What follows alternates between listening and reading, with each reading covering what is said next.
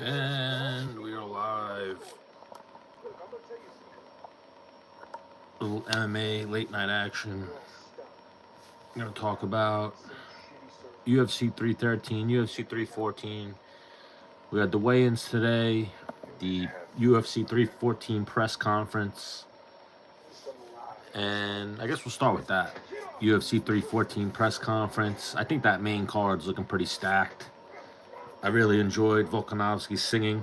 I feel like that's Volkanovski's hidden talent. Definitely would be a superstar at karaoke. Making fun of Diego Lopez's hair. Nothing with Diego Lopez. I don't understand the hype. I think there's so much hype. Like, he's the flavor of the week, Diego Lopez. I've seen his fights. I don't get where all the hype's coming from. You know, I feel like he beat Brian Ortega. I think Brian Ortega had some stuff going on, wasn't the best version of himself. And even then, Brian Ortega's not Volkanovski. Brian Ortega's not a champion. Never been a champion. So I think Lopez is good, but I don't know if he gets past Volkanovski. I think it winds up being an easy night for Volkanovski. But I see a lot of people picking Lopez.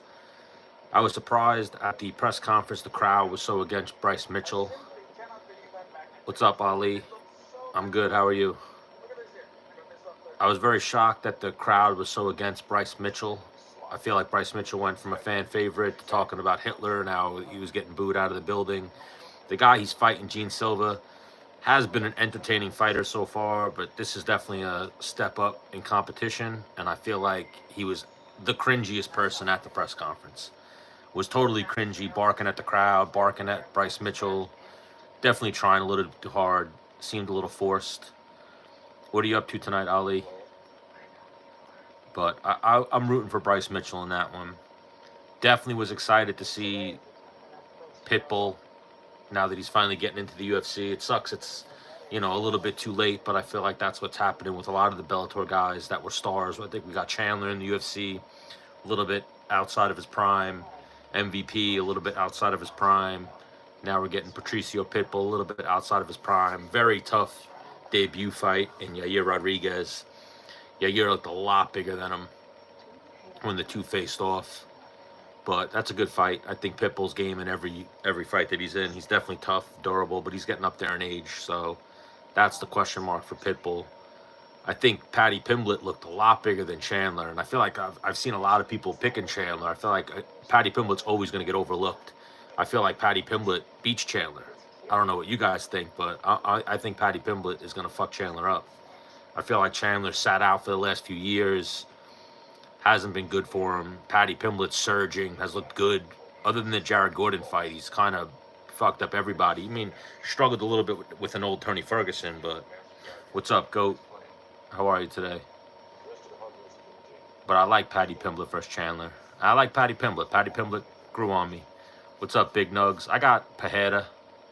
What are you thinking for the main event? I feel like a lot of people are picking Ankalaev, but Ankalaev's not that grappler. He's not that Islam, Khabib type of grappler. I feel like Pereira's going to get to that calf kick early, get to the straight right hand. Fight timing in Pakistan. You really think you can talk on the champ? Which champ was I talking on?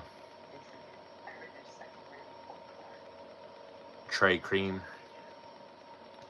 Also at the 314 presser, we had Jeff Neal's going to fight Carlos Praetis. I think that's going to be a good fight. Praetis definitely had some size on Jeff Neal. It's distinctive. You're a clown, Trey Cream. I don't even know what you're talking about. Yes, Jeremiah, I could definitely pray for you.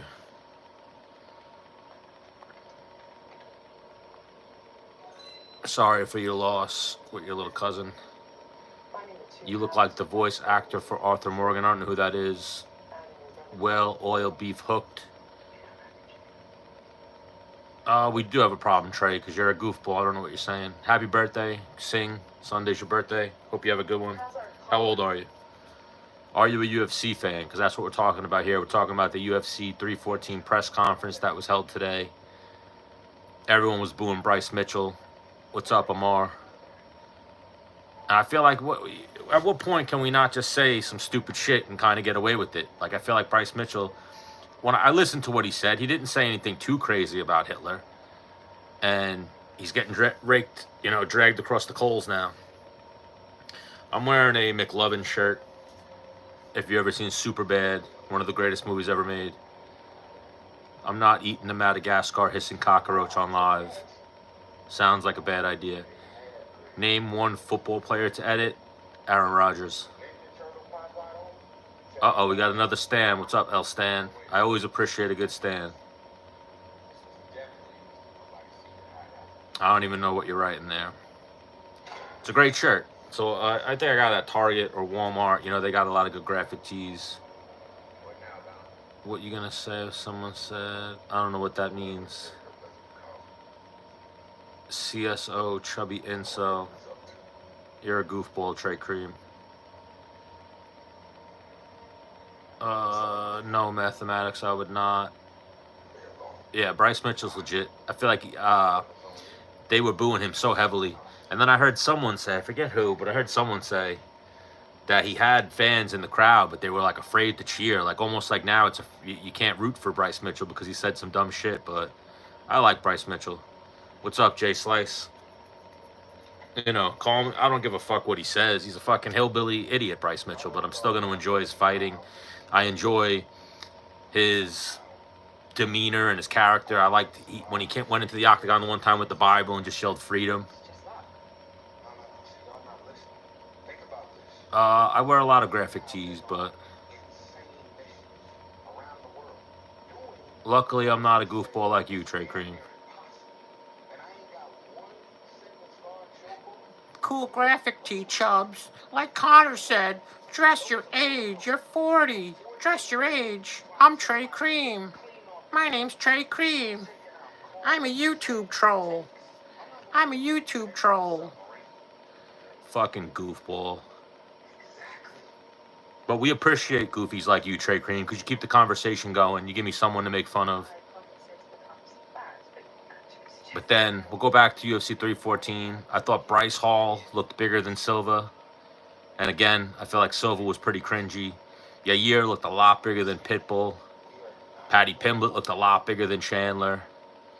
Lopez looked like he had on like some lifts or something. He was like a foot taller than Volkanovski. I know Volkanovski's little, but Lopez ain't that big. He had on some big cowboy boots. And I think people are underestimating Volk in that fight. Volk usually finds a way to get it done, as long as you're not Ilya or Islam. So I think he beats Lopez. Volk probably picks apart his legs, sets up his punches. Lopez has power, but I don't know if he's technical enough to get to Volk. But 314 looks stacked. Yes, no Diddy. No Diddy here. No Diddy, Trey Cream. We know that's the type of shit you're into. No Diddy here. None of that. Hopefully we get some Diddy lists soon. I would love to see that shit.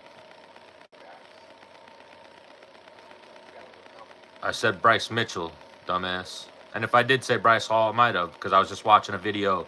I saw Colby Covington bringing in Bryce Hall to train with them at the at the Apex. Yes, Big D Randy. You're a casual fan grifter. Bro, I forgot more about fighting than you will ever know. I've been following it since UFC 1. Black belt in jiu-jitsu, trained for over 20 years, trained with many UFC fighters, trained all over the country. You are as casual as it gets that you come in and troll MMA chat rooms and chats. Ooh, I don't know about that, Silktown. I see it, though. A lot of people are picking Lopez. I just don't. I'm not on that Lopez bandwagon just yet. If he beats Volk, he'll get my respect at that level that I'm seeing a lot of people give him that respect on. But I'm not in bad shape, Trey Cream. I'd imagine that you're a little bit of a goofy, never trained, never did anything in your life. You got no respect for people. Nobody likes you. Everyone probably thinks you're a loser. You have no friends. Your parents are probably disappointed in you. I'm definitely more athletic than you. Here's the greatest thing about me now getting into content creation. Absolutely would love to fight trolls. So let me know where you're from, Trey Cream. I'm from New York. We can go meet up at a gym, and I will fuck you up. Show you that I'm in way better shape than you. Have a way better fighting ability than you. You're a goofball who trolls on YouTube chats. I'm someone that would fuck you up. What's up, Ryan Bender? I'm chill. I just like trolling back the trolls, so You can tell by how Trey Cream talks. He can't fight. Has no friends. Yeah, I trained with a lot of MMA people. Numerous UFC fighters. Grew up in the sport. Taekwondo's legit if you're doing it at a good gym, and then you got to train some other shit, though. But yeah, I did jiu-jitsu from like 13 to 31.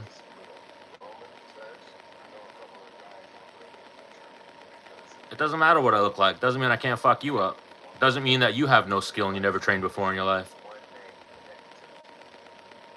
Yes, I caught UFC 1 when I was a little kid. It got me hooked. Mike D. Where's your gym that it's not very legit? That's a problem. You always got to find a legit gym. I don't know where you're from, but... you could ask people about me. I've trained my whole life. Won rounds from a lot of UFC guys. Submitted some UFC guys. Trained with world champion jiu-jitsu practitioners. Trained with a lot of really good people since I was a little kid. All right, Trey Cream. There's always that one goofy. Yeah, we have a goon. Indeed. His name's Trey Cream. Yeah, I trained with UFC guys pretty much since I first got into the sport. First UFC guy I trained with was an old school UFC guy named Laverne Clark. If you look him up, he's an old school guy. Had some pro boxing. Was around maybe like UFC 20, around then. Yeah, Charlie Zelenoff. Bro, I'll fuck you up and then fuck Charlie Zelenoff up right after. You never trained a day in your life. I could tell by how you talk to people and what you even come on YouTube and try to get into. You're a clown. Where is what video? Pathological liar for some reason. Yeah. Pathological liar. I'm sure, Trey Cream. I don't know who. Oh, that's Barry McCockiner. Bro, you could ask people about me, Trey Cream, but the problem is you don't know anyone to ask because you're nowhere near the sport. You're just some goofy YouTube troll that your own parents think you're a loser. So I think you're a loser. I'm sure most of the people you know think you're a loser. Never did anything in your life. That you're on YouTube trying to troll and bicker with somebody. Again, I'm just trying to talk about some fights. Again, there was the UFC 314 presser, which I was covering a little bit. Then we had the weigh-ins for the fights that are going on tomorrow, UFC 313. Couple little things that I saw at that. Definitely some size discrepancies for a lot of the fights going on. Trey's not onto anything, Ryan Bender. I'd probably fuck you up too. Again, drop where you're from, drop what gym you train at, and let's link up. I'm from New York. I trained at American Top Team in Florida for a few years. I've trained at Kill Cliff before when it was Sanford. I trained at Long Island MMA. I've trained at the Ruka Gym in California. I've trained at Art of Jiu-Jitsu. I've trained at Hensel Gracie's in the city. Shaolin's in the city. No slouch. Eric who? I've met a lot of Erics.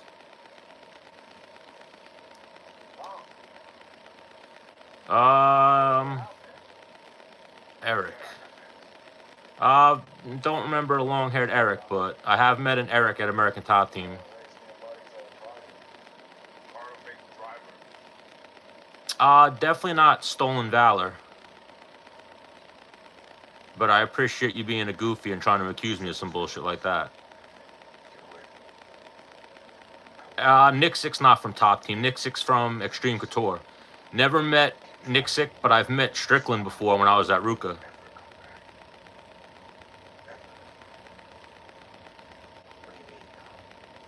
I met Strickland in 2016, way back in the day, at the Ruka Training Center when he was there. He was actually in between gyms. So you ever hear that story how Strickland's been kicked out of a few gyms? That's funny, Trey. Not a pathological liar. All true. All could be validated. So by having conversations. I plan on interviewing a lot of these people eventually, so... Yeah, I'm sure. Gender dysmorphia. Man, you're one of those. Don't try to push your issues on me. That you're a pathological liar with some gender dysmorphia.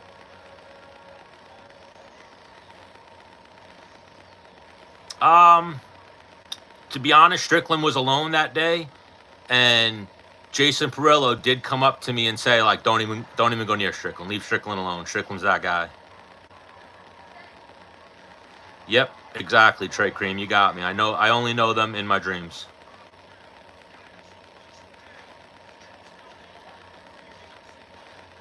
No, I do not, Ryan Bender. I haven't fought or done anything in a very long time. I broke my leg and kind of got out of the sport back in 2017. Stayed around the sport, managing people and doing some commentary at events and doing shit like that. Agree to disagree, Trey Cream. You could think what you want. I know what I've done.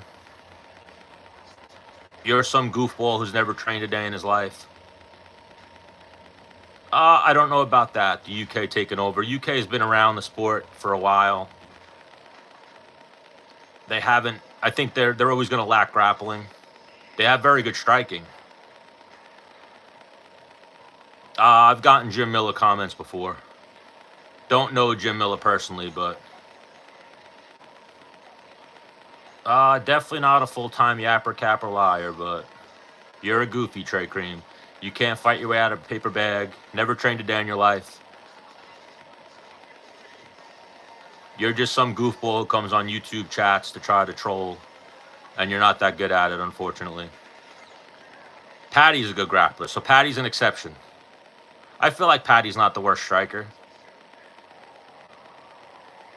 Patty's not the worst striker. I feel like Patty's striking is a little bit underrated. I feel like, what do you think is going to happen with him and Chandler? I think he surprises Chandler on the feet. Like, so Chandler is so crisp in the gym. His hands are always up. He looks tight when he's moving around sparring, hitting pads and shit. But then when he gets in the fight, he just starts swinging from his hips. No defense. Looks like he's not very sharp, but he gets it done. He hasn't gotten it done his last few fights. If that was one thing at the press conference, Chandler said, he was like, you could check my resume. I'm proven. It was like, your UFC resume is not that good. Your UFC resume says Patty has a pretty good chance. I think that's a pick'em. That fight could go either way, but I think Patty has a pretty good chance in that fight. Yes, his stand-up defense, but his chin's pretty good. You got to give him that. I know that the joke is that he always says Scousers don't get knocked out, but his chin has held up so far. I don't even know. I'm trying to think. I don't even think we've seen Paddy Pimblett rocked yet. His chin was definitely high, but durable. I like MMA too, Mickford. But, like I was saying earlier, 3-4 team looks stacked. Other than the Jeff Neal Pratis fight, the Pitbull Yair fight, maybe even Pitbull Yair. Like, I think Pitbull Yair has title consequences. I feel like most of those fights have title consequences on the line. I feel like if Paddy Pimblett beats Michael Chandler, he moves up. Like, they can really, if he could beat Michael Chandler, they can really push Paddy Pimblett, no matter how he beats him, too. The dog's passed out, sleeping. And I think Paddy, too, eventually that chin's going to start coming down a little bit in the middle of striking exchanges. Yeah, Darren Till was supposed to be hyped up, but I remember, you ever see that one meme where it was like Darren Till's grappling versus, was it Derek Brunson? And it just showed like a grappling dummy with Darren Till's face. That's what, unfortunately, was the hole in Darren Till. His grappling was terrible. Like, you ever see that one video, too, where he was training with, what the fuck's his name? Tyson Fury. And Tyson Fury was like, I've done MMA. It's like, bro, you got taken down by Darren Till.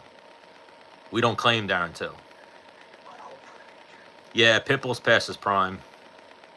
Would have been good if he got here a few years ago. He's definitely small for 145, but he's won fights at 155, so he's a dog, Pitbull.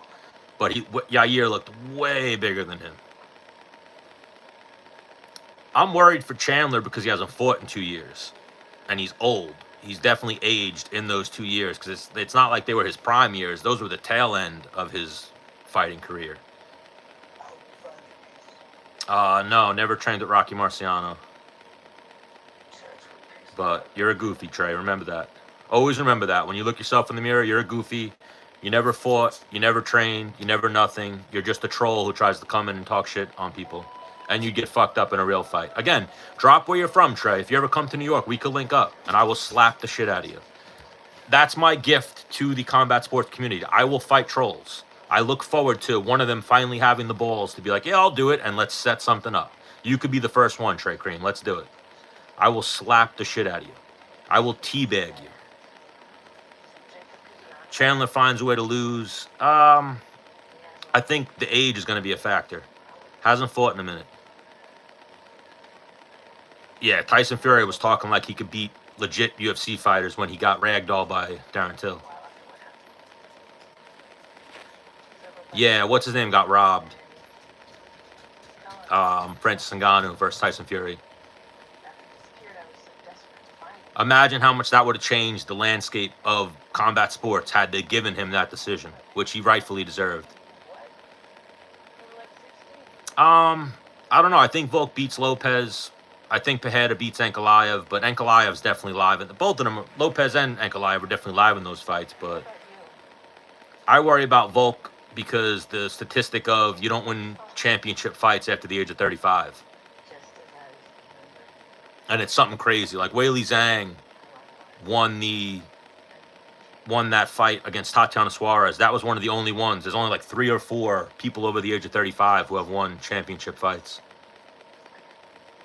Did Paige power slap tonight? I didn't see it tonight. I saw the old one, the first one she did. I have a pretty good jab PPV plug. Mike D, I am from Long Island originally. Now I'm far from Rochester, but I'm in like Poughkeepsie. Chandler is definitely not Bobby Green, but even Bobby Green, that was like the worst performance he could have turned in, Bobby Green. Like any one of you guys, if you ever grappled, you can't sit there in a submission. You got to start fighting before the guy starts making adjustments. And for some reason, Bobby Green just fucking sat there and let Paddy Pimblett make the adjustments, get the squeeze on. I'm not the Menace. The Menace was actually Dennis Bermudez, who I used to do the Menace and the Man show with. My name's Stan the Man, so not throwing a jab at the camera, but I appreciate you.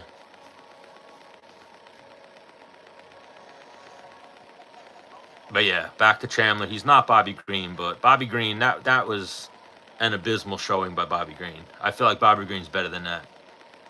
Just wasn't his night. It was very rough for Bobby Green. I'm a Bobby Green fan, so my old jiu-jitsu coach, Marcos Galvao, former Bellator bantamweight champion, is now Bobby Green's jiu-jitsu coach. He moved out to California, opened a gym. Bobby Green walked in one day, and now Bobby Green's his coach. But he knows how to get out of a triangle, and his grappling's better than he showed, but that shit was fucking trash. I don't know what a DSL is, but yeah, Chandler's fight IQ. And I'm telling you, bro, in the gym, Chandler's fucking good. When you watch Chandler train, you're like, yo, he's fucking crisp and sharp. Once the bell rings, he just, he's got rocks in his head.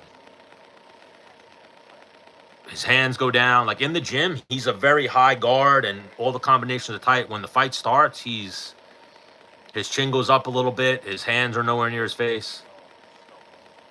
I think Bobby, if you go back and rewatch that fight, Bobby got uncomfortable on the feet because Paddy was timing him a little bit. And then he shot in with a shitty shot. Paddy immediately threw up the triangle and then just made the adjustments quick. I think Paddy surprised Bobby Green with the grappling. Who nearly finished Dustin and Charles?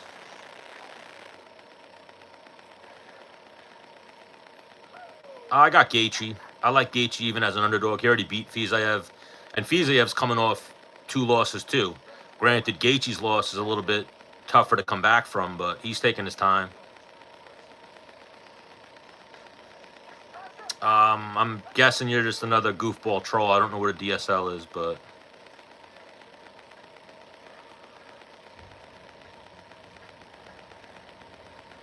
Yeah, New York's got really good wrestling. New York's a good wrestling state. I don't know why the what views fluctuate so much.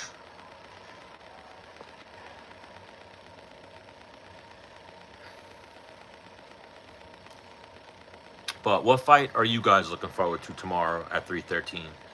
So again, I was looking at the weigh-ins. So a big thing I gauge a lot of fighting off of too is when they do those ceremonial weigh-ins and the guys come face to face, you can kind of see size and the way they're looking at each other, what type of fight it might wind up being from the stare downs. That first fight of the night, the guy Ozzy Diaz looks a lot bigger than Santos, even I feel like Santos is a little bit of the favorite.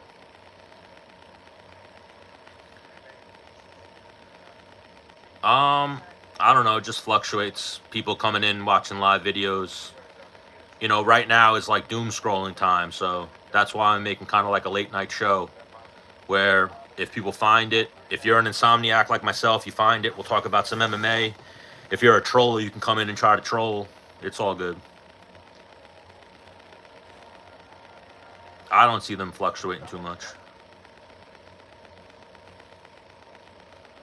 Oh, I would fucking ragdoll Trey Cream. You could just tell a lot of the times by how people talk and what their hobbies are. Like this dude's hobby is to troll on YouTube for him, on a YouTube video. So you could just tell that he's bitch made, never trained a day in his life, doesn't have a lot of respect for people, has no friends, kind of a clown. You know, anyone who comes into YouTube videos and tries to like sling insults and calling me stolen valor, like some dumb shit, goofball. And again, this will eventually turn into that. As I build up consistency, it will turn into where you see me post a video of me fighting a troll. I would absolutely fucking love it. It would mean that all of my training in my lifetime went to good use. That I get to fuck up a troll and check somebody for being a goofball. Yeah, I said that I trained with a lot of UFC fighters and used to win some rounds from some UFC fighters and just grew up around the sport, and he started saying that I have stolen valor, that I never won any rounds against anybody or anything like that. But you know how people are. Practice versus Neil's definitely a tough test, but Neil's like one of those enigmas. It depends on what Jeff Neal you get. Jeff Neal has like shit going on in his personal life. He comes in, he's not that good. But when Jeff Neal's on, Jeff Neal's fucking good. Jeff Neal's really good. I like Canelo the most. Yeah, Canelo's good. Canelo's a dog. That's why Canelo wins people over.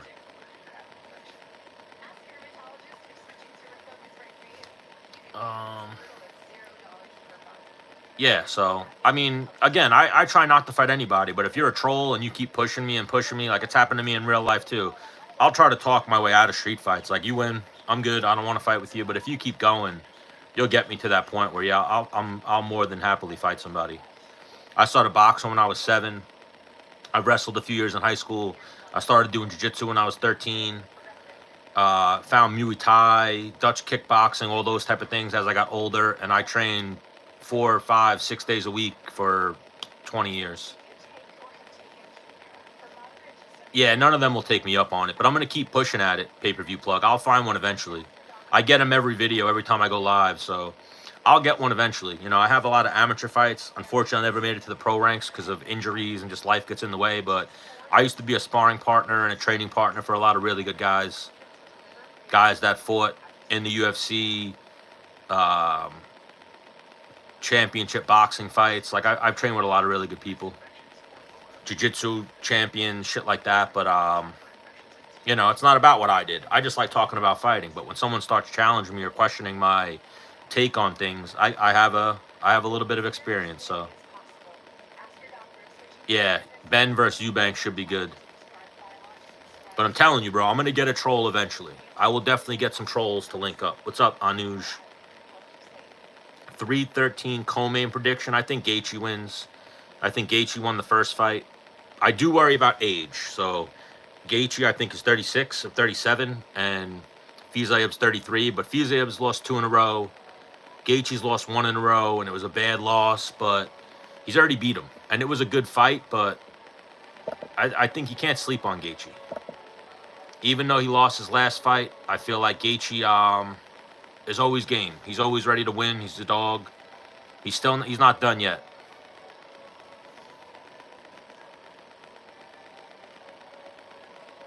Terrence Crawford supposedly is going to fight Canelo. That's the one thing that I did worry about, Gaethje and Fiziev, that they have already fought. They might fight. Is he 30, 31? Yeah, so he's still young. Gaethje, I know, is like 35 or 36. He's getting up there in age, so you start to worry about a guy when he gets that old. Not like what he's capable of. So right here on Tapology, Fiziev is 32. Gaethje's 36. So Fiziev's arguably still in his prime. Gaethje's on the tail end of it. But I worry about that they already fought each other. They might fight smart. It might wind up being a little bit of a boring fight. The back's always fucked up, Jay Slice. I appreciate you asking, but I got the heating pad on it. Trying to just relax, let it rest up. But yeah, I worry about that fight, that it could be a little bit of a tactical battle, but I feel like both those guys are bonus-worthy performances or fight of the night type guys every fight, so they'll get there. I've talked about it all the time, Silktown. Live fights are fucking amazing. Anywhere. Usually with the atmosphere, the crowd, live fights are amazing. Unless you're at the UFC in Atlantic City. Like I talked about this last time I was live. I've been to a lot of UFC events, but the UFC in Atlantic City was the most fights I've ever seen in the crowd. There was at least 10 fights in the crowd, like good fights. Like the arena stopped watching the fights in the cage and completely turned to watch the fights in the crowd. I think Van could win, but I'm leaning towards Tassara. Tassara looked bigger than him at the weigh-ins, but Van's good. Van has the more proven experience. I have interviewed Bilal. Bilal's a good dude. So Bilal used to live in Milwaukee when he trained at Rufu Sport in an apartment with Jared Gordon. So I've interviewed both of them at the same time and interviewed them both separately. We always had a good time with Bilal. We always laughed with Bilal. That's why I don't understand why Bilal gets so much hate. But I guess he says some cringy shit every now and then. But Bilal's a good dude. When I've met Bilal in person, he was very respectful, very cool. I think he's really funny. If you ever watched his show, and even that, if you ever go back and you watch the old episodes when we had Bilal on, we used to die laughing with Bilal. Bilal's fucking funny. Bilal's got a good sense of humor. He could take jokes about himself as well as dish them out. And then that too, like you just said, when he's making fun of Usman, I feel like he kind of turned that switch a little bit and became more of a character when he started making fun of people and started kind of speaking his mind a little bit more. But if you watch some of the old interviews we did with Bilal, he was like that. He used to always talk shit about. So at one point, they put Bilal in the rankings. This is back in the day. They put Bilal at remember that time that Leon Edwards refused to fight Khamzat or didn't fight Khamzat, and they took Leon Edwards out of the rankings, and then they put Leon back in at one point, like he didn't even fight, they just put him back in. They took him out and they put Bilal in. So him and Leon Edwards was on Bilal's radar for a while, even I think before Bilal was on Leon Edwards' radar. But they took Leon Edwards out of the rankings and they bumped Bilal up into the top 15. And he was like, I'm in the top 15. This is amazing. And then they put Leon back in. They kicked Bilal right out of the top 15. And he was like, are you fucking kidding me? Like, what'd you even put me in the rankings for? Just to give me that little thrill of feeling like I got somewhere. But he's short. He's definitely not that big. But he's thick. He's fucking jacked, bro. If you ever meet Bilal in person, he looks like a brick shithouse. I met him at the UFC. I met him in 2019 at the UFC when Henry Cejudo fought TJ Dillashaw. He was on that undercard. I forget who he fought. Yeah, if you're coming from that part of the world, anywhere, the UK, Ireland, anything, and you're not Conor McGregor, you're boring. They don't like you. Like Paddy Pimblett's a little bit Conor-ish, has a personality. Conor's obviously Conor, but Leon Edwards is a little bit bland compared to those guys. So that's why I think he didn't really cross over the way he could have. I think Leon Edwards should have came over and been like a fucking thug. Like, that's his background, apparently, is he's like a fucking gangbanger. He should have came over with a little bit more of that. Should have came out to like the John Cena Thug Life entrance music. And he probably would have resonated more with the American crowd. But he came over with the accent and being respectful, so they weren't into it. Who's very good, not entertaining? Bilal. He fights smart, Bilal. And grappler, you know, Khabib wasn't entertaining on the way up. He got entertaining when the fights meant a lot. And it was like, oh shit, he's out grappling this guy. When that style is on the come up, it's not that entertaining. But when the fights mean more, like have bigger ramifications if he wins, then it's like, holy shit, I can't believe he's ragdolling this guy. He's doing it. Asian messages or Asian massages? Arnold Allen, too. I feel like him, too. He's just not captivating the U.S. fans or even the world fans. He's very respectful. But, yeah, he's good, Arnold Allen. I did see tonight that they were saying Arnold Allen was supposed to fight Pitbull. And Arnold Allen, I guess, got hurt or pulled out of the fight or something happened where Arnold Allen is not in the fight. And it wound up being, what's his name? Yair. And Pitbull also said that the fight was offered to Aljamain and the Aljamain turned it down. So Aljamain's not turning down fights for fear or anything like that. He definitely either had something going on, an injury, or just didn't want to fight Pitbull, wanted something better. It might have been the date that didn't work out. I don't think UK people are boring at all. Just, yeah, they got, that's what I'm saying. I think they're just not translating to the American crowd. You're not Conor. If you're not Conor, you're just not going to translate. Like Darren Till was translating a little bit because he was funny. Darren Till built up a pretty big audience because he was funny. Yeah, I think Pitbull's going to struggle in the UFC. He's not a big 45er, so. But he's tough. He's durable. He's got good jiu-jitsu. He has a chance to win some fights, Pitbull. Not post-fight, but the UFC 314 presser, he did say to, what's his name? He was like, I got a question. And he asked his own question at the press conference, and he was like, Volkanovski, me and you talked about, and he obviously said it in Brazilian, but they translated it. He said that him and Volkanovski were going to make a bet for $1 million if they ever fought. And he was like, if I win this fight, can we make that bet? And Volkanovski was like, win this fight. And that's a legit thing. If he walks through Yair, probably gets a fight that could get him a title shot. I don't know if he gets a title shot beating Yair, but yeah, fighting at 37 at any weight is tough, unless it's heavyweight or light heavyweight. But I think he was just available. There's definitely some good fights they can make. Him versus Yair is a banger. That should be a good one, him versus Yair. Yeah, Aljo's legit. Aljo's so underrated. I've always heard from everyone I know that I've trained with Aljo way back in the day. But I've always heard from so many people around his weight how good he is, and I've never heard people be like, yeah, I fucked Aljo up. Remember that one dude said that he was clowning like he got the better of Aljo, but then, what's his name? The really ugly fucking guy. The Chiwiwis guy said that he was like, I beat up Aljo, and then he finally came out and said like, oh no, we grappled and I did okay against him. But he was trying to make it like he got the better of Aljo. Not a lot of people get the better of Aljo. Aljo's really good. Yeah, Raul Rojas. Ugliest fucking fighter in combat sports. That dude, I'm rooting for him. I'm really rooting for Raul Rojas because I don't know how he's going to get bitches otherwise if he's not successful. Who's most far Mavsar going to lose a split decision to? I thought he lost to Aljo. But Aljo gave that fight away with one bad scramble at the end of the third round. But even still, I thought he controlled most of the third round. Arnold Allen's brother is one of the strongest in the world. Is he really? That's crazy. I never heard that. Who lost to Arnold Allen? Mosvar? I don't really remember that fight.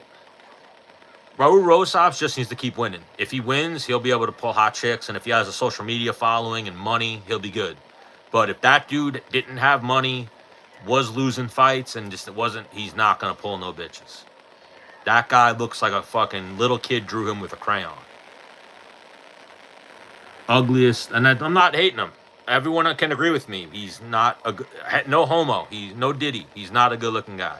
He looks fucking weird. I remember the first time I saw him, I was like, what the fuck is that? Like, what the fuck is that? He looks fucking weird. I don't really remember the Allen versus Mosvar fight. That happens sometimes. I always use, if you look at, it's in boxing, but Daniel Dubois knocked out, what's his name? Usyk, and they called it a low blow, but it was on the belt. It should have been a legal shot, and they called it a low blow, but he knocked Usyk out with a body shot. I watch some regional MMA. I'm from New York, so regional MMA here is pretty good. We have Ring of Combat, CFFC. There's some good shows regional in New York.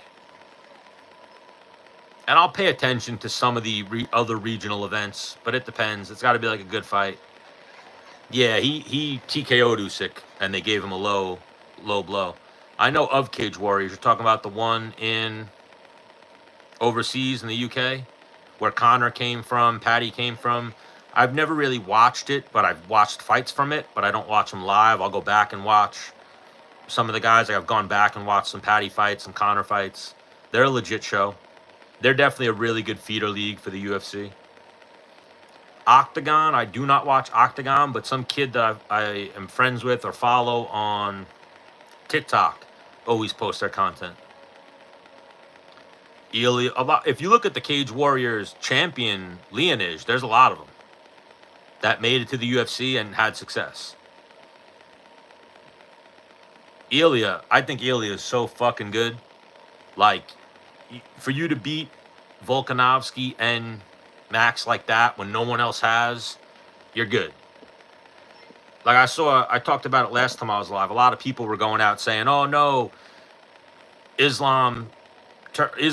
Ilya was offered a fight, or Islam was offered a fight." There was never a fight offer of any kind yet between those two.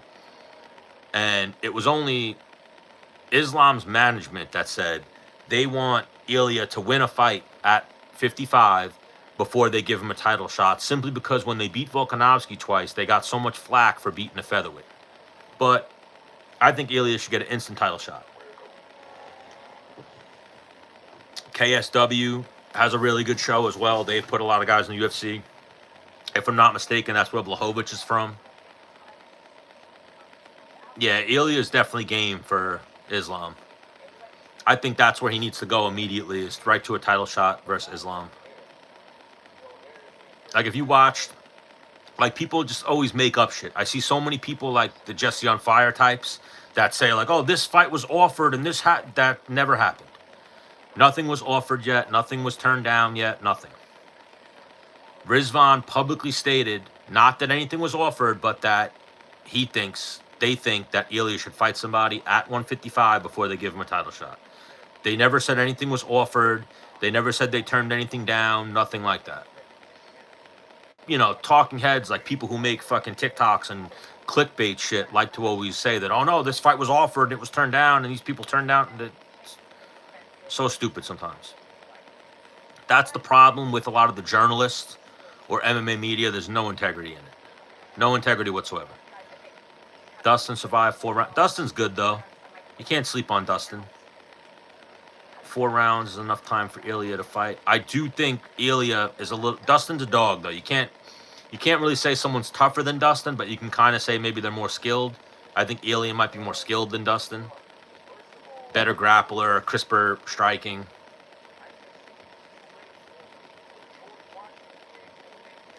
Yeah, Dustin's good. People sleep on Dustin a little bit, and then they look at his losses and they're like, oh, he's losing to the best guys in the world. He beats the guys to get to that fight, and then he loses to the best guys in the world. Yes, and Ilya's from that part of the world. He's from that area of the world where your grappling is usually your strong suit, and you just have it like in your DNA to take to grappling. And they say he's a grappler first, who got his boxing better and his striking better, and that's just kind of what took over because he has knockout power. And if you watch him, he doesn't look like, you could say, like a Chandler or a lot of these guys, Daniel Cormier even, like wrestlers who find striking, Ilya looks like a striker. He looks like his striking's very solid. Ilya was easily taken down. He wasn't easily taken down by Bryce Mitchell. Maybe he got taken down, but he also fucked Bryce Mitchell up. You can't leave that part out. You're going to get taken down. You're going to get hit. You're going to get caught with some shit. It matters what happened at the end. Dustin got knocked out by a head kick. Yes, Dustin got caught. Everyone gets caught. Ilya could have got knocked out by that head kick. It's a game of inches. He did eat that shit, though. And that was up at 55, him versus Jai Herbert.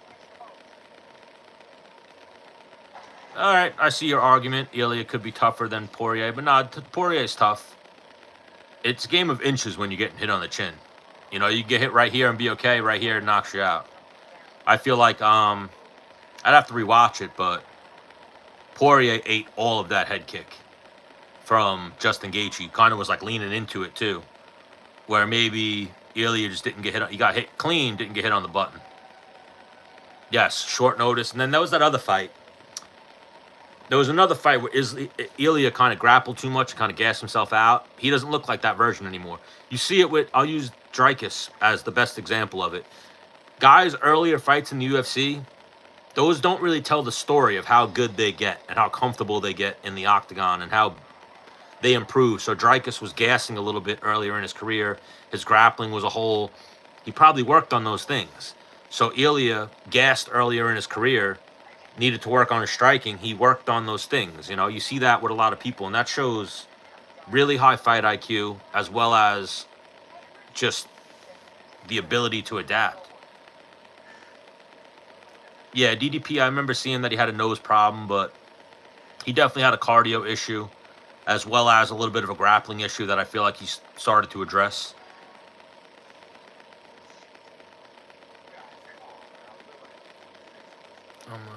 If I respond to Silk Town saying Dustin won, you know, I don't know if he won a round in that fight. I forget, but he was definitely in that fight. He was giving Islam some problems. And the thing, too, is like people saying, oh, well, Topuria, 45. Dustin used to fight at 45. Dustin fought at least a handful of fights at 45 in the UFC. Volkanovski was a 45er. And you got to look at the first Volkanovski fight where Volkanovski had time to prepare and he gave Islam a dogfight. The second fight, he looked a little soft in the midsection. He came in the fight on short notice and he got knocked out with a head kick. He wasn't prepared. UFC did Volkanovski dirty. They should have gave him the rematch based off of how competitive the first fight was. Nobody else was that competitive with Islam except for Volkanovski. And who'd they give the fight to? I forget who they had the fight. I think they were giving a rematch to Charles, if I'm not mistaken, and then Charles got hurt and they gave it to Volk on short notice. They should have ran it right back with Volk. Ilya was also taken down by Mitchell. Mitchell's a good grappler, and he was taken down, but he just caught him. He caught him in the middle of a switching up his feet and got a takedown. He didn't hold him down, if I'm not mistaken. He didn't do anything to him on the ground significant. If I remember correctly, did Ilya submit Bryce Mitchell? I forget. Did he head and arm triangle Bryce Mitchell? I forget. I know he fucked Bryce Mitchell up and was dropped him with punches and was fucking him up. Gassing's a big issue in fighting, period. You got to know how to breathe and you got to work your cardio. Yeah, he did submit. He head and arm triangle Bryce Mitchell. So yeah, if you're getting taken down once in a fight, but you fuck the guy up, you drop him, there's no... That takedown don't matter.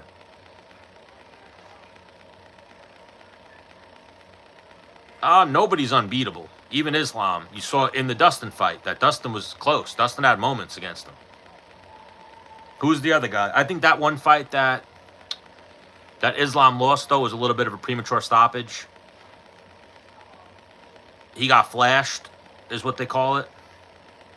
I hope Bryce beats Silva. Silva was very cringy at the press conference. What's up, Joel? Welcome back. Ank is getting slept in round 2. I could see it. I feel like a lot of people are picking Ankalaev. I saw a lot of people saying how this is the biggest Dagestan has ever been an underdog. We're talking about Khabib and Islam. Their grappling is levels above Ankalaev's grappling. That's the biggest thing in this fight. Ankalaev is from Dagestan. He's from that same group. He's not that type of fighter. He's not Khabib. He's not Islam. He's good. He's a little bit more of like a well-rounded, probably a better striker than both of those guys. Maybe not Islam, but he's a good striker. Better striker than Khabib. He's not a better grappler. Yeah, Josh Emmett's a dog. He's tough, Josh Emmett. Even Josh Emmett, remember how fucking bad that one fight was? Even to come back from that, Jeremy Stevens. Remember Jeremy Stevens knocked him out? I think dropped him and then dropped him again. Dropped him, he got up, dropped him again, and then hit him with like a Superman punch, broke his face. Emmett came back from that and got himself into title contention. You can't sleep on Emmett's. Emmett's too, though, I feel like he got a bit of a late start into the UFC. I feel like he was old when he got there.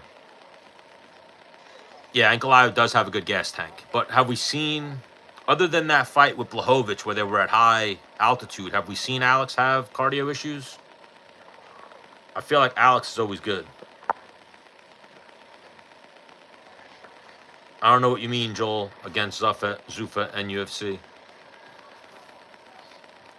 Is Shara Bullet from Dagestan? And yeah, he's not a grappler. I feel like I was talking about it earlier. That's where Petrosian fucked up with Shara Bullet. Should have took him down.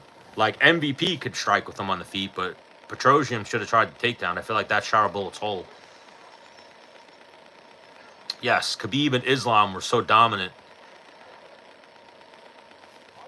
What's looking good in court against Zuffa and the UFC? You're suing Zuffa and the UFC?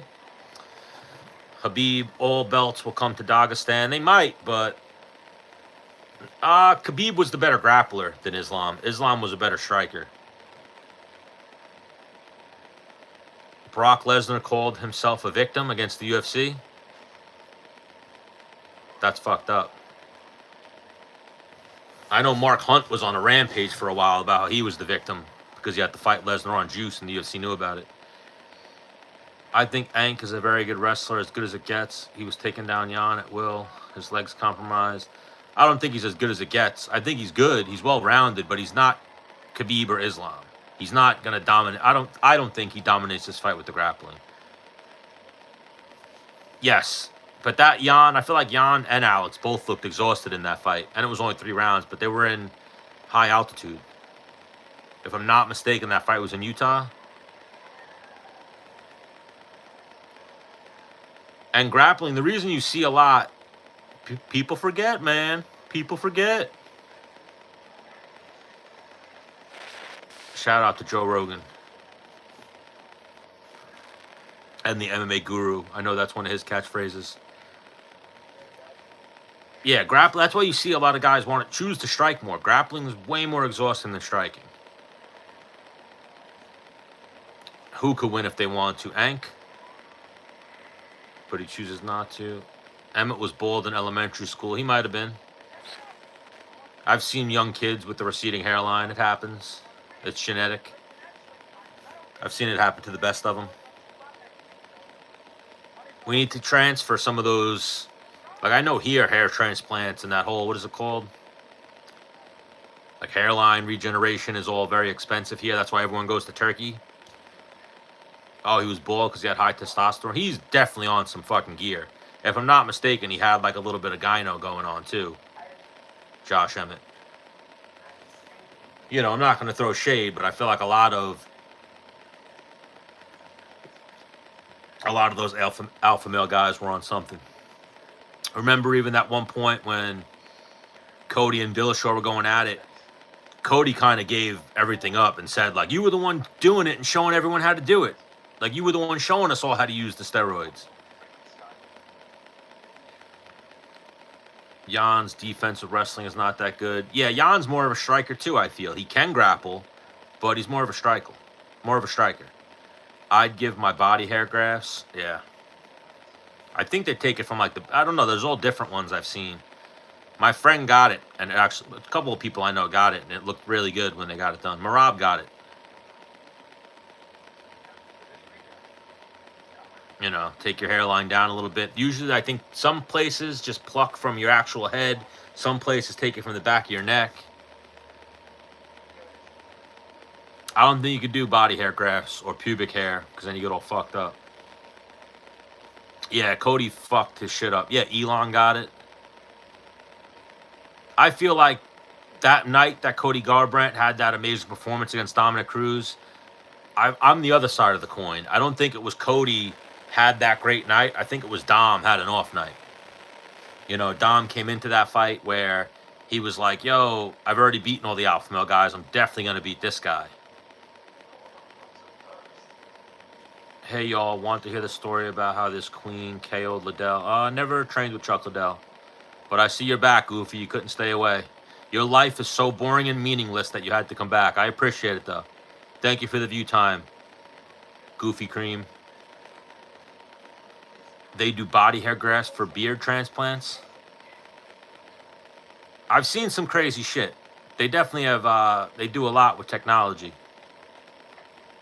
But yeah, I think Dominic Cruz, that was more of an off night for Dominic Cruz. Cody put in a great performance, but it wasn't this great performance like everyone makes it. I feel like Cody was just on that night. Dom was a little off that night. And then in fighting, it's like once you lose the first round, you lose the second round, you're fighting uphill, it's tough to play catch up. I feel like that's more what happened to Dominic Cruz versus Cody Garbrandt was the best. Nah, let Trey be a goofy. He's got a lot of issues in life, so let him come on here and troll people. Let him be him. You know, his parents think he's a loser. Everyone he knows thinks he's a loser, so he comes in YouTube chats and tries to troll people. Again, Trey, let me know your age, around your weight, where you live, and we could link up, and we could see how good of a fighter you are and how good of a fighter I was. My money's on me, bro. You, please, Trey, be the first troll. We'll set it up. We'll meet up at a gym. We'll set up a camera, and we'll go live, and we'll post it. You could be the guy, Trey. Let's set it up. Come on, Trey. Drop your number in the chat. We'll set it up. Let me know where you're from. We could end all this goofy, show you some humility, and humble you. Would absolutely love to do it. That's what we should do for the live pay-per-view plug. We should all convince Trey to be a man and step up and get fucked up by the, as he says, stolen valor, chubby YouTuber, chubby yapper. Chubby yapper versus Trey Cream. Let's set it up. He won't do it. He's bitch made. And everybody knows it. But yeah, throw me some subscribe here. I also have another channel that I started, Stan the Man MMA. And I'll eventually get to some interviews where I'll get some people on that could validate my claims. Yeah. I mean, hey, I could be, according to Trey Cream, I'm a chubby armchair warrior too.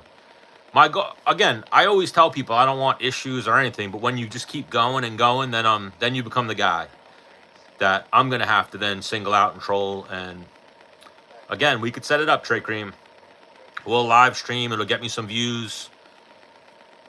And everyone could see what a pathetic piece of shit you are. And you could have some repercussions for your verbal diarrhea and some repercussions for your actions.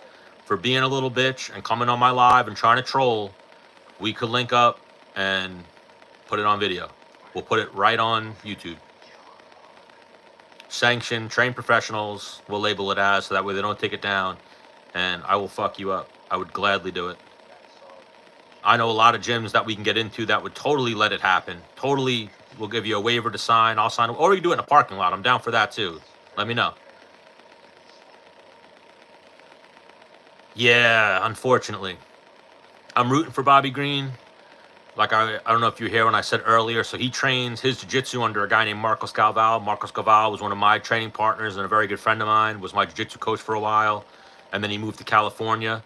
He used to be at Shaolin's in the city. He used to come out to Long Island and train with us. And then he moved to California, opened up a gym. And Bobby Green happened to walk in there one day. And he started training Bobby Green. So now he's Bobby Green's jiu-jitsu coach. Again, no idea how Bobby Green got caught in that triangle by Patty. He definitely was better than that, knew how to get out of it, but he just let Patty adjust. But Bobby Green's 38, so he's on the wrong side with the age. He is fighting a young guy who's from a thriving gym.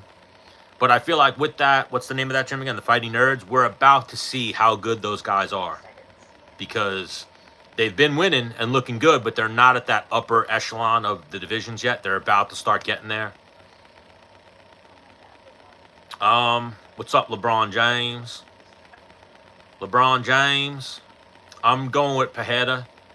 Wouldn't be surprised if Ankalaev wins, though. But I think Pereira gets it done. I think Ankalaev's gonna strike with him. I think people are sleeping on Pereira's grappling. I think there's a bunch of factors in that fight. But we'll see how it plays out. It could play out where it could be 50-45 Ankalaev. It could be a submission win for Ankalaev. That fight could go either way, but if the best version of Pereira shows up and the best version of Ankalaev, I think Pereira wins a striking fight. Because again, Ankalaev is not this big grappler, this crazy grappler. He's a striker. I mean, I like the old wave, the new wave. Brazilians have always been keeping it gangster in the UFC and in combat sports. Go back to the old school Pride days, like Brazilian Top Team and all those guys. Like the Brazilian Top Team gave us the American Top Team, gave us all those fighters. And if you look at all the offsets from all those old school Brazilian gyms, those are now the gyms all over the world right now that are winning fights in the UFC. Brazilians been putting on for a minute. I think Gaethje wins.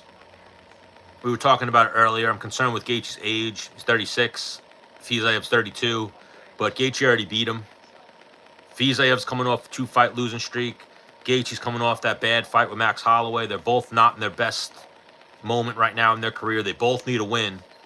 Someone was saying that they heard or saw that Fizayev was going to fight smarter in this fight.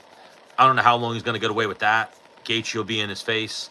But what version of Gaethje do we get? Gaethje might be a little bit more reserved. He's been TKO'd. He's never been flatlined like that.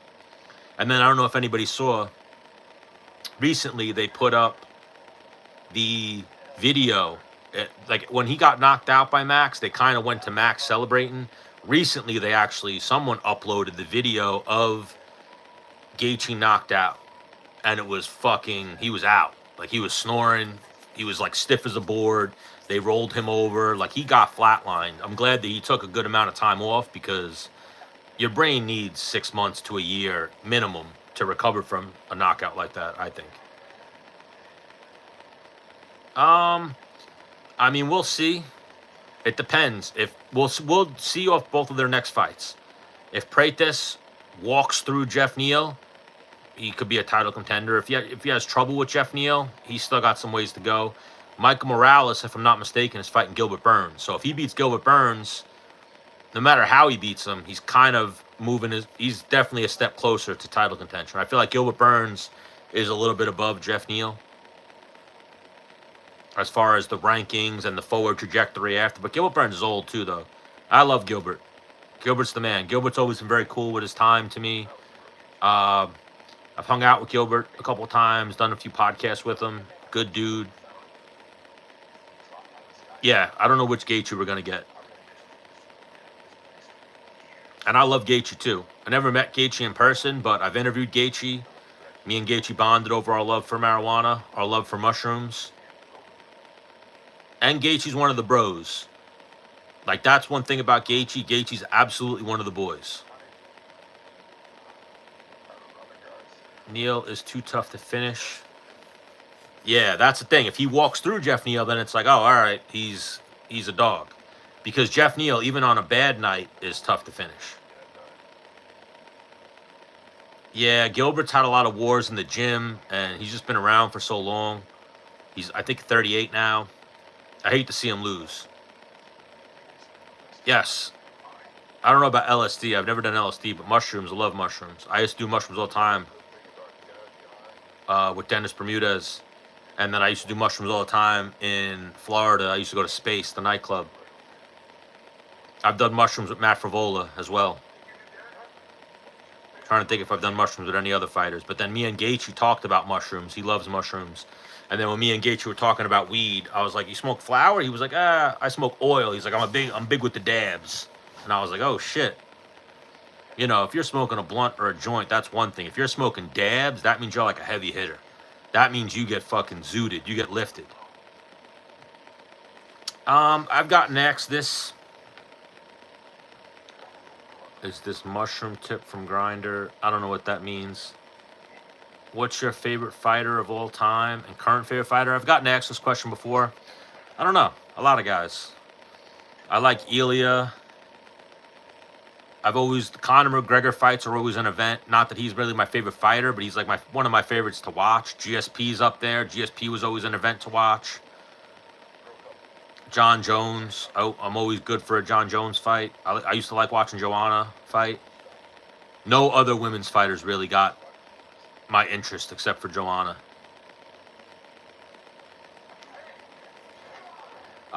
Ken Shamrock got me into watching MMA when I was a little kid. And then I remember watching, so I don't know where you guys are from. I'm from America. I'm from New York. We used to have illegal cable here. Like, we used to have scramblers. So I was a little kid. I was at my uncle's house, and he had a scrambler, and I found UFC 1 on pay-per-view. And I sat down and watched it, and I remember being like, "Oh, this fucking Ken Shamrock guy. He's like a pro wrestler. I love this fucking guy." And then I thought he was going to kill Hoist Gracie. And when Hoist Gracie choked him out, I didn't know what happened. I remember being a little kid and being like, "What the fuck just happened?" And they go like, "What?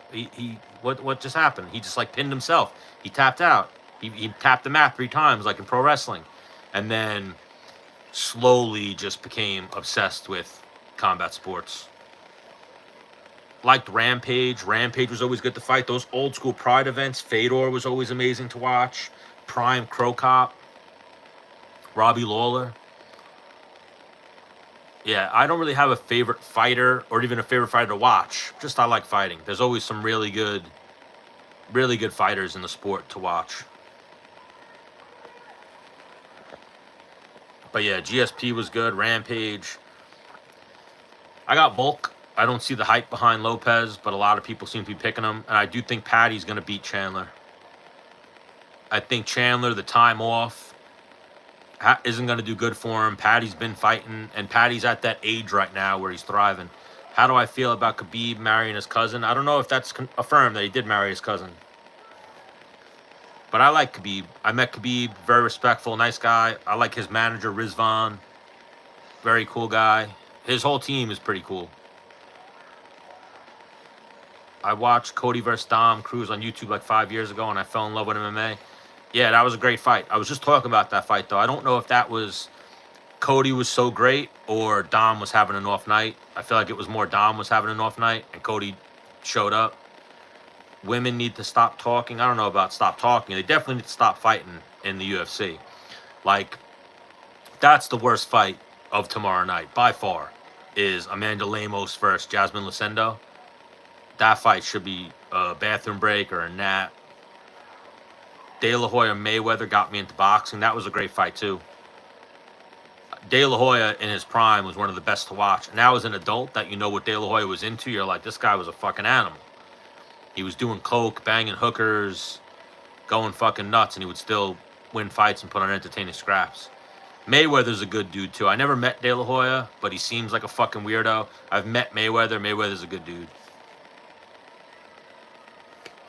I would say Jiri and Alex are everyone's favorite fighters. I like Alex. I don't really like Jiri. I like what Jiri does, his like persona, and that he's crazy. But Jiri fights with his hands down too much. You can't do that in fighting.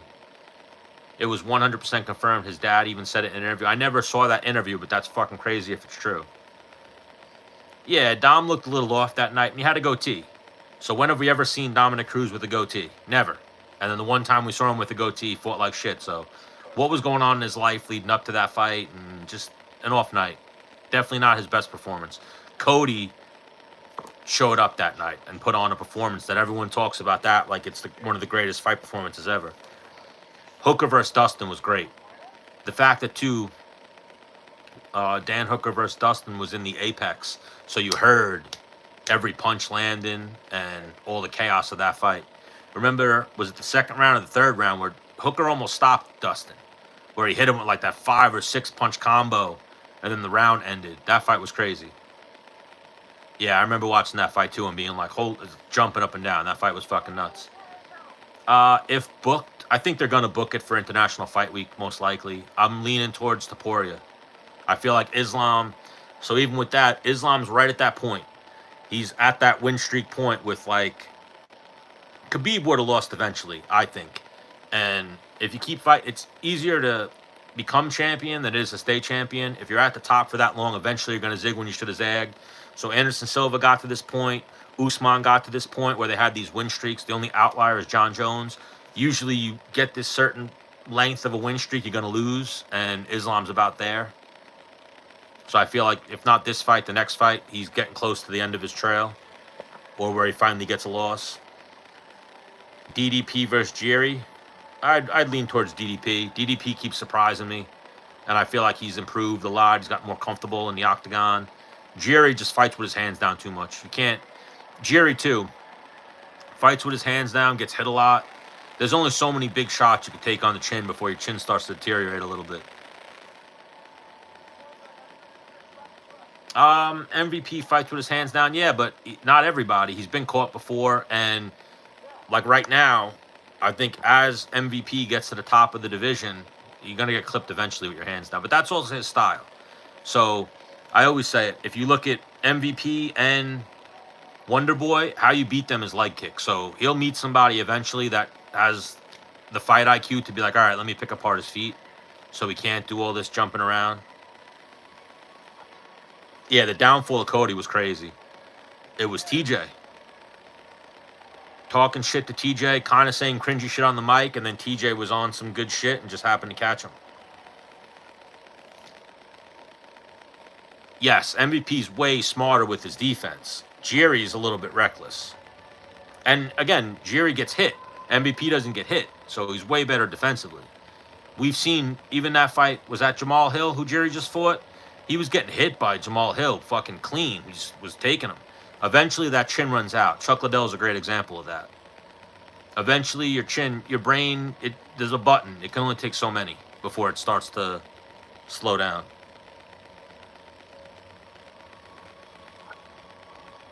Yeah, Dustin versus Hooker was fucking nuts. Hooker was so close to finishing him. A shitty ref might have stopped the fight right there. I mean, Jiri could beat DDP, but I feel like, again, I think Jiri gets hit too hard. And DDP has shown at the top, at the highest level, he keeps finding a way to win.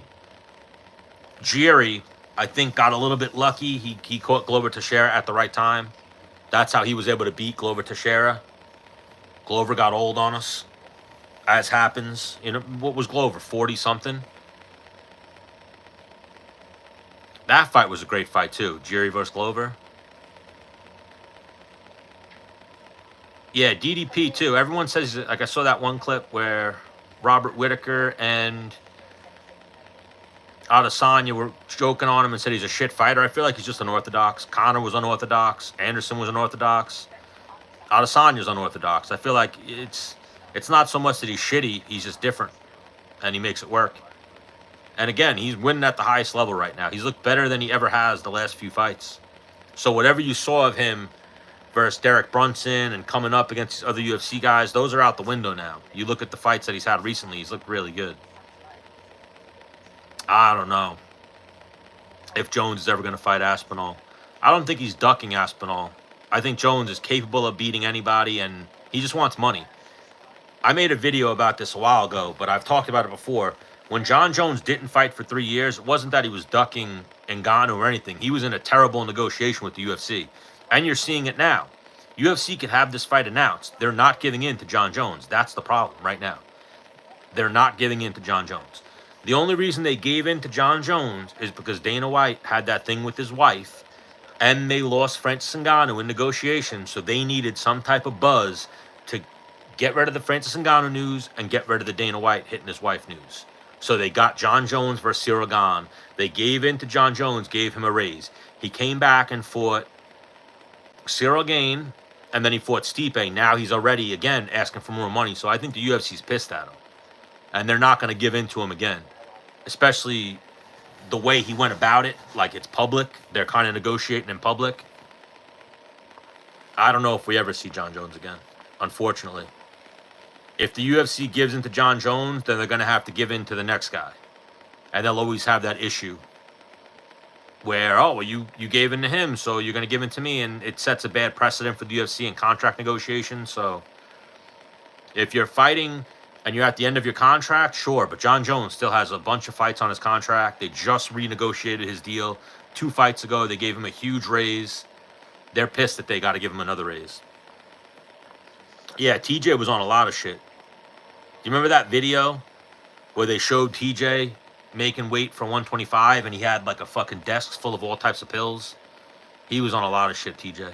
And like I was talking about earlier, remember that when him and Cody were fighting, Cody said, he's like, you're the one who was doing the juice. You're the one who showed us all how to do the juice.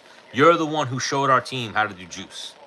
And then he kind of looked around like, oh shit, did I really just slip and say that? Says his Glover. Yeah, his fight versus Glover was good, but I'm saying that wasn't Glover's best performance. Glover was old. Glover was 42. A little bit past his prime. And that's Jerry's biggest win.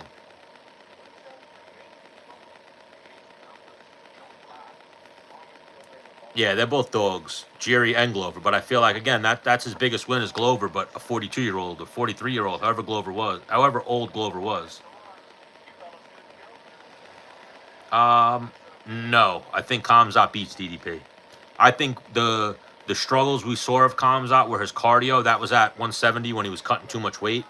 When you cut too much weight, it starts to really fuck your body up, and you have no cardio when you're cutting too much weight. At 185, I think he's got way better cardio. He's way stronger. He's way healthier. Him too, though. He's got issues that's what's holding him up getting back into the octagon and fighting too consistently. Like, I think, if I'm not mistaken, he has trouble getting in the country. I know Dana's probably going to have to work some shit out with Trump to get Khamzat in America. Jones can't beat Tom. Tom is too big. I've never seen anyone beat John Jones. The only talks are like Adslam Amagov caught him with a spinning back kick once in training. I've heard many stories of John fucking up a lot of heavyweights at Jackson Wink, and I don't think Tom's the guy. Could be. Anything could happen, but I don't think Tom's the guy.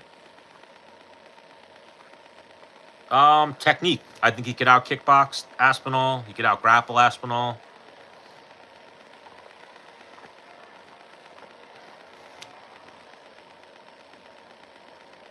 Yeah, I can't, until I see with my own eyes John Jones lose a fight, I can't pick against him. Hey, John took picograms. He wasn't taking steroids. Picograms. And yeah, I think everyone is on some type of steroid. Like, I've talked about this before too. Grew up in the sport. I've been around all these guys. Trained with a lot of guys in the UFC. What happens is they're given a list from USADA or the drug testing sanctioning body for their fight, and it has all the banned substances on it. That list then gets looked over, and they go, all right, so this is for this. I got to find something that won't make me piss for this, but does the same thing, if you get what I mean. They're always finding ways to cheat and skate their way around the test. There's always a substance that you could take that does the same exact thing to your body, but when you take the drug test, it's not going to show up. Like, they're all doping or skating around the test in some way. Everyone. Every fighter. Yeah, who's Oldberg fighting? Jan, right? That should be a good one. I worry about Jan in that fight. Jan hasn't fought in a minute. Yeah, I think Khamzat beats DDP. Again, though, DDP surprised me a few times, so if he won that fight, I wouldn't be surprised. Shama. Yes, I'm riding with Shama tomorrow night. Volk was able to cut weight with no side effects. I'm sure some side effects if you ask him. Like, you look at Volk when he fought Islam and he was on a good camp, a full camp, and he had to cut less weight. He looked fucking phenomenal against Islam. Yeah, Khamzat seems like he's different level, especially at 185. I didn't see Gustafsson beat Jones. I feel like Jones won that fight. And then Reyes, it comes down to that third round. Reyes won the first 3 minutes, and then he was kind of gassed and backpedaling for the final 2 minutes, so I could see why the judges gave Jones that third round. But yeah, I initially did think that Reyes beat Jones. But the more times I've watched that fight, I see where the judging came from. Again, too, the judges' cage side don't have the best view. We have the best view watching on TV. Yeah, it comes down to that third round. Reyes won the first half. Jones won the end of the round. So it depends on how you judge a fight. You know, Jones was coming on at the end of that third round. I don't know. It could be considered robbery, but I don't know about the biggest robbery. Reyes definitely won rounds 1 and 1-2, and then round 3 was up for grabs.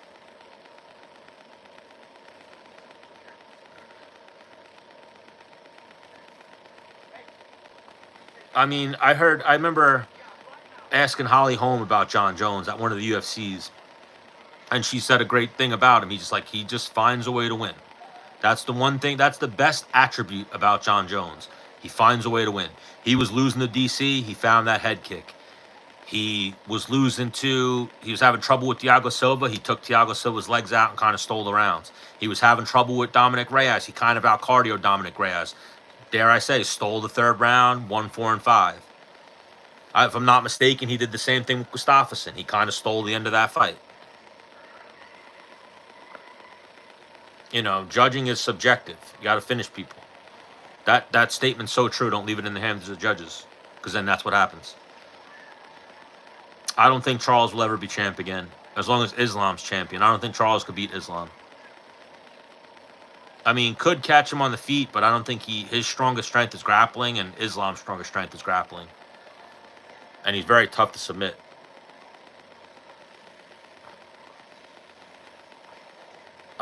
Jones definitely won round 5 against Dominic Reyes. Round 3 is the question mark round.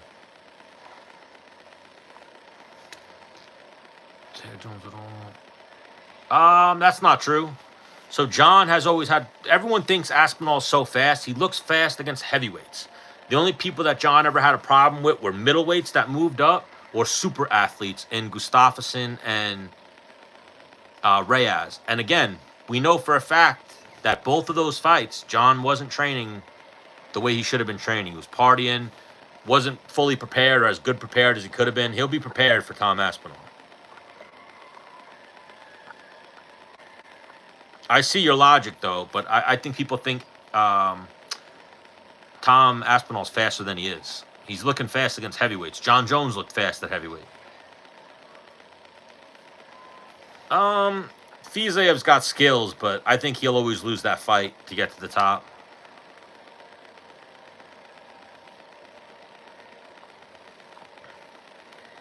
Nah, Silk. The third round is the round in that fight that you got to question. And that fight was the first 3 minutes. Like, Reyes could have won that round. The first 3 minutes were him, and then the final 2 minutes of that round were him backpedaling, breathing heavy, with John coming on and beating him up. No diddy. And even that, the other rounds that Reyes won, they weren't as clear as... Yeah, 4 and 5 were very clearly for Jones. What's up, United Kingdom? The fights start, I think, at 6. If I'm not mistaken.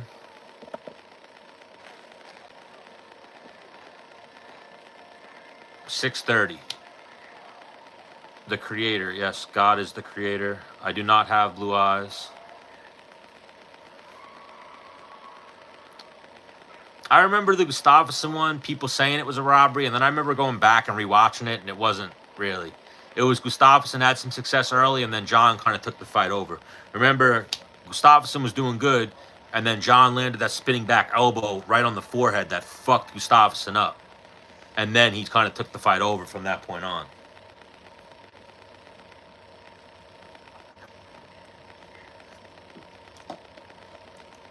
Yeah. I think the thing, too, with John Jones is he was so dominant that if you do anything against him, oh, you won the round. He's just so good and doesn't lose that much exchanges, let alone rounds, that your scoring could be a little bit conflicted when you're judging a John Jones fight. But Aspinall has a chance. Don't get me wrong. John's old. John aged his way out of his competitive prime by sitting out waiting for money. Yeah, but they don't count knockdowns like that in MMA. In boxing, they do. That's not in the rules for the 10-point must system in MMA.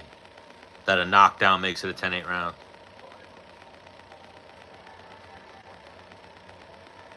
Plus, I mean, knockdown, but kind of more of a slip. John was throwing a kick as he landed a body punch. John popped right up. It's not like it hit him in the chin.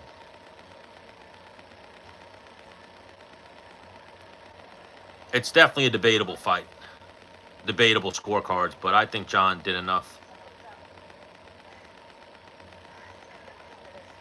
I think that fight will wind up being a pick'em. Close odds. I mean, Aspinall definitely has a chance, but so does John Jones. All right, well, luckily we have Google, so let's see what they have it at right now.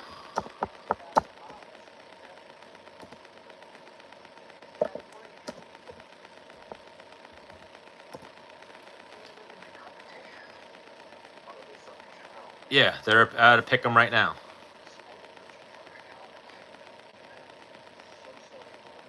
I'm seeing, so if you go on OddsShark, gives you every betting website. They got it 107 to 128.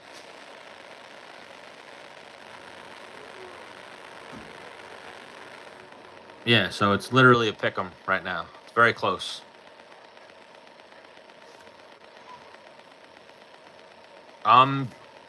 Google, I'm telling you what the sports books are saying. It's a pick'em. Just because you guys are bigger Aspinall fans than you are John Jones fans doesn't mean that it's not.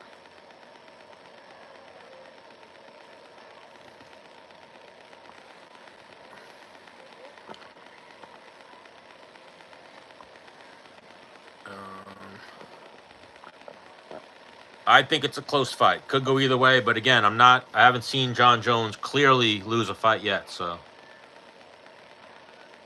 Yeah, but you saying it's not a pick'em, that's your opinion. I'm telling you what the sports books are saying. The sports books literally have the fight at a pick'em.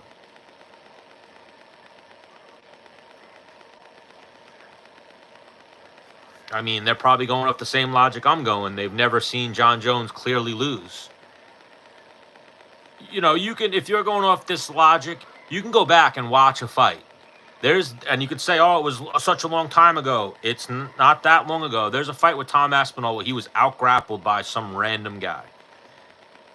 So, Aspinall's good. His striking's good. His jiu-jitsu's good. His whole is wrestling. John Jones' strength is wrestling. Like, it's a matchup. It's not that big of a discrepancy in the odds simply because of shit like that. They can both strike. They can both grapple. One's kind of a jiu-jitsu guy. One's a wrestler. It's definitely a pick'em. Yeah, you Googled yourself, and what'd you find? I'm looking at it right now. It says plus 107 for Jones. That's not really an underdog. And minus 128 for Aspinall. That's a pick'em. And then I'm seeing right here, minus 115, minus 115. That's the definition of a pick'em. No. BetMGM has him as a slight favorite. Bovada has it at an even fight.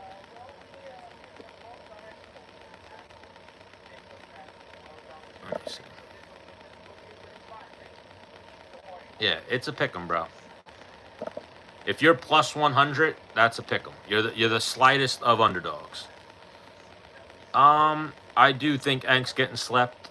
I could even see that fight going the distance, but we'll see. It's not announced, but they always do like speculatory odds before a fight happens. I mean, again, that's an opinion. If you're telling me John Jones is an underdog, I feel like a lot of people are going to bet John Jones and move the line. Yeah, the odds change when someone bets the underdog. People aren't going to be betting Tom Aspinall as the favorite. They're going to be betting John Jones as the underdog. So the odds will wind up evening up if Jones is the underdog by that slight of a margin. We'll see, though. I don't know if we even see the fight, unfortunately. And it's not because John's afraid or anything like that. It's because John is having a terrible negotiation with the UFC. Like I saw Dana White say that we're going to get the fight this summer. He also told us Conor McGregor was going to fight in 2023. Then he told us Conor was going to fight in 2024. And, you know, he's a promoter. He can't say, oh, the negotiations are going terribly. Yeah, Ukraine doesn't want peace. Zelensky's terrible. You ever see those videos of him like dancing, playing the piano with his dick and stuff? That's literally who we're listening to right now.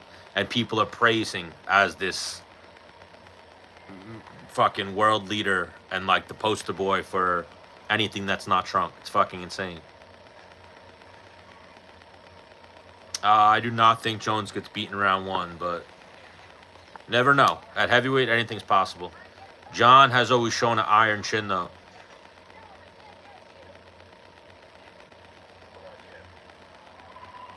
He's definitely spoke like that. He did an interview. He said he can't beat it. He said he thinks Logan Paul would be a tough fight for him.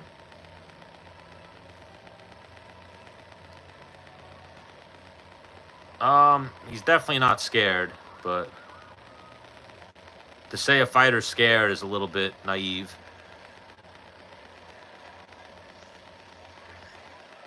What's up, Donald Trump's ear? How you healing up? Again, we've seen this before. John Jones trying to get money out of the UFC is never gone well. That's what he's in the middle of right now. Has nothing to do with Tom Aspinall. He would have did the same thing with Pereira. He wants money. It's not about fear. It's about money.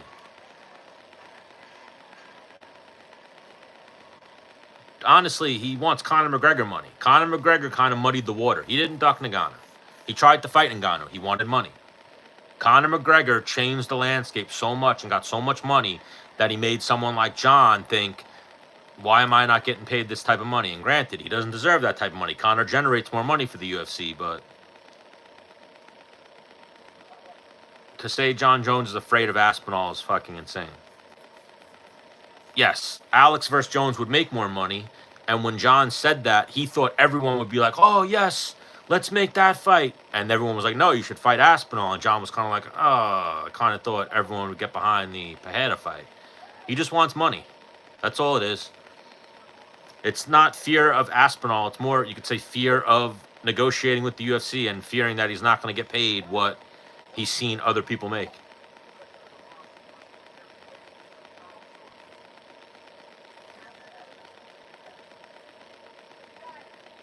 It's definitely not common sense, but again, he would have said, I want more money to fight Pereira too. He thought that he would get more money fighting Pereira. That's why he said it. He thinks, so even that, you got to look at it like this. Jones is a businessman. He gets this paper that says how much he made for pay-per-view sales. If he fights fucking Dominic Reyes, that's why he left after the Reyes fight, because he saw the money he made from fighting Dominic Reyes versus the money he made fighting Cormier. He needs a Cormier type of fight. He needs someone who's going to draw. He doesn't even know who Aspinall, or at first claimed he didn't know who Aspinall was, and you know Aspinall has never headlined a pay-per-view. He's not a pay-per-view draw. Pereira has headlined like 5 or 6 pay-per-views and done decent numbers. That's why Jones wanted a Pereira. Wants money. It's money. He would have fought Ngannou. He wanted money. He saw what Conor McGregor was making, and he wants that type of money. He wants money. That's all it comes down to. It's not fear. It's money. Every fighter can have a fear of losing. They're not afraid of the person. There's no thing like that. All these guys are complete fucking alphas. They think they're the best in the world. They could beat up fucking everybody. There's absolutely no realm where John Jones fears another man. You're shot if you think that. Simply because of size. If he slammed a guy on his head, Bradley Martin, but no, I think the 125ers that walk at 150 would probably fuck up Bradley Martin. So what's going to happen is Bradley Martin's going to be reaching, throwing wild, clubbing punches and reaching while these guys are fucking him up with more technique. But size does matter when you're that big. Like if he's fighting, again, a 125er who walks at 140, 150, That's his only chance. And he could get like a club. You know, a guy like that, you just got to land. It doesn't have to be technical. But yeah, Jones never ducked Ngannou. He never ducked Aspinall. He just wants money. He's negotiating with the UFC. And the UFC doesn't give in to him. If the UFC gave in to him, we would have saw him versus Ngannou. We would have already had him versus Aspinall announced. The UFC has a contract with him, and they don't want to set a precedent. Which is also crazy, seeing how now they're going into boxing, and they wouldn't let the UFC fighters amend the Ali Act and put in MMA fighters. It's all about money. All about money. John Jones, again, gets a sheet of paper and goes, oh shit, I made fucking $20 million fighting Cormier. Then he gets another check on a sheet of paper and it says he made $8 million for fighting Reyes or something like that. He's like, what the fuck? What happened to my money? He wants big money. That's why he walked away. Had nothing to do with Ngannou. Had nothing to do with anything. Had to do with money. Right now, that's why he's walking away. Has nothing to do with Aspinall. Has to do with money. Conor McGregor was making a shitload more, and John felt some type of way. That's what it comes down to. Money.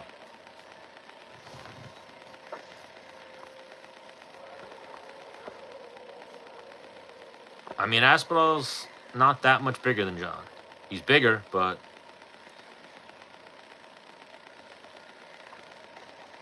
no, I think Jones said he wanted to fight Behead at heavyweight.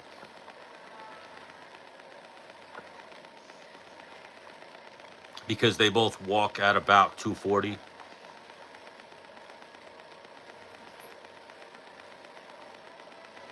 Bro, nobody's ignoring facts. You're making up your own facts and calling it facts. That's not what facts are. Jones never said, go find where it said Jones needed to put on size and it'll take him 4 years. That never happened. After he fought Reyes, he said, I want money. I'll move up to heavyweight. I want money. The narrative somehow became that he's moving up to put on size and taking time off. That was never a real thing.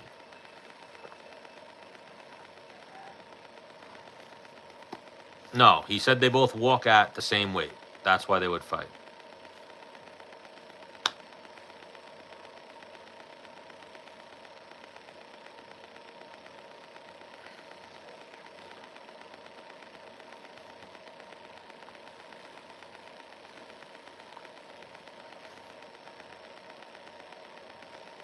I mean, John never said anything along those lines. The narrative somehow became that way because of fans, but I have seen that maybe John is a little zesty and gets his...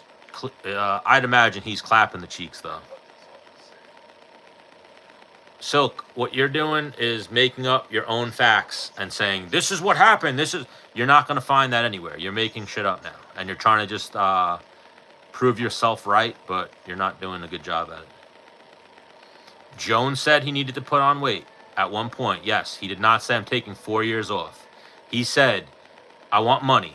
UFC didn't give him money, so he said, all right, I'll take off a little bit of time and I'll put some weight on and go up to heavyweight and hopefully the negotiations go well. When he first did that, you can go on his Twitter and go back to that time period. He was giving an update on his Twitter constantly about the negotiation with the UFC, and he kept saying they're not going good, they're not going good. Meeting with UFC today, then he'd post, they didn't go good. You can find that article. Go look that up, and you'll find the truth about what you're talking about. Had nothing to do with Ngannou, had nothing to do with moving up to heavyweight and putting on weight, anything like that. Had to do with money. The narrative then became that he was afraid of Ngannou. He took off 4 years to put on heavyweight weight. No, none of that is true. He took off because he wanted money.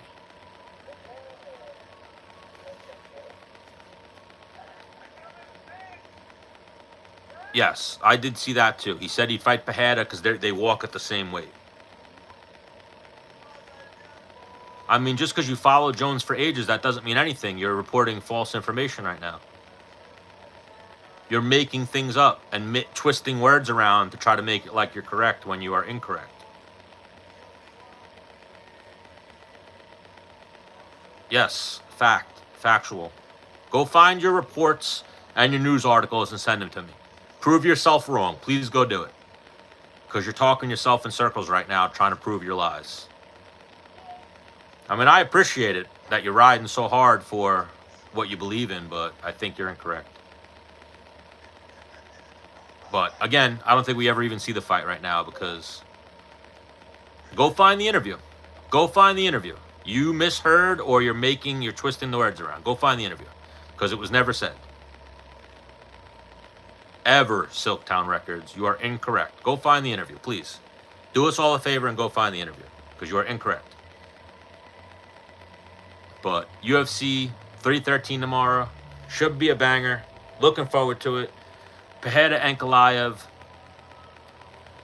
Winner, if I did see that too, that Dana said, but who knows if we ever even see Jones again. He said the winner, if Pereira wins, he could fight the winner of Aspinall versus John Jones. If that fight ever happens. So that could be crazy. Oh, so now you're saying you were incorrect. Yes, like we were telling you. He didn't say 4 years, but he said it needed years off. He never said anything like that. Go find it. It's not believing. It's just paying attention to the sport, knowing the guy never said that, and just knowing that that narrative you're trying to paint is just not realistic. It's a narrative that you're painting, so it's like, no, he was scared of Ngannou, he's scared of Aspinall. He wants money. All comes down to money. After he fought Dominic Reyes, if UFC would have said, we will pay you your money, he would have fought Ngannou right away. They did not give in to his contract demands. They did not like being held up for money. Look at every fighter who ever held them up for money or ever tried to renegotiate their contract when they were still under contract. They disappeared either for a few years or left the company. Surprisingly, Dana White still talks positively about John Jones, but 9 out of 10 people who've ever had to renegotiate a contract while they were still under contract, Dana White speaks bad about. Never goes well. Randy Couture, Henry Cejudo, Francis Ngannou, Tito Ortiz. John Jones is the only one who kind of got away with it. And we saw John getting shit on by Dana, where Dana was saying, John Jones is rich. John Jones makes a lot of money. As if to say, we don't need to pay him anything else. That is a good possibility, Heath. There could be some freaky shit going on. You never know.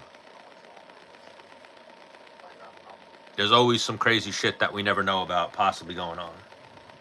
I don't know, though. I feel like, I know Dana's kind of like a coos hound. Like, who was that? Remember Schaub said at that one point? Like, there was a rumor. Remember Dana White's mom put out a book, and you never know what a mom's going to say. She was bitter. But she said how Dana slept with all the ring card girls. And then remember that one time Schaub was like, Joe Bald dude's getting pussy. Joe Rogan gets pussy. Dana White gets pussy. And then he realized and remembered that they both have wives. And he was like, oh, shouldn't have said that. So I had a friend, not going to name his name, but he was in the UFC. And he went to do, like, UFC back in the day. They used to do, like, these, I guess, like, marketing things where they would team up with, like, pro sporting teams. And they would fucking, like, do, like, a photo shoot, some video and shit. But then he went and did one of these. And I was like, what'd you do while you were out there? He's like, I did what any pro athlete would do. I got a high-price escort, fucked the shit out of her in my hotel room, and called it a night. That's what pro athletes do. That's what rich people do. That's just the way the world works. If you think that's not the way the world works, then I don't know what world you're living in. You're living in a naive, little bullshit existence. Rich people, rich, powerful men, that's what they do. That's what they do. Dana White, Joe Rogan, they're not traveling on the road and going, oh, let me get back to the hotel room so I can call my wife. No, they're picking up hoes, picking up chicks, and banging them. Rich, powerful men, they're not faithful. They're not. A woman, if a woman is on the road and she has the opportunity to cheat, she's probably going to cheat. If you don't think she's going to cheat, you're fucking an idiot. You're naive. I would even say 8 out of 10, 9 out of 10, that's the modus operandi.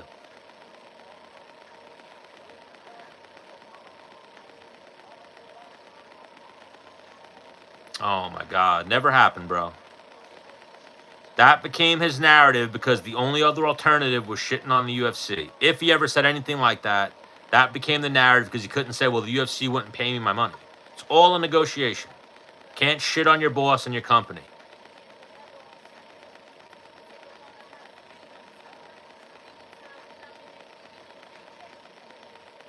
I don't know what you just watched, but again, I think you've been this whole time twisting around the words and the shit he said. So that way you could fit this narrative that you're trying to make yourself right for some weird reason. Nobody understands it at this point. Nobody understands it at this point. Again, it's all money.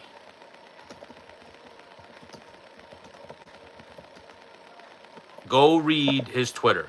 He used to keep updates.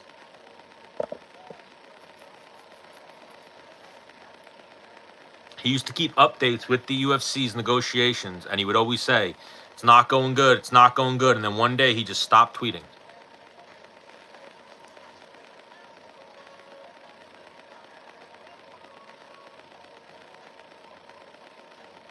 Not fight a smaller striker, wanting to fight a proven pay-per-view main eventer, a proven pay-per-view draw, on top of someone who has, I think Pereira has like 6 million Instagram followers. Aspinall has 1 maybe, if not more. And again, that's what he was looking at it, like a business. Aspinall's never headlined a pay-per-view.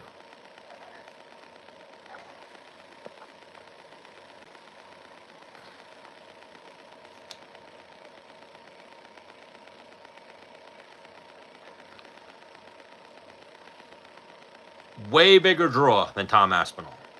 Alex Pereira is a way bigger draw than Tom Aspinall. Tom Aspinall has never headlined a UFC pay-per-view. He has a way smaller social media following. So even you could almost use like the rule of thumb, is that social media following, maybe 10% are going to actually buy the pay-per-view. So what's 10% of 1 million? It's 100,000. What's 10% of 6 million? It's 600,000. So you see where the logic's coming in a little bit? Pereira is a way bigger draw than Aspinall. Way bigger draw. Now you sound insane. He cares about his 0 more than money. He has a 1 on his record. He already has a loss by disqualification. Only thing he cares about is money. That's it. He's not afraid of these other fighters, these other men. He's afraid of his wallet. That's what he's afraid of. He's afraid of negotiations with the UFC. He thought when he said, I'm going to fight Alex Pereira, that the whole room would gasp and people would start cheering and they'd be like, money fight. That's what Jones thought. Everyone would be into the money fight. Yes, Pereira versus Jones would definitely do 1 million buys, easily. Again, even if you use that logic and you say 10% of their following is going to purchase the fight, at minimum.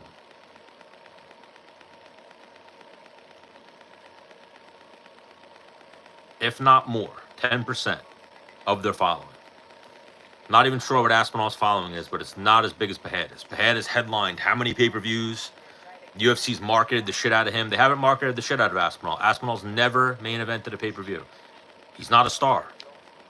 He's a star at heavyweight. He's not like a transcending weight classes star of the UFC. John wanted to fight the star. He wanted money. Even if they would have said, yes, you're going to fight Pereira, we probably would have ran into the same problem. John would have said he wanted more money for pay-per-view. He wanted more money for something. No, comes down to money. Had nothing to do with that. Pereira can't wrestle, or he's taking an easier fight. Anything. He wanted money. Doesn't matter. Pereira's still a dangerous fight, even though he can't wrestle, according to you. He seems like his wrestling's doing good so far. Now, Q, where people don't wrestle him. People have tried to wrestle him. His grappling holds up. Nobody's been able to out-wrestle him and out-grapple him. We might see Ankalaev do it, but we haven't seen it yet. His wrestling is held up. His grappling is held up.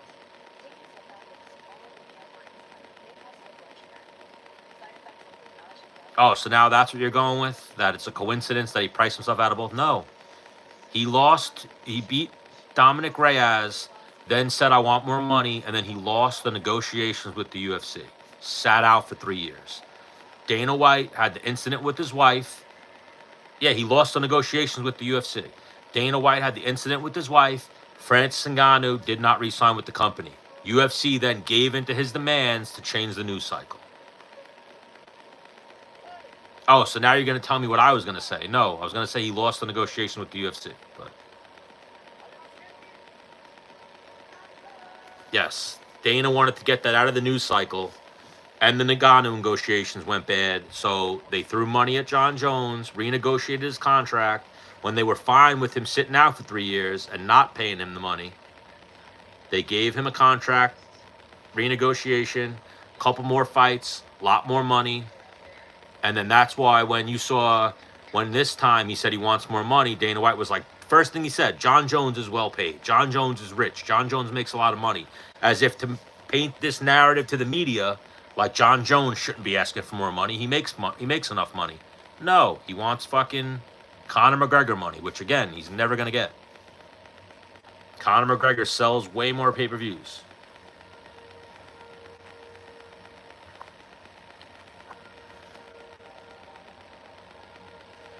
It could be fighter A. That's all it is. Just random fighter. John just wants money. That's all it comes down to is money.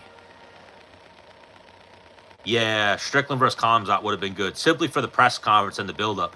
One of my favorite press conference moments ever, and it's a moment where DDP won me over, is when DDP was laughing at Rick Strickland, and he was like, you think your dad beat the shit out of you? Wait till you see what I do to you. And you saw Strickland like snap. And he was like, I'll take your fucking soul. I will take your fucking soul. But yeah, DDP won me over with a lot of his antics with Strickland.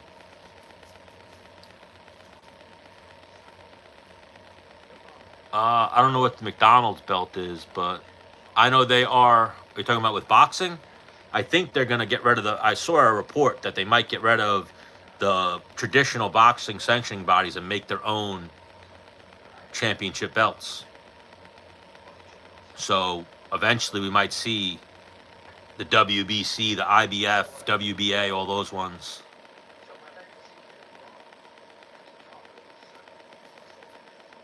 I don't know, pay-per-view plug. You know, when someone just keeps writing you enough. Oh, now you're saying he's more willing to fight Alex for less money? Oh, my God. Silk, when I'm wrong, I say I'm wrong, and I just go, all right, yeah, I was wrong about that one. You're correct. You're wrong. You can just end it. You don't got to keep trying to make up facts. That's what you're trying to do. Trying to change the narrative and say, oh, no, he wants to fight Alex for less money. What the fuck are you talking about? Read what you just wrote. You just said he wants to fight Alex for less money. Come on, bro. What are you doing now? What are you doing now? Terrible. Terrible. Yeah, Khamzat versus Strickland would have been a good one. Why would you make so much money? Because you bet Strickland or you bet Khamzat? I feel like Strickland would be an underdog in that fight. Simply because the odds makers would go off of the stories of when they trained together. And Strickland publicly saying that Khamzat got the better of him in training.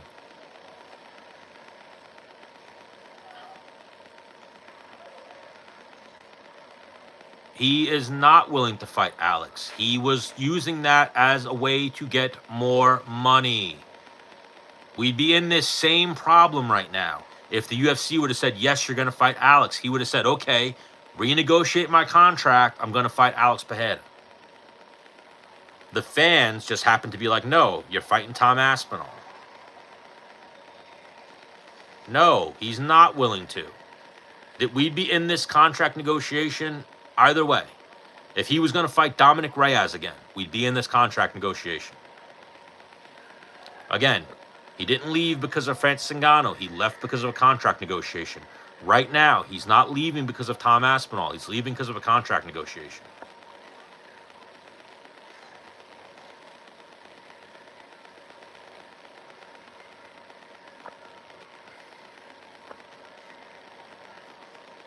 But it's not what I believe. It's what I've seen as the reports and what I've taken as the factual situation going on.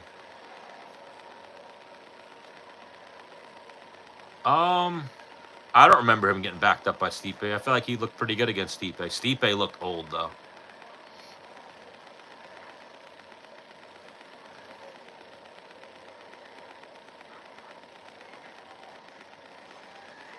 It's all about money. That's all that it's about. See, for you to say, another grown man, he's afraid. What are you doing, bro? You sound like a goober at this point.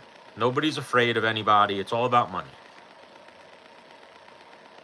If they gave him the right offer, he would fight. It's the fact that the UFC doesn't want him renegotiating again, and it's the fact that John thinks he's worth more. That's all it comes down to.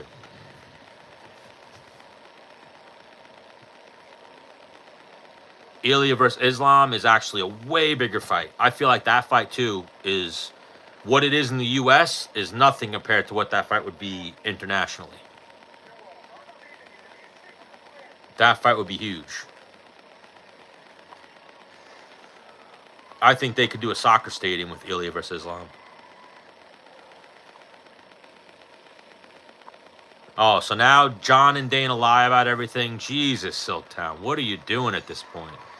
I was a fan until you just started going down this weird rabbit hole that you're just... I don't even know what you're trying to prove. But I appreciate you. Throw me a follow. I like arguing with you, but I'm going to have to start reading other people's messages and ignoring yours. I apologize.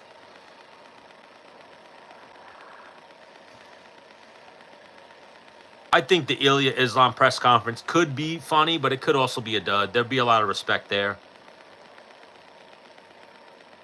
Like, I feel like Ilya is very respectful unless you push him. I don't know if Islam pushes him like that. Oh, so now John Jones and Dana White are liars. I don't know what you're going for, Silktown, but you should write Tom Aspinall and tell him how hard you go in the paint for his honor.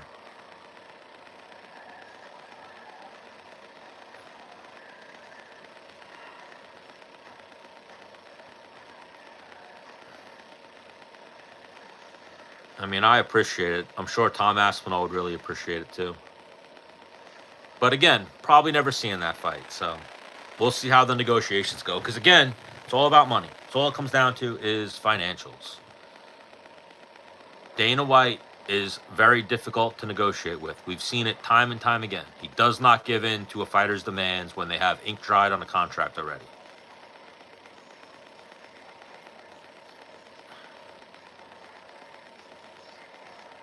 And I'm just saying, Jones and Dana, you were just saying how you got your information, your data from fucking John Jones before. So what are you talking about? Where else do you get your information from, if not from the horse's mouth? You make it up. You're trying to make up these facts, just like you were going before to find a John Jones interview where he said something. Then you came back and said, well, he didn't say that. He said this. Come on, Silktown. You're better than this. You're better than this.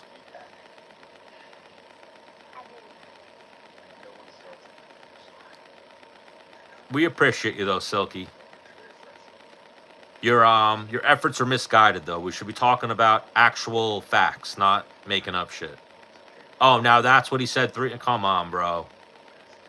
He never said anything of the sort.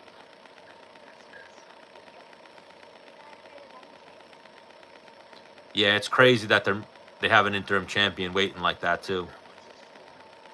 UFC's nuts. So one other thing I think they need to do is they need to make those other weight classes. So that way they could stop making interim champions and they can kind of just fill main events with the 165-pound belt, the 175-pound belt, the 185, the 195.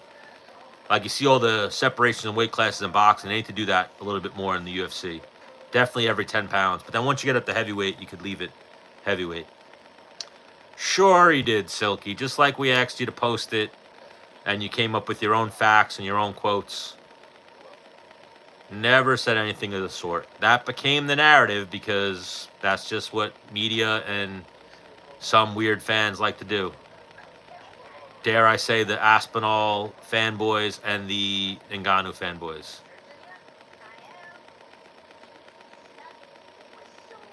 He says he'll post the link, so...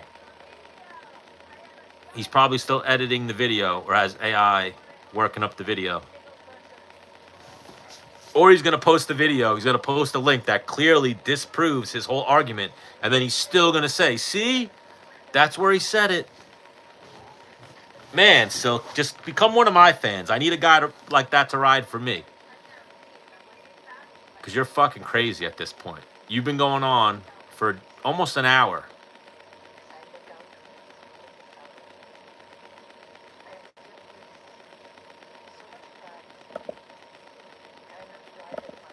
But I appreciate it, Silk. What else you guys want to talk about? Give me another topic. Otherwise, I'm going to call it a night. And I'll be back on tomorrow. I'm going to live stream watching the fights. Tomorrow should be a banger. Are they fighting? Tony Ferguson and Dylan Dennis? No way.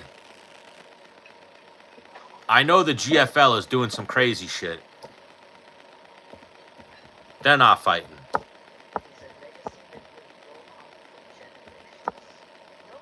That's fucking nuts, too, that even they're doing that fight. I'm done with KSI, though. I tried to entertain the KSI boxing thing, but because he won't fight Jake Paul, I don't even want to see him fight. And one of the craziest things I've ever seen is what's-his-name's hairline. KSI's hairline. Like, he's definitely on some growth or something. Because his forehead is growing at, like, an exponential rate. And it doesn't even seem like he's losing his hair. It just seems like he's getting, like, a chrome magnum fucking caveman forehead. Oh, my God. I Googled it, and it said Tony Ferguson shares unique training footage ahead of Dylan Dennis fight. Holy shit. Is he fighting Dylan Dennis? That's fucking crazy. Oh, my God. Tony Ferguson versus Dylan Dennis for the GFL. GFL announces Tony Ferguson versus Dylan Dennis. They're going to get locked up, the GFL, for some of the fights that I've seen that they've announced. These motherfuckers are going to get locked up.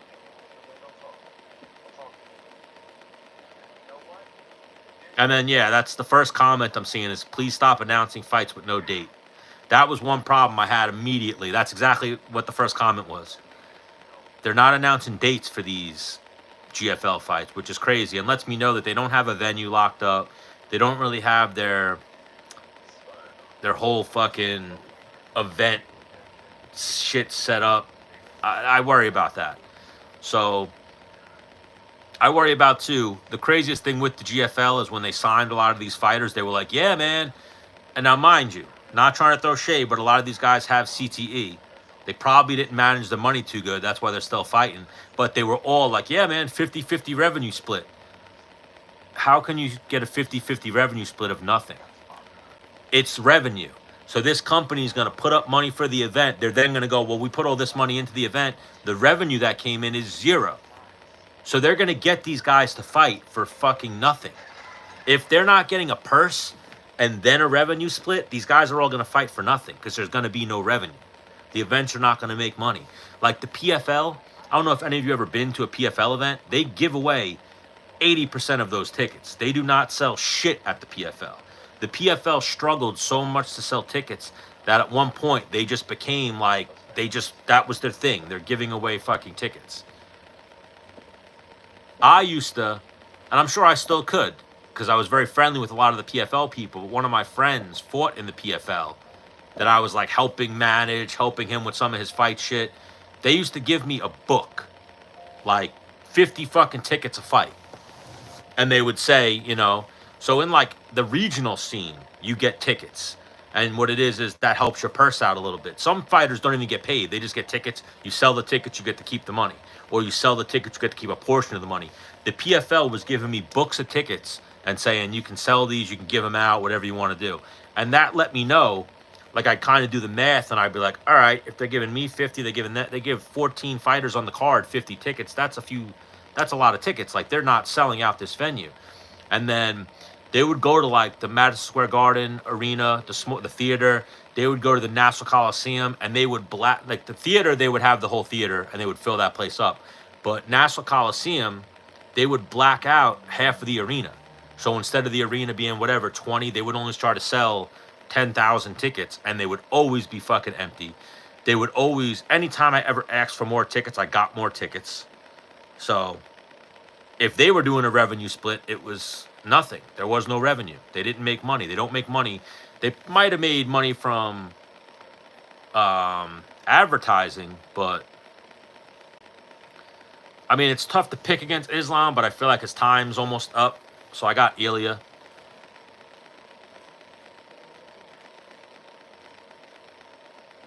Bro, I thought Ferguson should have retired in the UFC.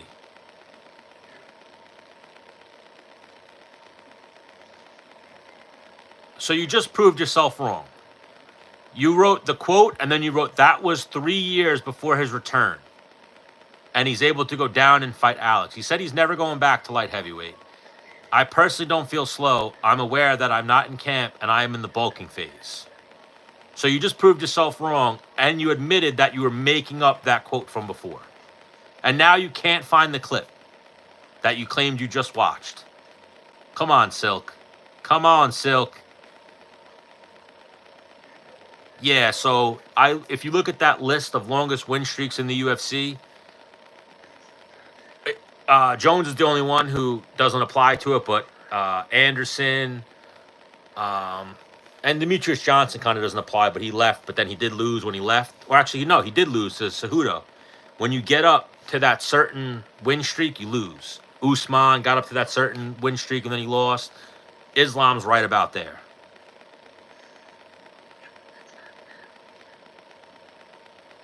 Yeah, Silk, you totally lost us. You totally lost us now. We gave you a chance. We all said, please do us the favor and go find the information and back up your argument. And we weren't disputing you, thinking we didn't believe you. We just said we think that you're misinformed. Now you're going back and you're making up news articles. You're finding things from 3 years ago. You said that 3 years he was taking off to bulk up and that he said that. No, you're finding a quote from 3 years ago and adding the 3 years part. Come on, Silk. You're better than this.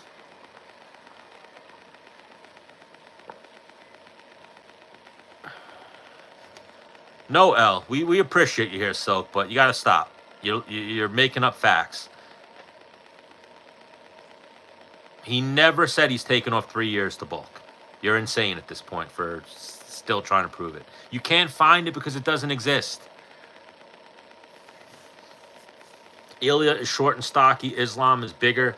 Yeah, but then I was talking about it earlier. Rizvan, the manager of Ilya, of Islam, said, we don't want to fight another 45er because then we get trolled a little bit about how we fought another 45er. Dustin was a 45er before he moved up to 155.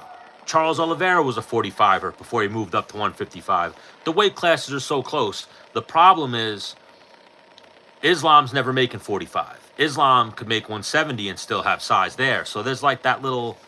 I think Ilya could move up. I do think he's short and stocky. Like, he's going to be shorter than Islam. He's going to be smaller, probably by 10, 15 pounds maybe. At least 10 pounds. Naturally smaller, but skills. Skills are there.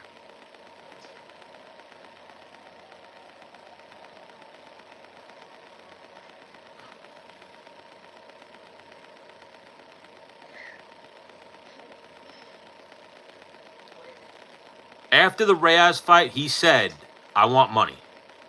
I got to go back and talk to the UFC because I want money. He said, I'm thinking about heavyweight, but I want money.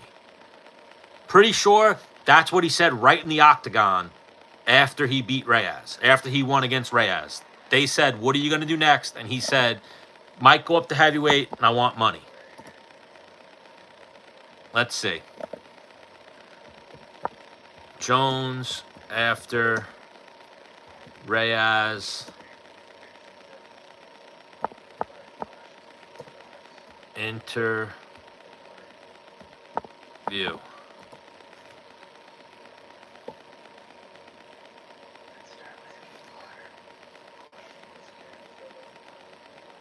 He took 4 years. He did not take 4 years off to put size on. He wound up taking 4 years off because he lost the negotiation with the UFC.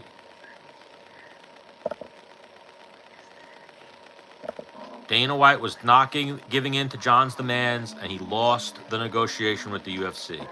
Go on his Twitter.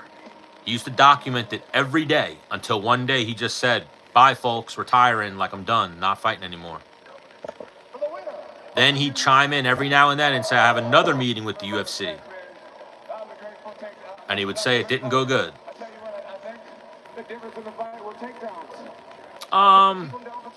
I think prime Usman. He was way bigger than Khabib.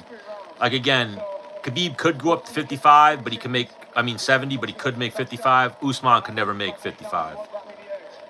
Even Usman, if they made 165, Usman would have been the 75. He couldn't make 165. The fourth and fifth rounds, the championship rounds, you really turned up the pressure, constantly pressure. Were you thinking it was possible that the judges had given him those first three? Yeah, I knew it was a really close fight. Jesus, Silk. But if I'm mistaken, then fair enough. You should have said that an hour ago before you set yourself down this losable battle. It's not a hill to die on when you're saying, I think I heard him say it. Like, what are we doing here? In the fifth round, that fifth round want me to fight. Those takedowns want me to fight. I believe my whole heart I want that fight. So, But yeah, Ilya versus Islam, they got to make that fight. Hopefully, we live in fantasy land and good shit happens. And International Fight Week, we get John Jones versus Aspinall and Ilya versus Islam. That shit would be dope. You know, Ilya and Islam, both under contract. That fight could be made right now. John Jones, it's a matter of renegotiating. He's not signing a contract without getting more money. So we all have that problem with our brain. I'm guilty of it too, where you mishear things and then you kind of go back and you watch something that confirms that you were right or wrong. That's life. Everyone does it.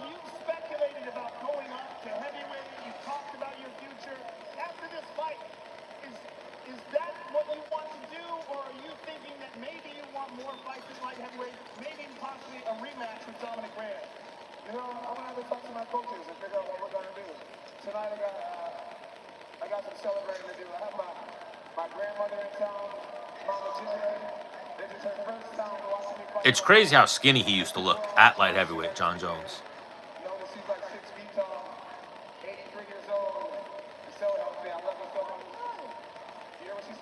Bro, John Jones' grandma, too, is a beast. She's 6 foot tall.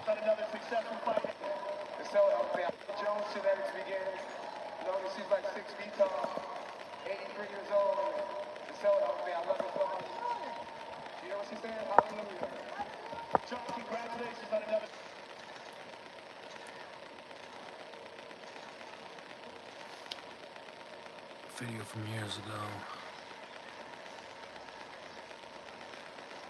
So see how I just watched the video and I'm like, oh, so he didn't say it there. He did not at the post-fight press interview with Dominic Reyes say, I'm moving up to heavyweight, I want more money. He said it after that. And now I'm going to find where he said it.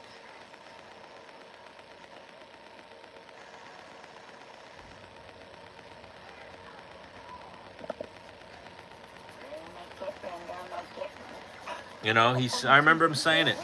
But I'm going to find the evidence that proves myself in saying it. And if I don't find it or I find something to the contrary, I'm going to say, oh, I misremembered it. Oh, now you're comparing John to Vladimir Putin? Jesus, Silk.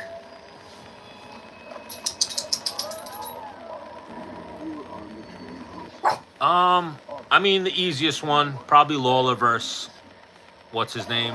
McDonald was a banger. I got the poster right here. That's actually one of the best UFC events in recent memory, was UFC 189. A lot of good ones on that fight. I remember, you know, I used to be very good friends with Dennis Bermudez. We used to do a podcast together, but I remember watching him versus Jeremy Stevens and thinking, oh shit, like he's going to get, even though he lost, he's going to get a fight bonus. He's going to get fight of the night. Come on. Come on. Thought he was going to get fight of the night for his fight with Jeremy Stevens. And then right after that, Rory McDonald and Robbie Lawler came out. And I was like, nope, never mind. Not getting nothing. So they just went to war for no bonus. And then even they would have been not able. The only way that he could have got a bonus was Dennis could have got a bonus if he would have had a performance bonus, but he lost because Jeremy Stevens missed weight. So they wouldn't have got fight of the night anyway. The sport needs casuals, though. I feel like casuals get too much hate.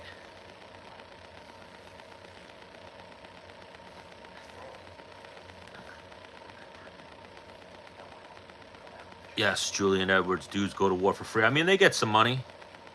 Are you talking about war like in the military or war in the UFC? Yeah, the same casuals that think John has a chance against Tom actually know what happened in the negotiations and whatnot and why the fight's not happening. Oh, in the military, they get money, don't they? I feel like they get some money. It's not good money, but they get a little weekly stipend and they get money for college and shit.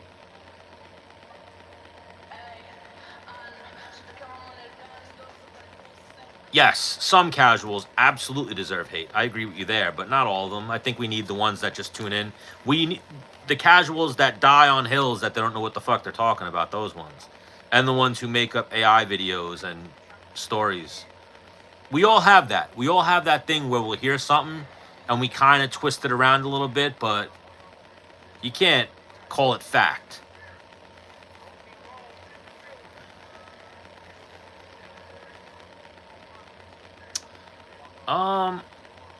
Most underrated, most overrated. I mean, just because he popped in my head, I'd say overrated is actually Lopez, but Lopez could become champion. Underrated.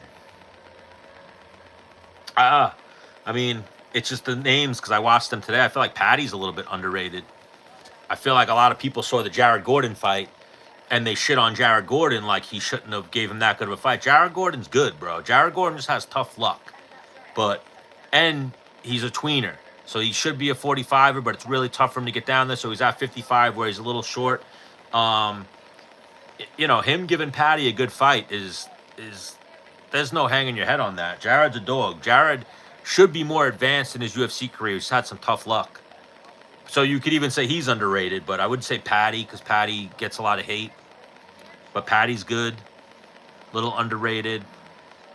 I feel like a lot of guys could be overrated or underrated. You can kind of make a case for almost everybody depending on how much stock they have in them. But your name's LeBron James. Who's the GOAT? LeBron James or Michael Jordan? That's a video I might make one day soon, or a topic I'd go live and talk about. TJ's fight IQ? Absolutely. TJ was good, but the problem with TJ was same as the problem with John Jones. They got caught. Everyone's doing it. 9 out of 10 of the fighters are doing it. They got caught. So their whole legacy is a little tarnished. Even though John got the picograms and the whole fucking bullshit story, the narrative that it changed to, TJ came out and admitted, yeah, I was taking shit. But TJ kind of tried to lie and say I was only taking it because I had to recover cutting the 125. But then all those stories came out. Like I told you when he fought Cody Garbrandt. Cody Garbrandt was like, you're the one who taught us all how to do the drugs. And then he went, oh, like, did I just say that? TJ was on shit for a minute, I think. That all got outed a little bit. I mean, I'm older, so I go with MJ. I think LeBron, too, is absolutely on some gear.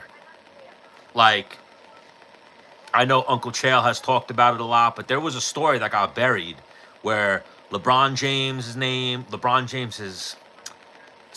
LeBron James's family members and his trainer, their names all came out in like a government investigation into a steroid ring.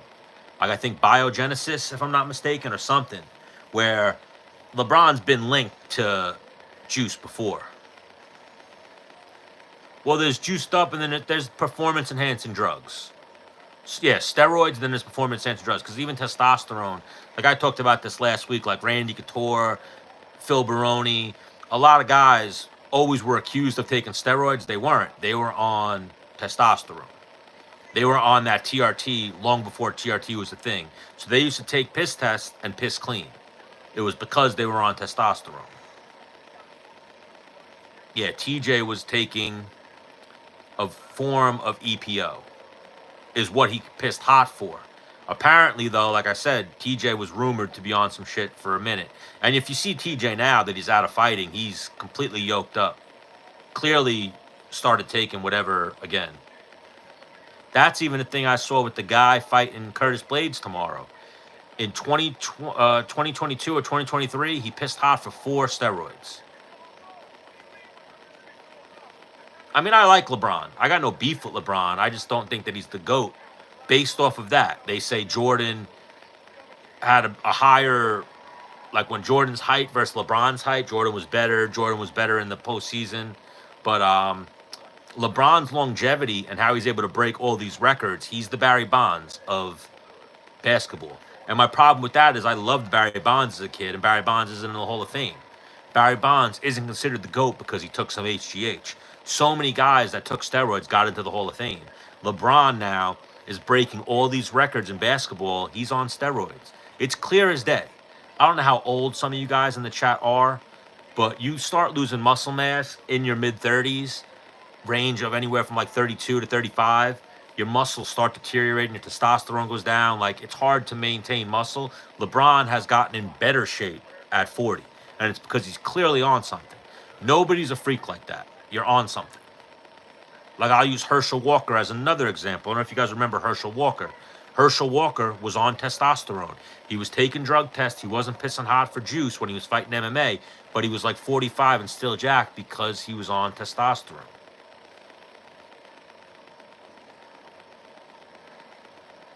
Wasn't one of the basketball GOATs able to get the same numbers in a much weaker team? I don't know what you mean by that.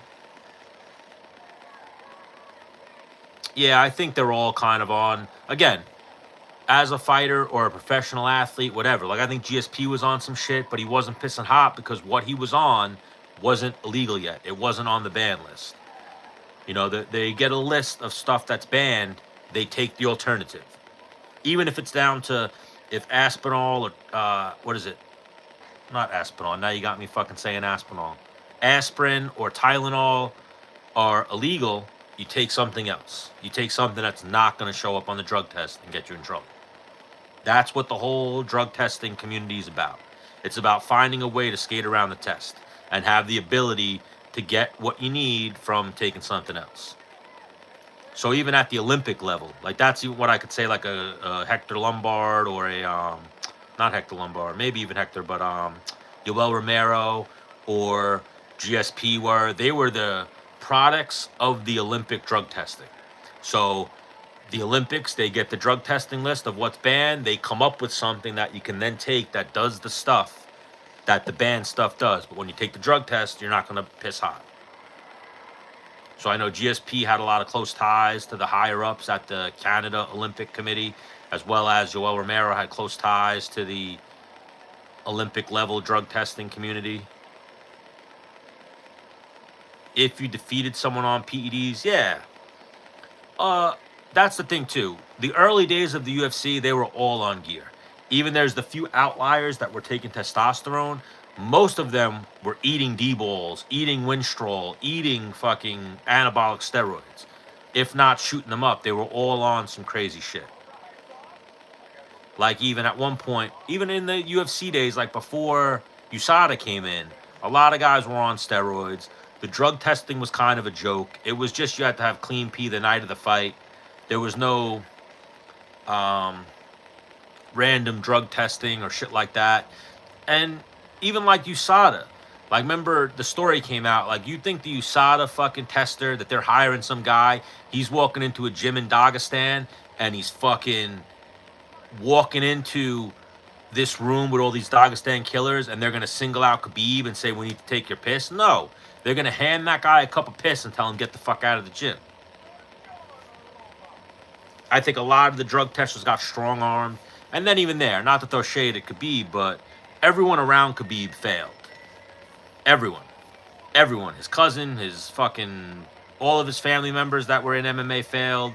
His Islam at one point failed. So I used to train with Chris Wade. I don't know if you guys remember Chris Wade. He fought in the PFL. He was like 5-2 in the UFC. He fought Islam. One of the first guys to give Islam any trouble. And then I think it was either right after Islam got knocked out or the next fight Islam got knocked out. But he fought Chris Wade, and Chris Wade gave him some trouble. Before that fight happened, they offered Chris Wade another Russian who failed for some steroids, so that fight didn't happen.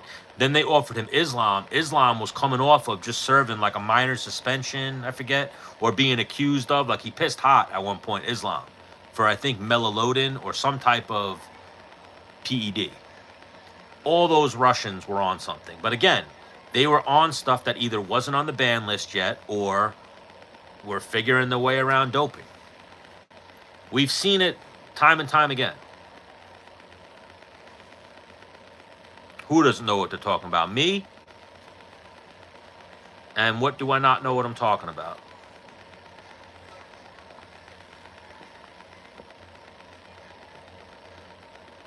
Yeah, LeBron spends a lot of money on his body. But yeah, he was linked to a I'm pretty sure it was called Biogenesis.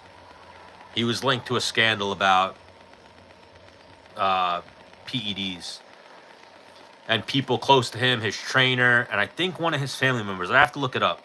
But definitely people close to him were buying steroids from a lab. So LeBron's a little cloudy. But again, those early UFC days, a lot of baseball Hall of Famers are in the Hall of Fame that were on steroids, but then they singled out some guys like Barry Bonds and a handful of other guys, Roger Clemens, but just let them in. It is what it is.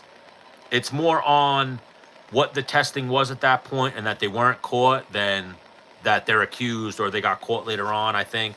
Like, I think Alex Rodriguez is in the Hall of Fame, like a couple of guys, because they had a little bit of steroids, a little bit of controversy with steroids in their past, but it is what it is.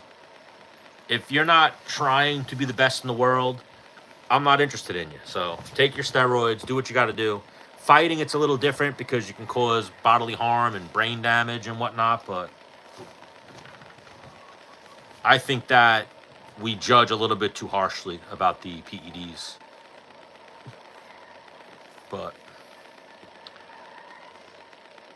But yeah, I might wrap it up there. It was good talking to you guys. I don't know what Fergus is talking about. What you talking about, Fergus? You don't know what you're talking about. Well, maybe I think you don't know what you're talking about, Fergus. I asked you to clarify what you were saying. Yeah, so even there's a lot of controversy with that too. Like, remember Carl Lewis? Carl Lewis was a great Olympic hurdler and sprinter and track athlete for the United States. He was always pissing hot, and they just covered the results. In the late 80s, the early 90s, a lot of those guys were pissing hot, and they just covered the results. Like when Lance Armstrong was pissing hot for EPO, a lot of those guys were pissing hot. Remember that? There's one race out there where I think Lance Armstrong was in it, but there was a bunch of the top cyclists in the world. They all pissed hot. The top, like, 6 pissed hot. And they wound up, like, giving the winner of the race was, like, the number 6th or 7th guy, if not lower than that, because he was the first one that pissed clean. They all pissed hot.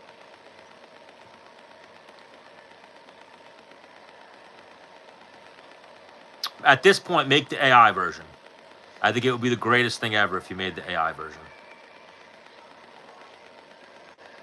Just have him say whatever. Have him be like, I'm afraid of Ngannou. I'm afraid of Aspinall. Yes, I think. Well, you saw that one clip where LeBron said, ain't no party like a Diddy party. And that shit, like, hit. What's up, Moss Fords? Yes, I definitely think that he was part of some Diddy parties. Definitely part of some crazy shit. Again, LeBron's a super high-level athlete, like we were just talking about. What do high-level athletes do when they're on the road? They bang fucking groupies, hookers, all that shit. Oh, Haney lost a civil suit against Ryan Garcia, and the judge said, you're a combat sports athlete, you're bound to take damage. Or something along those lines. Haney lost all credibility. I'm going with Pajeda. So I got into a car accident that fucked me up, but I still dabble in some kickboxing. They're like an hour and a half away from me. I was going to go to Glover Teixeira's gym right before I got in the car accident. I never got the chance to, but once I heal up a little bit more, I'll definitely go in there and try to do some work with Pajeda. I used to be a lightweight. I used to weigh around I used to compete around 55. Could compete at 70 because I was lengthy, but I was a little small. And then when I broke my leg, I gained a lot of weight. Now I weigh like 240. No, never fought in K1. I fought K1 style in kickboxing, but never fought in the event K1. But K1 is like I fought in the amateurs.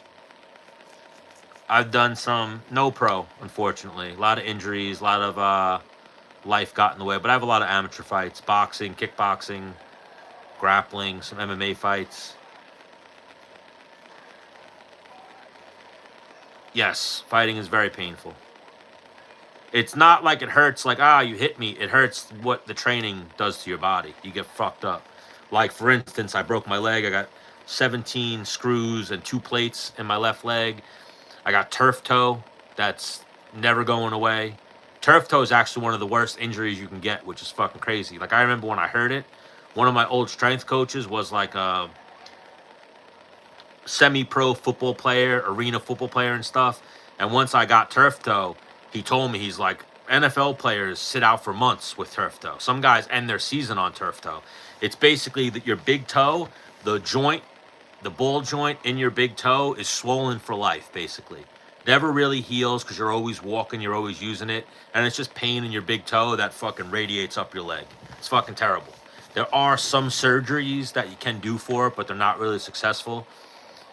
So I used to train with this kid, Black Dave, really good jiu-jitsu practitioner from DRC Jiu-Jitsu. And then he came over to Long Island MMA with us. Me and him used to always have dogfight rounds.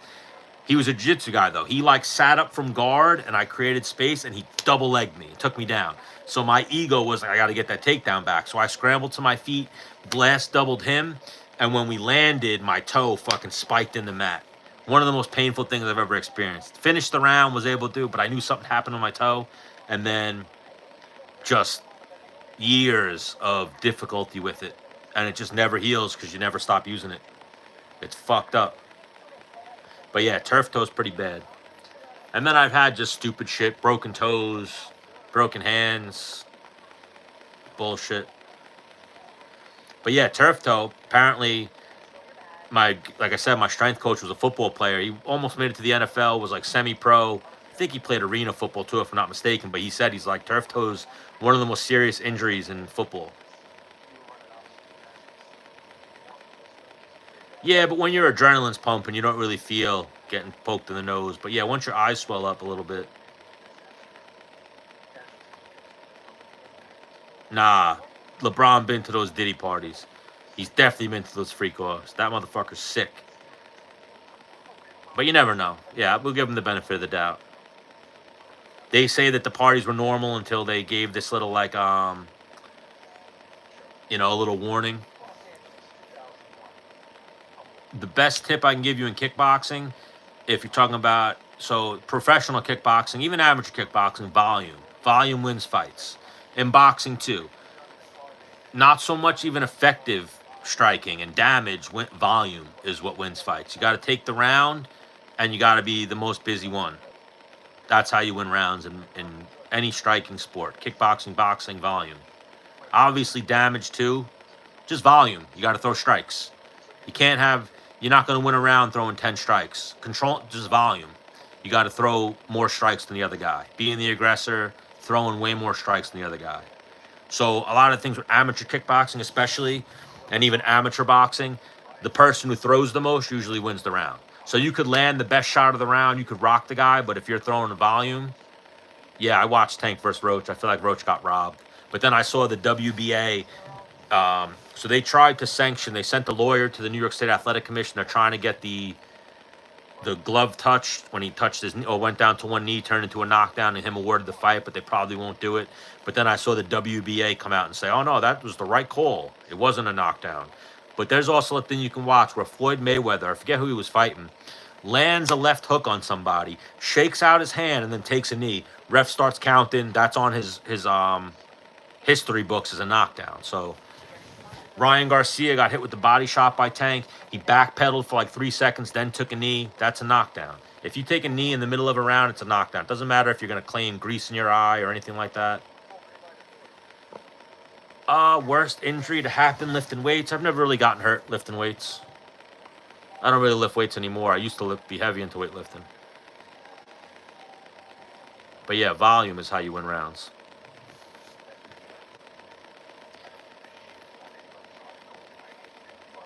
I don't know what you mean by that they had to change the rules. I've seen some, if you go in with just boxing, you wind up losing because Usually the judges are kickboxing judges, so they kind of score the kicks a little bit more than the punches, unless the punches are big. There's no rule that says you have to throw kicks. But again, judging is subjective. Same as like John Jones versus Reyes. It depends on what you're scoring is going to determine who wins the round. I mean, that's the even flow of combat sports. If you land too much, you're going to get cooked. You got to have cardio. Volume is what wins fights. So I've lost fights I've lost decisions in the amateurs where I thought I clearly won. I landed the only damaging blows. And then when you rewatch the fight, you're like, oh, the guy threw punches at air. But that's what they judge. They judge volume. I've watched a lot of amateur boxing fights too where they just score volume. You know, volume, you're controlling the fight, and then you're going to land more if you throw more. Nah, I think Tank, that was a bullshit excuse. If you rewatch it, he got hit with a right hand, he backs up, he gets flicked in the eye with a jab, squints out his eye, and then he goes, oh no, I got something in my eye. He got hit with a jab. He got punched in the eye. It wasn't a thud. He didn't get hit in the face. He got flicked in the eye with a jab. It happens with the gloves. He definitely got punched in the eye.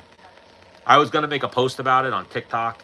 I screen recorded the footage and like slowed it down, and you could see he clearly gets flicked in the eye. He gets punched.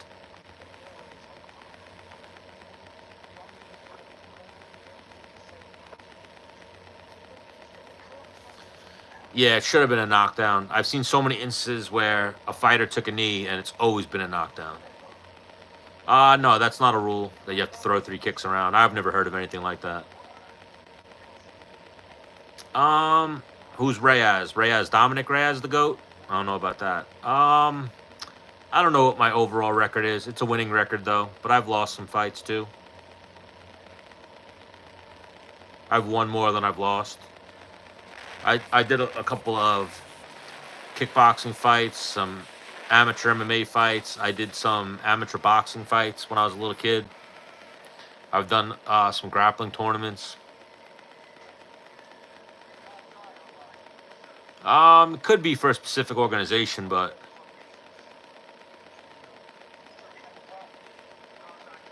yeah, that happens all the time in the UFC. Guys get knuckled in the eye and they start going eye poke. I coach some people still. I was coaching a lot more years ago, especially when I was more active. MMA is the hardest sport. To have to train all these different disciplines and tie it all in. MMA is the hardest sport. Grappling is the hardest on your cardio. That's where you'll see a lot of MMA fighters, just like the wrestlers or grapplers, just do some kickboxing instead of grappling. Takedowns take a lot out of you. And surprisingly, the up and down. Being on the ground and having to get up, as easy as it looks, you only get so many times you can scramble to your feet. Takes a toll on you. Yeah, Merab's got the craziest cardio any of us have ever seen. Who else has ever had cardio like Merab? Maybe Prime Tony Ferguson had some crazy cardio too, but I think Merab's got him. Aspinall's been teaching adults BJJ since he was like 9. That's cool. I've never heard that, but I know he's been around the game and training since he was a little kid. Merab's got some freakiness to him. Like, you ever see the one video of Merab? Merab could swim the full length of like a really crazy pool without coming up. He's got like a third lung, Merab. Just train endlessly. Merab's an animal in the gym. He trains all of his rounds hard. What Connor was saying about Ali Abdelaziz was crazy back in the day.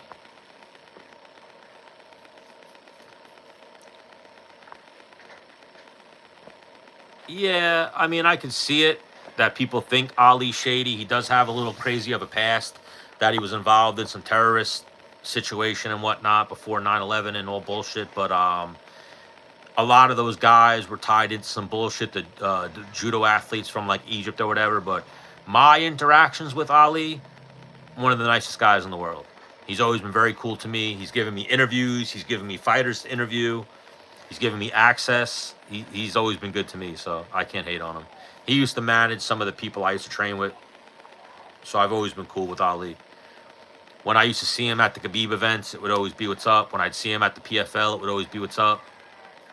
Never really bumped into him at UFC events, but he's been there. There's hoodoo steroids. Merab, I don't know. I don't think so. I've seen him accused of some shit, but I think he's just a crazy man with the iron lung. A lot of it, I mean, obviously it's physical, but a lot of cardio is mental too. Merab's just on some crazy. And he trains hard. He's one of those guys like swimming upstream. And so when you do your rounds in the gym, you obviously take a step back and you breathe and you try to get through the round. Merab just goes. So I think that's what really gets his cardio a lot better. Is it possible you can go over the lore about Ali? I don't know what you mean by that. Yes, that's one of my favorite Merab moments. When he dove into the ice and cut his face. And then my favorite was Sean O'Malley. When Sean O'Malley was like, he's an idiot. He did not know what ice was. Seen the video. He did not know what ice was. He says some funny shit sometimes, O'Malley. But the way he said that about Merab had me, I gave it a chuckle. But yeah, I know Ali's had some bullshit. And then the whole thing with McGregor made him famous. But Merab, I mean, Ali's always been good to me. Merab, too, has always been cool. Yeah, Merab's a wild man. When he kissed O'Malley at the fight, O'Malley got right up and tried to punch him. Even though it was not after the bell, it was still in the middle of the round. But yeah, I mean, I see the internet always clown on Ali. A lot of people speak ill on Ali. I can't say a bad thing about Ali. Always been cool to me, so I go off that. You know, I know Connor spoke about the thing with his kid. I don't know what happened with him and the wife. I don't know what happened with him and the... Like, there's one guy. There's a guy who did, like, an article about it where he spoke about all the stuff, the shady past of Ali, but my interactions with him, cool. Like, I was at the one PFL. You can go on YouTube and find these clips where I was standing there and I, like, said what's up to some people. Didn't say what's up to Ali or anything, but I was like standing in the vicinity, and then all of a sudden, like, fans started fighting with Ali, trolling Ali, and all of a sudden, like, a fight starts breaking out, and then all of a sudden you see, I know this is when he had a few fights in the UFC, he was not champion yet, and then all of a sudden the crowd parts a little bit, and Kamaru Usman came running in, and he was just throwing hammers, like shooting straight rights at these fans, and it wound up being a brawl at the PFL. And it was like Ali, Usman, a couple of Russian dudes fighting fucking fans. But I remember just the crowd parting and just Usman sliding in with these fucking lightning right hands. And I was like, oh shit, Usman's going fucking nuts right now. And then people screaming like, break the fight up. And the security kind of being like, I don't want to break it up. These guys are fighters. I'm good. Let them beat these guys up and then we'll separate it then. Never met Wonder Boy that I remember, but I've always been around his clique, but never met him in person. Sure, he's a nice guy. I always think of the Colby Covington things that Colby said about him, though, like how he's creepy and he rides around in a soccer bus picking up little kids. Or in a school bus picking up little kids. Definitely seems like a nice guy. He's like a real life... It makes me think of Cobra Kai. Like, would Wonder Boy fight to the death over his karate? I think he might. He might be like the guys from Cobra Kai that would fucking blow up the boat and fight to the death over a kid's karate. Like, he's a nice guy when he's dealing with adults and, like, humans and blah, blah, blah. But then when it comes to kids' karate, he's probably a fucking maniac. Is my theory on it, but... we'll see. I'll try, like I say it every time I go live, I want to try to get back into interviewing fighters. I really fell off with that, but he could be a guy that I could try to get in touch with and do a little short Zoom call with. If not, I could definitely go, if I ever went to, where is he from, South Carolina or North Carolina, whatever, I could definitely walk into his gym and drop a couple names and try to do something with him. Yeah, seems like a good guy. You see, Silktown, now we're agreeing on stuff. He does need to stop fighting, though. Is he retired yet, Wonder Boy? Yeah, Buckley's good, but the problem with Buckley is he's not getting his due. Like, he fought Colby. Colby's getting up there in age. He fought Colby on short notice. Little bit of a controversy stoppage, in my opinion, for the cut. He fought Wonder Boy when Wonder Boy is getting up there in age. He fought Luque after Luque just came off of a brain bleed and wasn't as, like he's not beating these guys at their best. So he's getting the name on his resume, but he's not getting the respect or the due of beating these guys in his prime. He still needs those wins, like that win to get him over to the next level.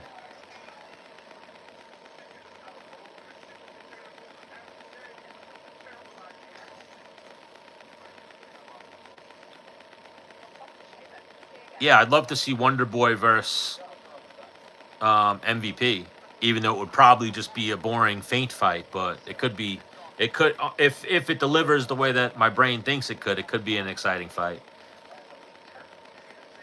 A stylistic, exciting point fight. But yeah, he's definitely up there in age. He's on his way out, Wonder Boy. What's up, Ali? Yes, Ankle Eye, definitely gorilla build. He could do it tomorrow. He could. There's a chance, but I gotta lean towards Pereira.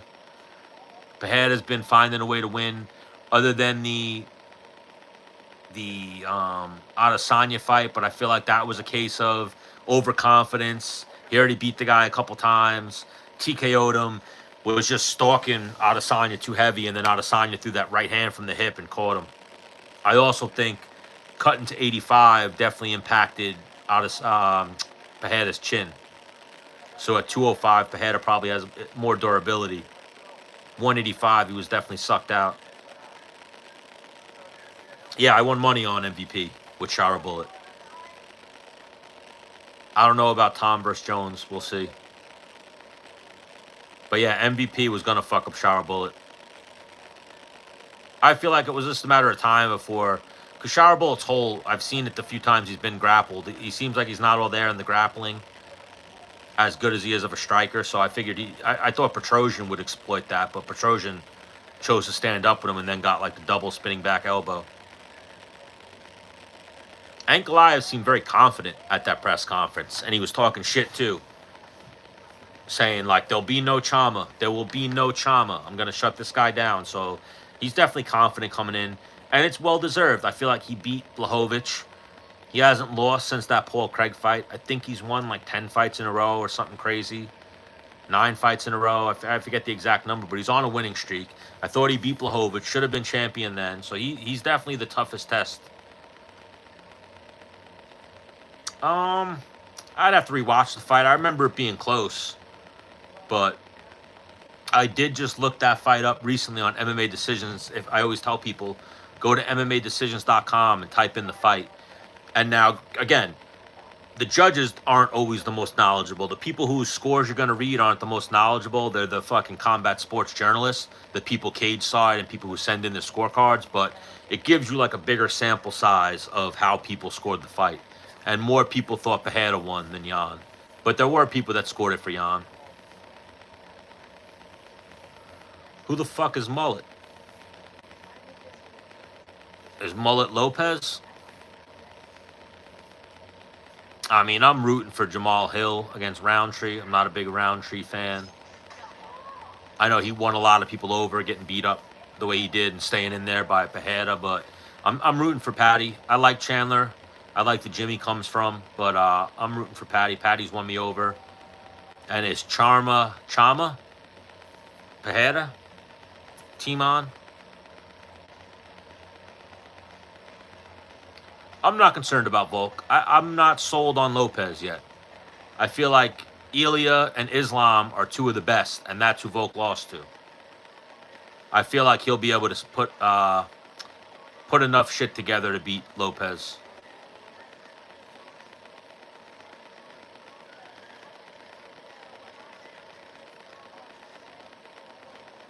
I don't know what MMA Guru explained. But it's just judges. It's just judging is a little biased sometimes. That's not true. I don't know about that, how it benefits the sport, but it's not the easiest job. If you're not zoned in, you don't have a good angle where you're sitting cage side, it's tough. Watching on TV, we have the best angle. Boxing's definitely corrupt. I don't know about MMA, though. Like Cyril Gane versus Volkov, there's no reason for them to rig that fight. How Patty beat Gordon, you're saying? I mean, I guess you could say there was a reason for them to rig that fight. or a reason. I don't think there was a reason for them to rig Jones versus Reyes. If Reyes beat Jones, Reyes would have been a superstar. Vegas is definitely corrupt, though. I mean, John's fights were close, but they were close enough for him to win. It's a judge's discretion. Cyril Gane's not a huge draw. He didn't sell good on his pay-per-views. His fights don't do good numbers. I don't think he's that big of a draw where they're going to rig the fights to him. I think Nina Drama sucks. Not a fan. I think she's pretty cringy. When she first came in, like her first couple interviews, I was like, oh, she's not bad. And then the more I saw of her, I thought she was terrible. Yeah, I think Bilal could have success at middleweight. I think he cuts a lot to make 170. That he could definitely have a little bit more gas, which is crazy because he's pretty good with his cardio at 85. But there's some tough the thing too, though, there's some tough matchups at the top of 85, but 85 is a weaker division than 70. You know, 70 and 55 are the most stacked divisions. Hardest divisions to become a champion in. Yeah, Bilal definitely has a good gas tank. And that's the thing. People sleep on Bilal. Bilal's grappling's good. His striking's effective. He's had a couple of losses, and people kind of want to bury him because of those. But it's about how you make the adjustments off the losses. Like, that's usually what a loss shows you, is what your holes are. And if you fix them, like I feel like we've seen Bilal fix them in real time. Definitely improved his striking. Definitely improved his game plan. Like, we've seen Bilal lose and then come back looking very improved. Yeah, his grappling's good. I've never been to a Diddy party, unfortunately. You know, not that I'd go for the kids. I'd go for the hoes. But no little kids. No Diddy. No little kids. That's the sickest thing you could do. I think I saw Trump trying to do that. Like, if you're convicted or even whatever of pedophilia, you should be fucking death sentence. Like, you know how they have a sex offenders registry? It should just be death. No registry, no chance for redemption, nothing. You should be given the death penalty and shot on TV.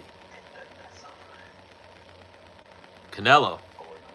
Bilal is like Canelo. Haven't you heard? You didn't see that quote, Silktown? That's a real quote. I don't know about Free Diddy, but if he had a hoe party, I'd definitely go for the hoes. I would not go for the kids, though. Yeah, I think Shavkat could beat Leon. Shavkat's good. I think Ian Gary's good, too. I feel like after that fight, a lot of people started selling Shavkat a little short because Ian Gary gave him such a tough fight. But I think Ian Gary's solid. We want to hate Ian Gary because, you know, might be a cuck. He's had a little bit of fishy shit go on. He's got like that weird situation with his baby mama, wife, whatever you want to call it. He's a little cringy, trying to be like the bootleg Conor McGregor, but I think he's got some skills. He's definitely showing that he's skilled in his fights. I don't know. Leon showed he has a pretty glaring hole with his grappling against Usman. You forget that, too. Usman beat him clear 3-0 in the first fight. Was beating him in the second fight till he got head kicked. And then the third fight, you kind of saw age get caught up with Usman. But then even Usman, the third fight was competitive. So he definitely has a hole in his grappling. Then we saw Bilal completely dominate him. Like, there's a realm where Shavkat and Ian Gary dominate Leon. Leon showed he's a little one-dimensional. What's up, D. Williams? Happy birthday. Is that the D. Williams? Yeah, I don't know what's going on with Usman. Usman has turned down some fights. I don't know if he had injuries going on or what was going on with Usman, but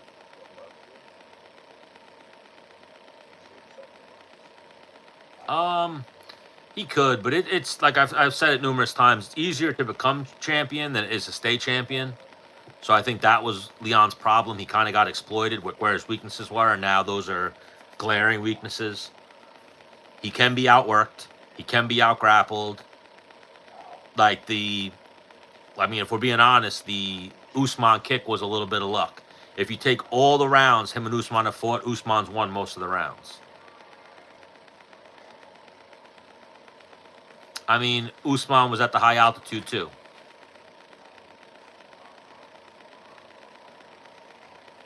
I think Usman has probably been on something for a while. He's maintained his muscle mass in like an ungodly way that he's definitely on something. But again, he's probably on some legal shit. You look at the list, you see what's banned, you find something that replicates that's not on the ban list. That's how the drug testing game works. Kind of. Usman splits his camps. Even when that whole thing happened where it was announced that he left, he didn't really leave. He still trained in South Florida for a majority of the time, and then he kind of go for a few weeks to, what's his name, Trevor Whitman and high altitude. He doesn't train there year round. He spends more time in South Florida. Yeah, he spends way more time in South Florida, Usman.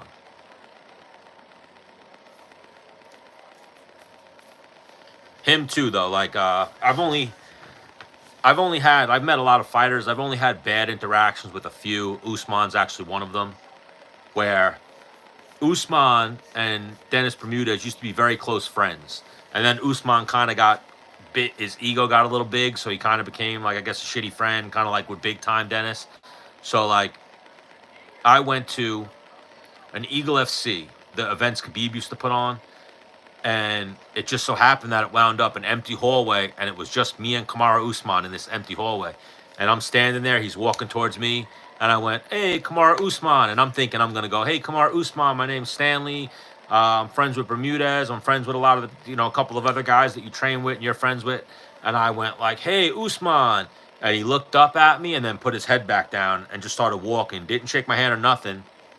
And I went, "Oh, okay, like, I do a podcast with the fucking Menace." And he turned back around, looked at me, and just threw me like a half-hearted fist bump and then walked away. And I was kind of like, oh, he just big-timed me a little bit. And then never really had another interaction with him, but I got kind of big-timed by Usman. And then, no, but Poatan will win, Lewis, I think. And then my other worst interaction was, and that's not the worst, but my worst was probably, oh, what the fuck's his name, right? Kevin Holland. Kevin Holland was a douche. Not a Kevin Holland fan. I'd root against Kevin Holland. He was pretty douchey. Thought because we both smoked weed and I thought he's one of the bros, we'd be cool, but he was a total douche. His boy that he was with was mad cool, but Kevin Holland, total douche. He big-timed me as well, where I was like, "Hey, Kevin Holland," tried to talk to him about MMA, and he just walked away from me and was like, "I don't know you. You're not media. I know. I'm not fucking with you." I'm walking away. And I was like, "Well, if you actually stayed and talked with me, we would know each other." And he was like, "I've been to endless UFC events." He was like, "I've never seen you at a UFC, so I don't know you. You're not UFC media." And I was like, man, what a fucking douche. Definitely came off as a douche. And even right before that, I watched him like big time little kids. He was like, he took a picture with one little kid, then he started kind of being dickish to other little kids. Yeah, he's kind of a tool, not Buckley, Kevin Holland. Buckley seems like a good dude.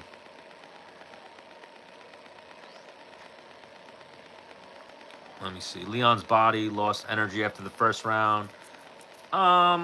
Yeah, but Usman was at high altitude too, and he doesn't train there year round. What's up, Jay Slice? Well, Bilal's fighting JDM. Oh, if Bilal beats Shavkat and JDM, he's the welterweight GOAT. I don't know about that. It'll be good for him. I don't know. Hooker seems like he's coming to his own lately. He's fighting very good these last few fights. Him versus Holloway could be interesting.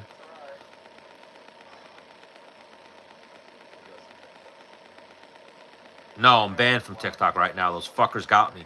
I'm going to go live on TikTok tomorrow night, and I just got to try again not to get banned. I'm pretty sure if I get banned tomorrow night on TikTok, they're going to delete my account, so we'll see. Yeah, that sucks. I was really looking forward to Hooker versus Gaethje. You know, we've already seen Gaethje versus Fiziev, so. But yeah, those motherfuckers on TikTok got me again. I get banned every weekend. Every weekend I try to go live with some fights, they ban me.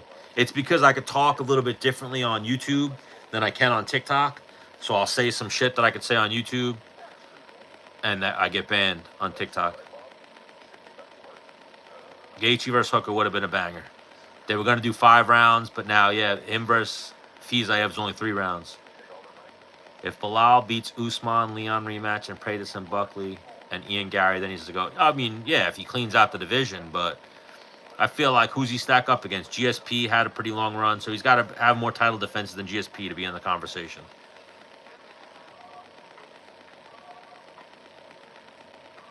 Yeah, they get me.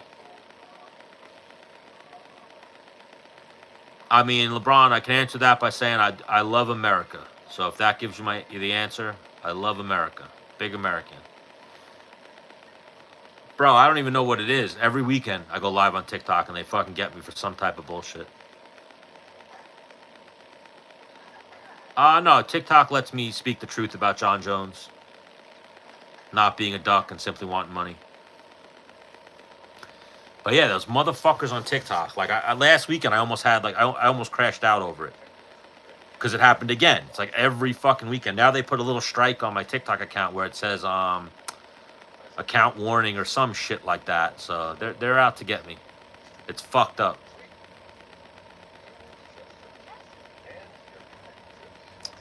I don't know. I feel like we saw the ceiling for Pavlovich. He had a lot of steam. Then he lost to Aspinall. Then he lost to Volkov. We kind of see that Pavlovich is like a one-trick pony a little bit. And he's good when he's the hammer. He's not so good when he's the nail. You know, that's how you become the top of the division. You got to be able to be the nail, too, at moments. And you got to get past that. If you can't, then you're not going to be the champ. You're not going to be too successful. So, Pavlovich obviously is going to be a lot bigger, but like Pavlovich might have the grappling to rip Pereira to the floor. Yeah, the heavyweight division is very shallow. I forget who did a breakdown on it. Maybe John Morgan. There's only like 28 or 30 people signed in the heavyweight division. And if other than the top of the heavyweight division, like the top 10, top 5 even, it's pretty weak. I mean, Aljo's in the mix. He's the most decorated bantamweight champion, has the most title defenses, has the most wins at bantamweight, if I'm not mistaken. And at 145, he just took Mosvar, who's the uncrowned, if you will, #1 contender, should have been fighting for the title over Lopez. Just took him to a really close fight. That fight, they could have ran that fight back as a 5-round main event to a fight night. And who knows how that one goes. But Aljo's in the mix. The problem is Aljo's got other interests outside of fighting. And he's getting up there in age. So I don't know how much longer he's got left. I think Aljo's smart. He's not going to ride it till the wheels fall off. He's going to get out before it starts getting ugly. So I don't know how much longer Aljo fights, to be honest. I know he's got a lot going on outside of the UFC. I know he does a lot of stuff with real estate, and I know he has a rum company, and pretty sure his podcast is successful. The heavyweight division is so thin. That's how Sergey Spivak keeps getting big fights. He's a gatekeeper. I mean, arguably, he's #2 right now. I don't think Islam is #1. Islam has never gone up in weight. His resume is built off of guys who used to fight at 45. I don't think Islam is #1. I think John Jones is #1. I think Behead is #2. Arguably, I'd say even Volk could be on par, if not ahead of Islam. Because I feel like pound for pound is what happens when your skills transcend weight classes. But the best example of that is guys that actually transcend weight classes.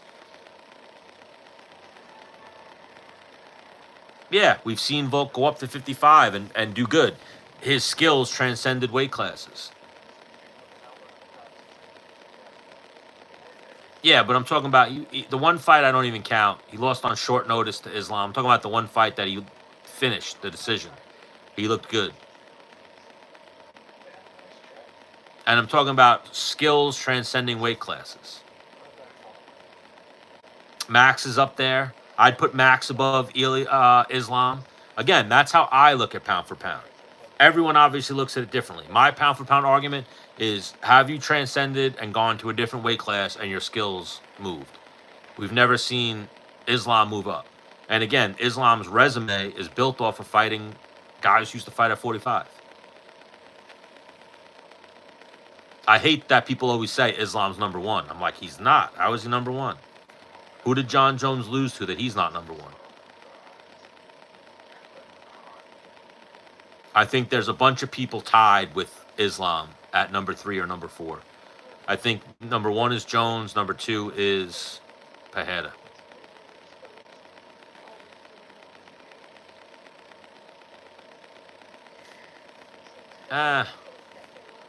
I like Kobe Bryant, at least, Mamba Forever. But I think until he loses. So if he's not number 1, then Pereira is number 1. I mean, he took that break for the few years, left the rankings, but he's come back now at heavyweight, a new weight class, and won 2 fights. So that's activity. But yeah, Pereira has been there doing it. He had fights at 85, he won, was a champion. Had fights at 205, he won, now a champion. Yeah, Volk used to be really big at his rugby days. If Elia moves up and has success, he'll be up there.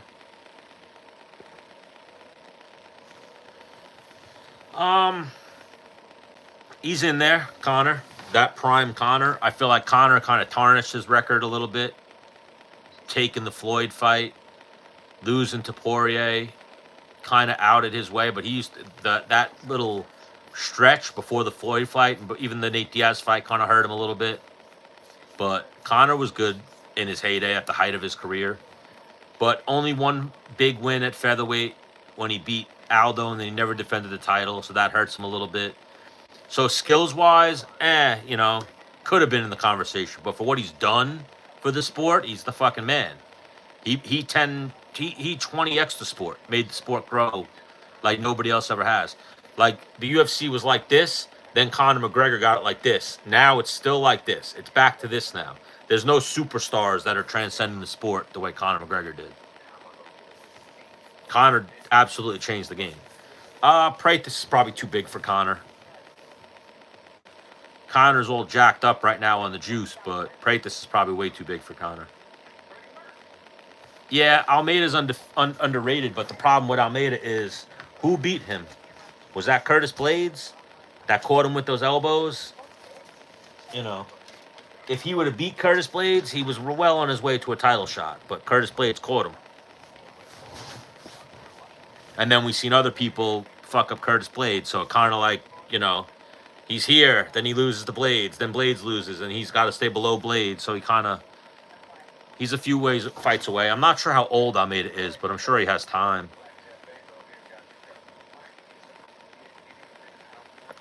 I don't know who Poirier is going to fight for his retirement. Who do you guys want to see him fight is the question. Because I feel like it's such a... I mean, the best fight they could do is him versus Conor and just make a big truckload of money for that one, close the door on it. Perfect world, that's what they do, is Conor Poirier rematch. Even though he probably fucks Conor up again.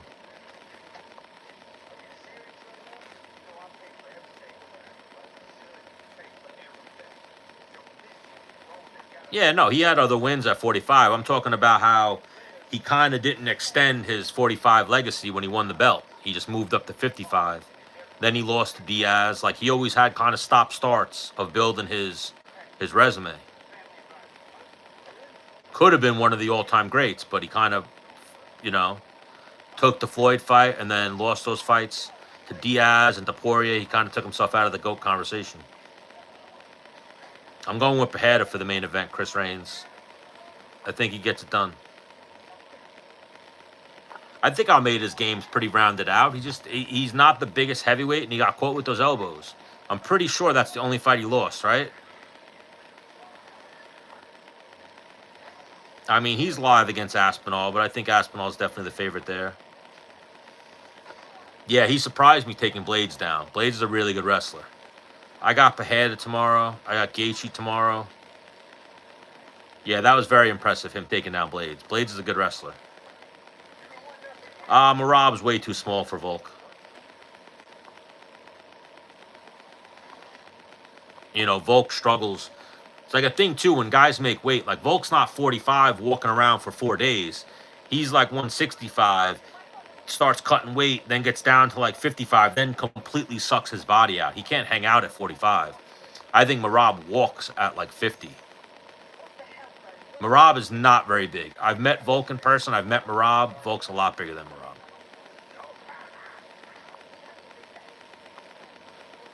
I could see Dustin versus Dan Hooker, but yeah, I want to see him fight Conor.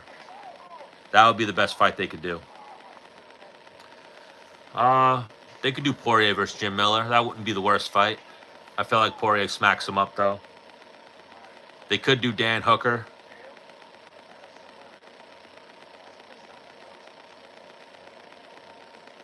Chama, Chris Reigns.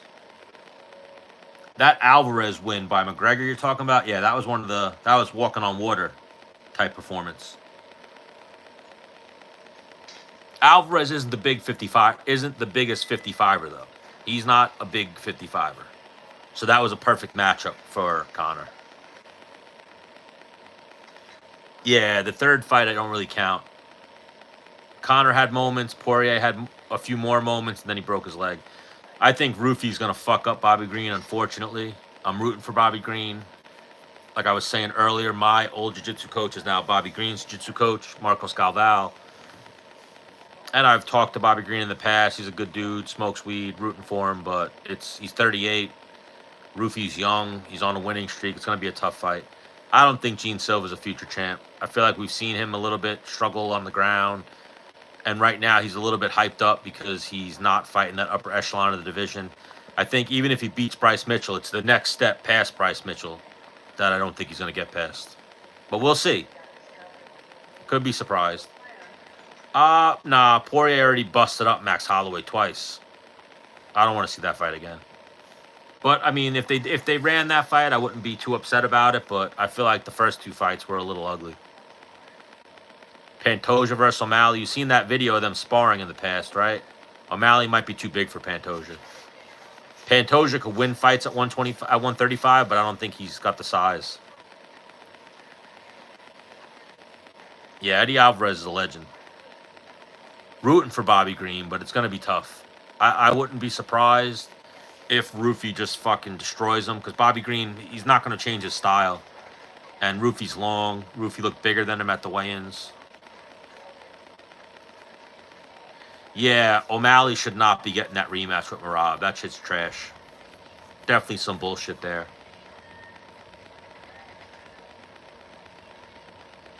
If I get ESPN Plus, no, you got to pay for the main card. And they got bullshit coming at you. They want you to pay for Amanda Lemos versus Jacine Lucindo. I said it on a video I made. They should be offering a fucking discount for this pay-per-view card. Like, hey guys, fight week, UFC 313, we're offering you guys a discount. Why? Because we fucked up. And we put a shitty girl fight on the main card of the pay-per-view. So we're only giving you guys a 4-fight pay-per-view, basically, and a bathroom break. Some bullshit. I think Yair is way too big for Pitbull. But Pitbull's game. We've seen Pitbull beat bigger guys before, but he's old. That's the biggest issue, is Pitbull's old.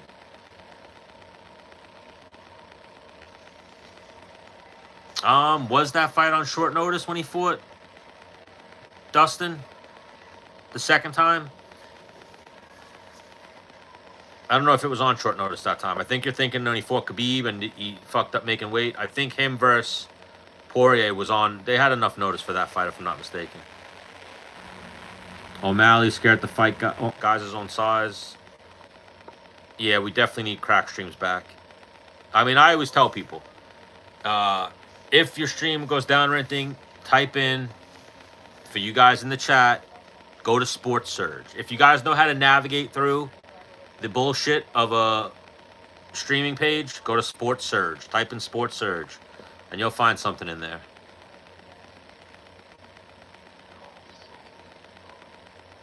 Conor versus Eddie, yeah. Best flow state. Up there. Yeah, UFC UK gets free pay-per-views, which is fucking crazy. Who should Merab fight? I don't know. I'd have to look at the rankings at 135. Who are the options for Merab right now? Definitely shouldn't be O'Malley. I feel like there was other options that are getting looked over. Chama.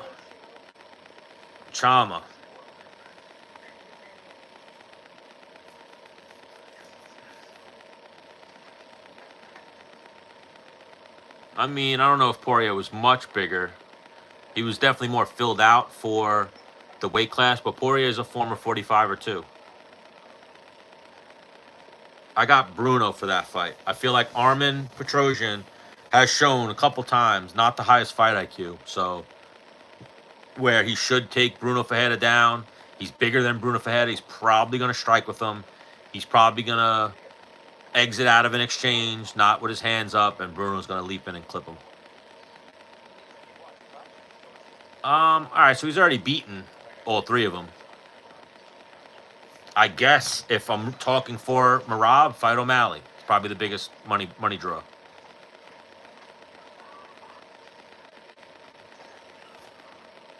Probably Tyson Fury in a kickboxing match. Maybe DC. DC's got some sneaky kicks. So even if you guys know, the old school guys will know, they used to call DC Kung Fu Panda because he used to throw like crazy jump kicks.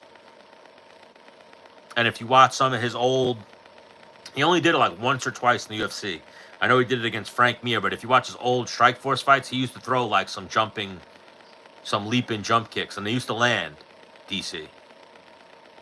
And I don't think Tyson Fury, he's not like the Klitschko's. He doesn't have a kickboxing background, so maybe I'd lean towards DC. But he'd definitely be undersized against Fury. I think Sandhagen would beat O'Malley. Sandhagen's a problem.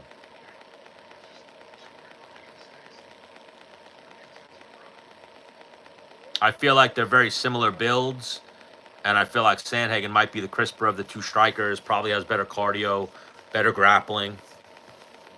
I mean, I wouldn't be surprised if O'Malley beat him too, but I think I'd lean towards Sandhagen in that one.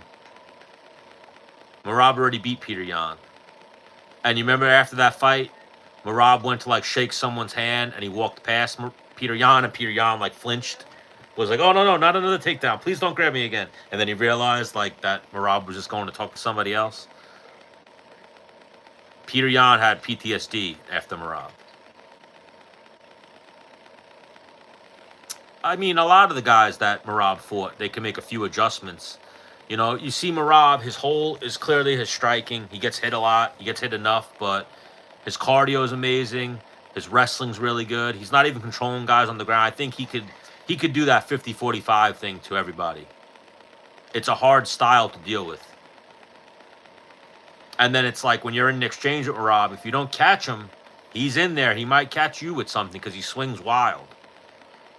He's durable, Merab. I think you gotta knock Merab out to stop him. He's got a chin. We've seen it. And his gas tank is out of this world. Yeah, I think we see that a lot with Peyton Talbot. I think what's his name's underrated though too, Hani Barcelos. I won money on that fight too. And not even because I was like, yo, this is definitely. I just saw that he was too big of an underdog. And Peyton Talbot's still a little bit unproven. Yeah, Peter Yan also had that little skid that he's now over. So Peter Yan's in the mix.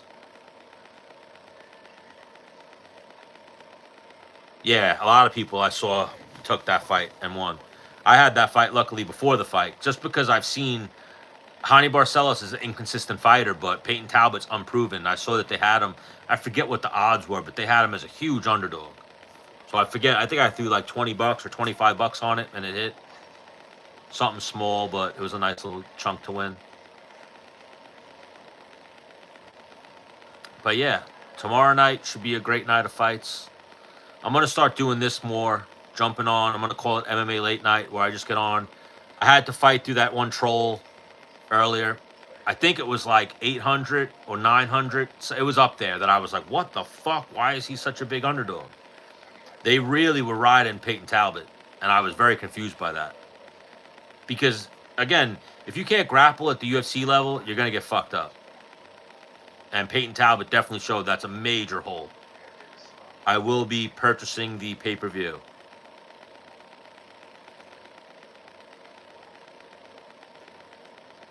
Nah, I'll be buying it. So I don't got to get the freezes.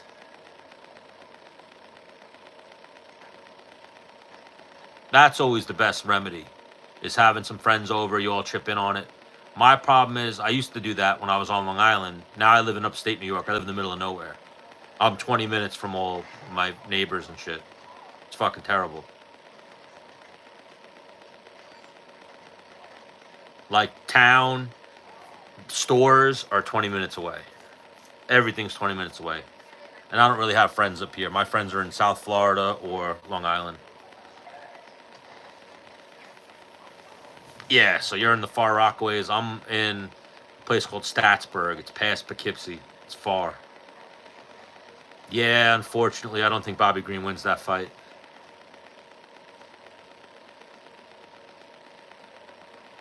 Far Rockaway's nice, though. I used to go there as a youngster.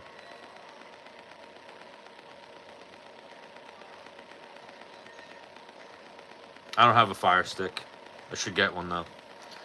Yeah, but Bobby Green, I hope he pulls it out, but I think he's going to take an L. He's too old. He's getting up there in age. He never changed his fighting style. Candy Qua, I don't know what that is. What is that?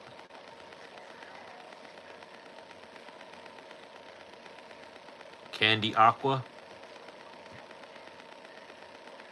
Yeah, I feel like I know a lot of people are high on Lopez. I feel like that's what we're seeing with Lopez right now. He's getting all this hype. It's like, bro, you guys know that Mosvar ragdolled him a couple fights ago. You guys know Dan Ige almost killed him in the third round. Like, Dan Ige was very close to fucking up and stealing that fight from Diego Lopez. Go rewatch that fight before you start putting your money on Lopez to beat Volk. I'm not from Borough Park. Yeah, I've only been up here for like a year and a half. I don't know too much. It might be further upstate. I'm a little bit north. I'm 20 minutes north of Poughkeepsie. Terrible, though. I didn't realize it was this bad when I moved up here. I'm a city person. I moved up here from living in... So I grew up on Long Island, and then I lived in South Florida. I moved up here from living in Fort Lauderdale. Terrible. Complete change of life. Fucking terrible. Then I got into a car accident, fucked myself up physically. Now I got 6 herniated discs in my neck and my back. Oh, so that's way up there. Fuck that. It's too cold here for me. So as you go up, I used to work an hour north at a metal recycling yard, like a family metal recycling yard, and it used to be like 7 degrees colder. I couldn't even deal with it. It was fucking disgusting. I'm not Jewish, but shout out to the Jews. Got no beef with the Jews. I don't know what Borough Park is. I'm not sure, Rooster. I could see some fights going to a decision, though. Not sure which ones, but... Who's Lerone Murphy fighting? I'm not a Jew from Brooklyn. Miranda. I'm an Italian, Irish kid from Long Island. Ooh, that is a tough one. But Emmett's getting up there in age, so that's what I worry about for Emmett. You're good. No insults. I didn't take offense to it.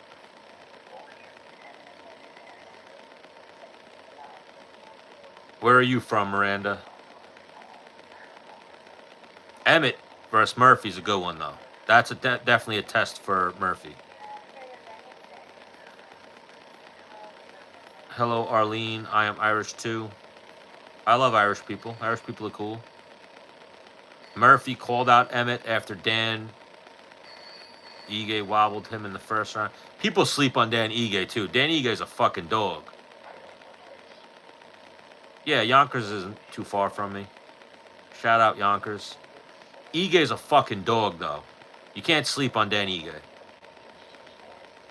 That's even like I was just saying. If you go watch the Lopez Ige fight, what did he took that fight on a day's notice? Is that the one he took on a day's notice? He was fucking Lopez up at the end of that fight. Yeah, 50K Ige. Him too. Always been very cool, Dan Ige. The interactions I've had with him. So Ige used to be the PR guy. Now John Morgan's wife is the PR lady for Dominance MMA for Ali Abdelaziz's roster. But Dan Ige used to be the PR guy. He was an MMA fighter, and his side job was he used to handle the PR for all the fighters. He used to handle it, and Puna Soriano was actually like his assistant. So to book interviews for Ali's guys back in the day, you used to have to go through Dan Ige or Puna. And then when they both started having more success in their fighting career, Puna got into the UFC. Dan Ige was in the UFC, but started winning some fights and really working his way up. Maybe even after he won the 50K, he was like, I'm not doing this PR shit anymore. No, I think Dan Ige is better than Neil Magny. Neil Magny is the definition of the gatekeeper. But okay, maybe now that I said that, that could be Ige too, but Ige is definitely better. Magny isn't the best. But he's won a couple of those fights where you're like, he's going to get fucking destroyed, and then he wins. I think Bahamondes... Oh, wait. How do you think Bahamondes is going to do against a black? Like against a black guy? I think he's going to win tomorrow, Bahamondes.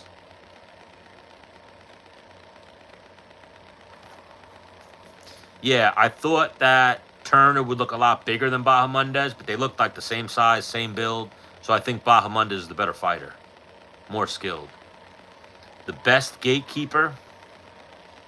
That's a tough one. I mean, dare I say Dustin Poirier? Like, he was always a good benchmark. Never a champion, but always, like, the guy.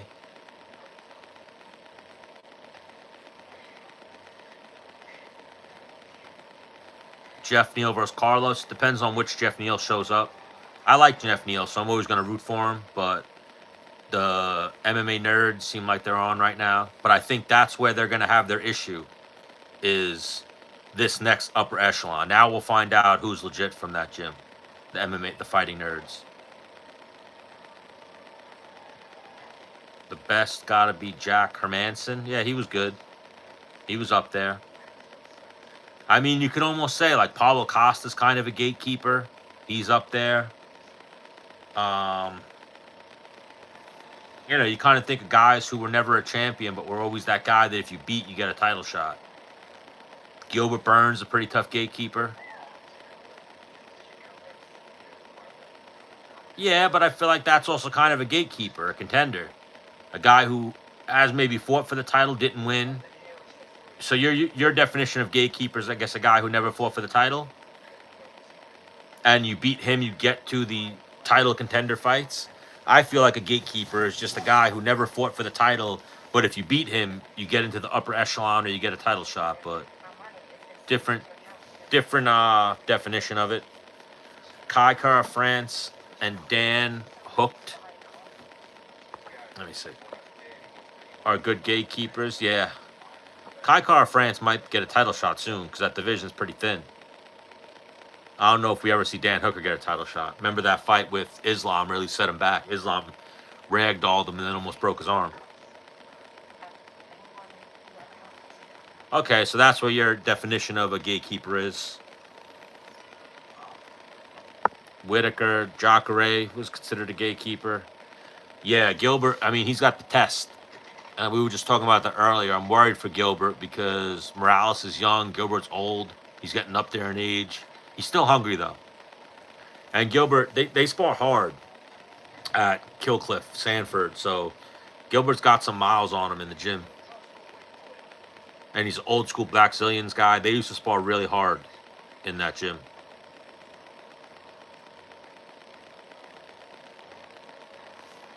Yeah, so a little difference of opinion on a gatekeeper. But yeah, a guy who's around that. Well, or are there different levels of gatekeeper? There's the gatekeeper that breaks you into the top 5, the gatekeeper that breaks you into title contention. I mean, he almost beat Usman. He almost beat Khamzat, too. Yeah, I wouldn't call Whitaker a gatekeeper. You could turn into a gatekeeper, though, if you're a former champion, and now, like, it's pretty much for Whitaker. If you beat Whitaker, you get a title shot. It's all subjective. Same thing as scoring fights. It's how do you score a fight? Do you score it on control? Do you score, how heavily do you score takedowns? Do you score damage? Do you score volume? A lot of fighting is subjective, and it depends on what you're seeing and what you like. But yeah, there's been some good gatekeepers. Trying to think of some other good ones that would like stand out, but I feel like Neil Magny, I guess, is the prototypical gatekeeper. Any Jewish gatekeepers? I do not know. I don't think Kenny Florian's Jewish, is he? Jack Hermanson exposed Joe Pyfer. Is Jack Hermanson still fighting? I feel like that happens though with young fighters sometimes. Like Joe Pyfer's ceiling could still be higher. He just got stopped there. You know, we've seen a lot of people. Paul Craig has stopped a bunch of people that went on to then be a lot better. Paul Craig is right. Paul Craig beat Ankalaev, if I'm not mistaken. Paul Craig beat Jamal Hill, who then went on to become a champion. I feel like he's got another big win too, Paul Craig. Yeah, I feel like Joe Pyfer, I feel like they're trying to avoid that now with what's his name, with Bo Nickel. They're trying not to have him jump the line too quick. If Pajeda wins, we might get Jones versus Potan. If Ankalaev wins, we could get Jones Aspinall. I think Jones is waiting for money. We talked about it at length earlier. Everything with John Jones right now depends on contract negotiations and the UFC not wanting to give in to his demands. Dana White probably chuckles and laughs when the fans shit on John Jones and call him a duck and all that shit, because it kind of helps his negotiating power and his leverage. That's the whole issue right now, is leverage and money. It all comes down to money.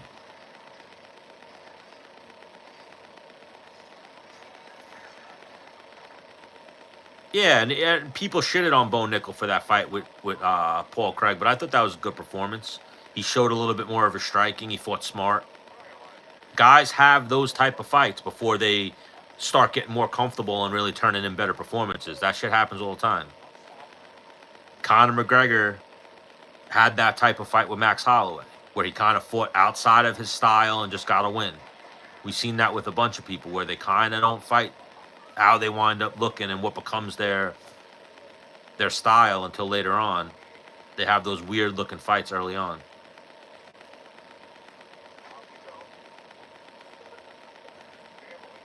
Yeah, you mean Bo Nickel knew the submission threat of Paul, but even there, I feel like Bo Nickel's good on the ground. He could have went on the ground with him. If Jones wins, he will have more reason for himself to push for the fight.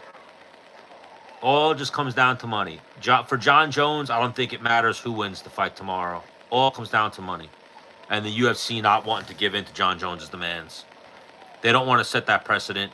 They just gave him a bump in pay when he came back for Cyril Gane.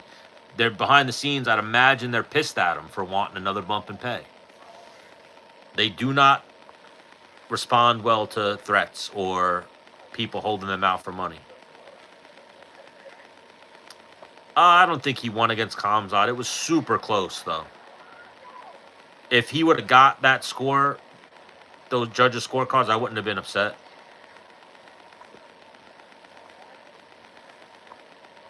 But yeah, I don't know if we see John Jones versus Aspinall because the money's not going to be there. The UFC's not going to pay him.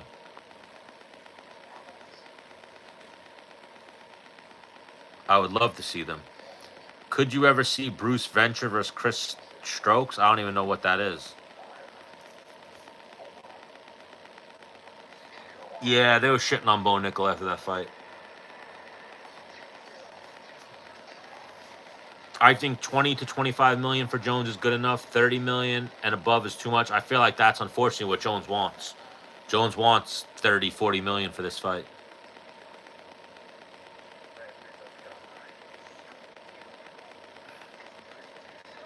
I don't know who you're talking about. Mick Bull versus Lucas Frost. Are these video game characters? Isn't Lucas Frost the guy in the video game? Yeah, Cyril Gane's an outlier, though. You see a few of those guys. They're outliers when they start fighting that late.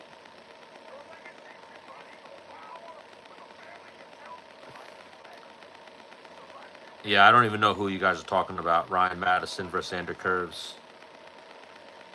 Don't know any of these people. But again, said it before, tomorrow is going to be a good night of fights. Very excited for it. I'm up late right now, so I'll sleep late tomorrow. Hopefully the day doesn't drag. It's not too long. And these fights get here quick. If you guys haven't and you've enjoyed, throw me a subscribe. Go follow my other channel, Stan the Man MMA. Trying to get some numbers up on that one. I'll be going live on both of them tomorrow as well as TikTok.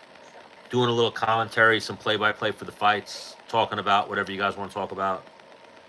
Bickering with the trolls. Dana said it himself that it all comes down to deciding when and where the fight will happen. Yeah, Dana also said Conor was fighting in 2023, 2024, and 2025. I feel like it just comes down to money.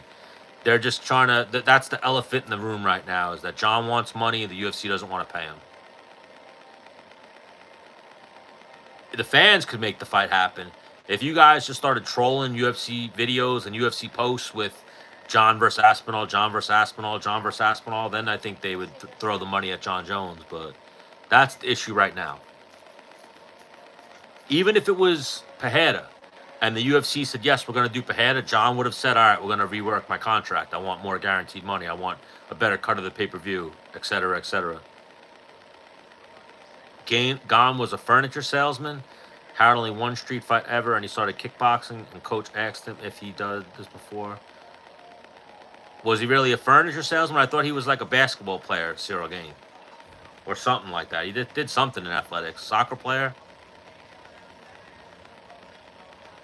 Juliana Pena started really late. There's a few outliers that started late.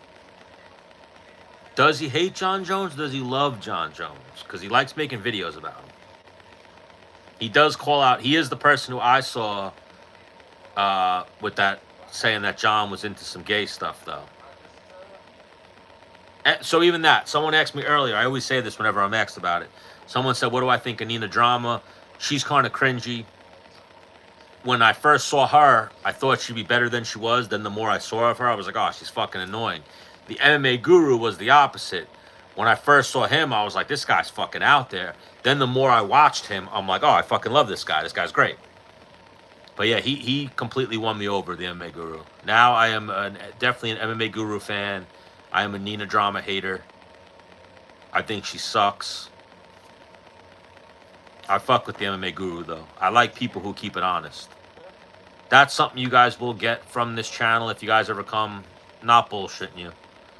Everything I say, we could vet in some which way, and just, I'm a straight shooter. I'm not into bullshit. I never understood why people lie and people bullshit. Honesty's always the best medicine. But UFC can pay him the big money and they choose not to. Oh yeah, they're absolutely capable. The problem that I have, if you will, with the UFC is that the bonuses have gone down. The pay has kind of stayed the same. And the company's 100x'd in value. The company's worth like $10 billion right now, but they're not paying the fighters more money. And Dana's even going out right now and starting a boxing promotion where they have the Ali Act. They have a better bargaining leverage for fight purses and whatnot. And the UFC fighters can't get that. UFC settled a court case because they did not want the fighters to get amended to the Ali Act. He does not want the fighters to get better pay, which is fucking insane. I think MMA fighters, and that's the crazy thing about boxing or MMA.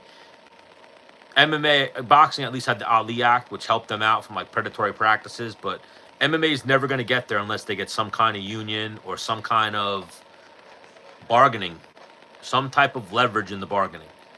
They're never going to get it. They all stand too much as individuals. Conor McGregor's never speaking up for the group.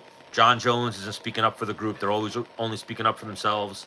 The only one I've ever seen speak up for a group, and it was just his group, was Nate Diaz. Nate Diaz was like, pay me what you're going to pay me, but sign all my friends. I never liked Nina Drama for her sexual acts and jokes is so annoying and cringe, but her interview with Ankalaev is all right. I haven't seen it. I stopped watching her interviews after she started to annoy me a little bit. I remember watching the early, like 1 or 2 early Strickland interviews. I was like, oh, she's funny. Then the more I saw her, she just started irritating me. Can't put my finger on it, just don't like her. Not the type of journalist I like to watch. I like Helen Yee. You know, so you can't call me a sexist or say it's some bullshit or blah, blah, blah. I like Helen Yee. I like, there's probably another female I like. I like Laura Sanko. I like some other female reporters that are tied in with the UFC. I just don't like Nina Drama. Even Devin Haney has bigger pay than the UFC stars. Yeah, the boxing and UFC pay is so... But they have the Ali Act, so they are able to get better money. Yes, Khabib ruined Conor psychologically. Do you ever see Khabib post about Conor? Conor still posts about Khabib. Calls him smelly rat, all types of shit. Khabib lives rent-free in Conor's head. Yes, Dana is a harsh, a very stern businessman. Doesn't give a fuck about other people's pockets. He said it before. The fighters will move on and they will be replaced. I like the Schmo too. Little cringy sometimes with the voice and whatnot, but I've met the Schmo in real life and I've gotten both sides of it. I've gotten the actual dude, the Schmo. He's a good dude. I like the Schmo. Dana will also protect Jones because Jones is the draw. He'll tell us Jones is saying one thing because it makes Jones look like the GOAT. All comes down to money. Same reason why they're not so high on Conor McGregor right now. They're not talking about Conor because Conor wants to go out on his own. He doesn't want to re-sign a contract and wants more money. He wants a bigger piece of the pie. So the UFC is like, what do we do with Conor right now? Yes, Francis spoke up and he got outcasted. That's what happens. Randy Couture spoke up. Randy Couture is wiped from the UFC history books. And Dana White speaks ill of Randy Couture, and it's all because Randy Couture wanted more money. Yeah, I've met the Schmo a few times. The Schmo's a good dude. A lot of the MMA journalists are cringy, and you'll meet them, and you kind of feel like they're snakish, and they're kind of like douchebags. And then you see them at the press conference. They ask the stupidest fucking questions. The Schmo's a real one, though. What's up, Jay Slice? The crazy thing with Conor is, and I don't know if you guys, how well you guys remember this. Some YouTubers said current Alex Pereira would beat 2020 John Jones. I think that's ridiculous. I think 2020 John, I think any John Jones, until I see him beat, and not a close fight where he gets the decision, until I see the L go on his record, he always finds a way to win. So I got Alex for tomorrow, but again, I wouldn't be surprised if Ankalaev shows up and puts on a performance of his life. But I think Ankalaev's going to stand with him. I think people are underestimating Pereira's grappling.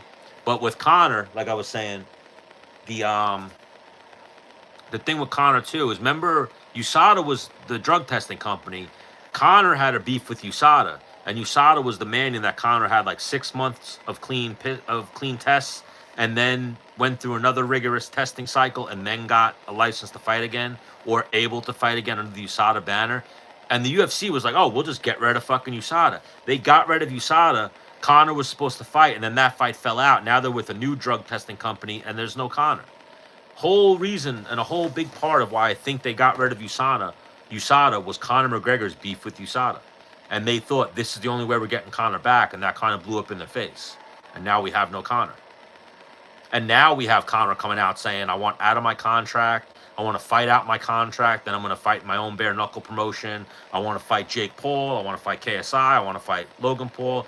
He's not interested in signing a new deal with the UFC. I think the UFC thought they were going to sign a new deal with Conor use that as leverage for when they renegotiate their TV deal and say, oh, well, we got Conor coming up in these big fights, so we'll have huge spikes on your program, on your Netflix or your ESPN. And Conor was like, no, no, no, no, that's not happening.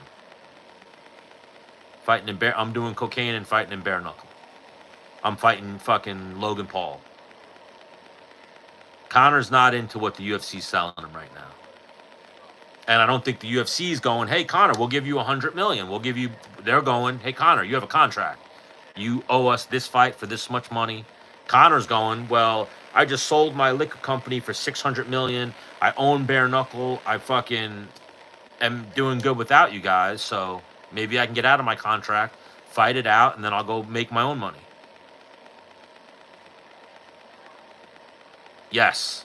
That's what I've been saying, Jay Slice, is people forget that Glover, for a minute, was the guy at 205. Granted, there was no John Jones, but Glover's arguably one of the best grapplers we've seen at 205.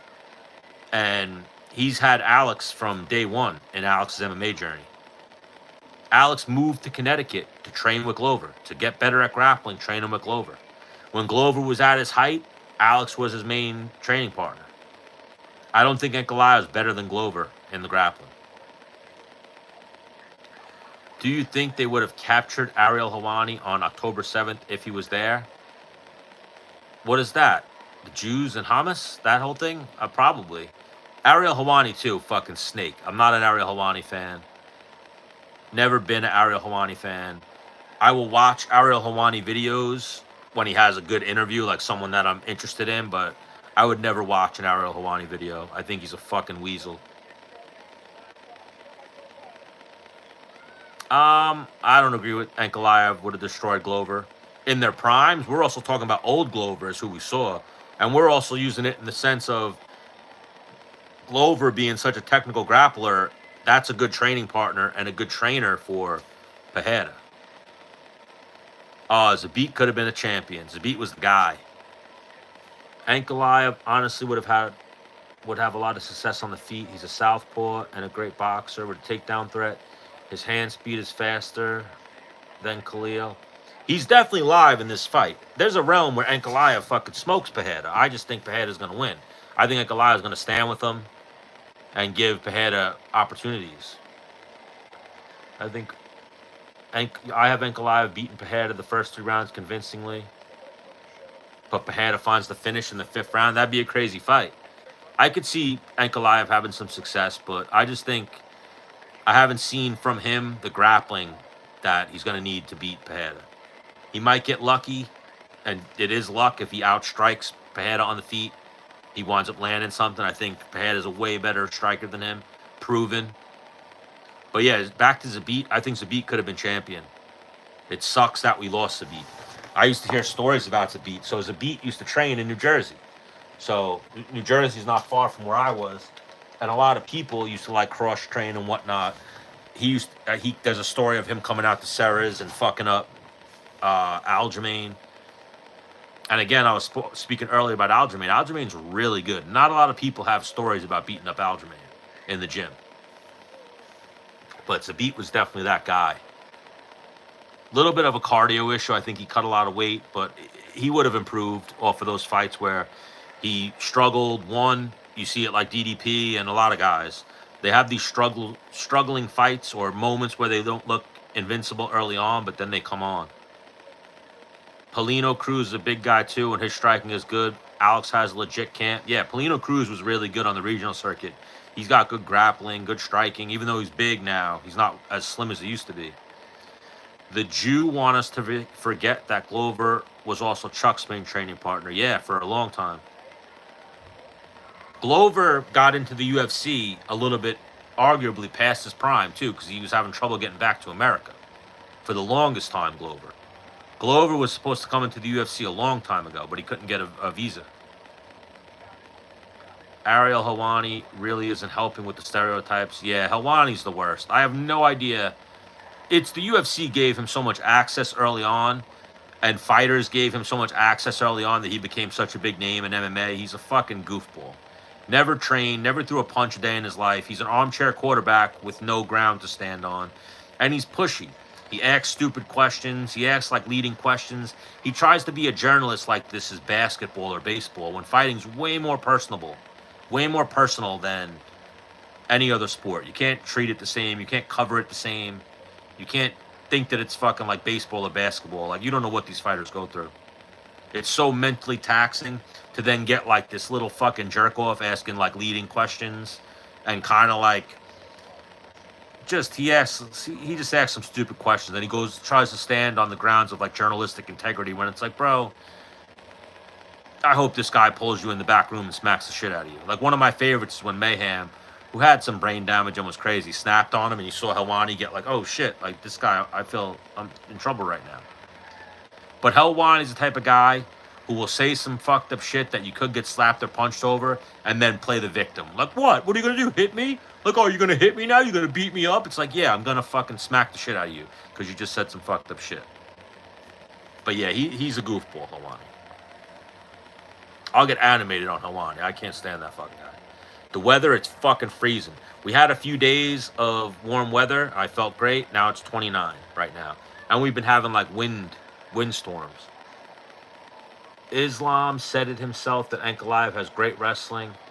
Yes, I definitely think he's got solid wrestling, but I just don't think he's Khabib or Islam like a lot of people think he is. Like, he's not going to... He might, but I don't think he's going to come into this fight, take Pereira down, hit him with the Dagestani handcuff, and fucking ride him and fucking rear naked choke him real quick. I don't know about, that happening. Could, but... Zabit left for a good cause. What was the cause? I feel like he left probably for money, a better job, to become a doctor or something, if I'm not mistaken. Yeah, the UFC doesn't like Aljo. And yeah, Aljo, I've always known that about Aljo. He was the human backpack. So I always had size on Aljo. But I trained with Aljo many moons ago. And I'll be transparent with it. I submitted Aljo. And then there's only been like 3 or 4 people in my life that ever were like, we're doing another round. So Aljamain went with me until he gassed me out. And then he took my back and fucking strangled me. And I was a 55er, he was a 35er. But yes, I had some good work against Aljo, but I was bigger than him. But then I saw back then the craziness in Aljo that he was like, hey man, we're going to go again. I was like, all right. And then the next round, he was like, we're going to go again. And his cardio completely outlasted me. And at this point, he was the CFFC and Ring of Combat champion. He was like 6-0 or 7-0, was right on the cusp of getting into the UFC. And he was going to be part of our gym. And the coaches kind of didn't give him the attention. Then he went to Serra's. They gave him the attention. And the rest was history. A lot of ego at my old gym. That we had a few guys like that where they came in, kind of didn't get the rub, and then they went to Serra's and basically made it to the UFC. But yeah, Aljo was always really good. Very mentally strong, great cardio, and he's been the backpack for the longest time. If you look at his early UFC fights, he was taking people's backs. Sometimes I'm salty about Pereira because he's very lucky. Let me actually move this so I can read it better. He's very lucky to not face the level of light heavyweight. Yeah, he's definitely in a thinner light heavyweight division, Pereira. I could see that. It's not as a murderer's row as it's been in the past. I feel like the later you start, you're fresher. Not necessarily. It's kind of a tale of two things. Like, if you start younger, you got better technique, but then you're also more beat up. Like, by the time I became an adult, like, I was way fucked up. Past my prime at a young age because of injuries and because I started so young.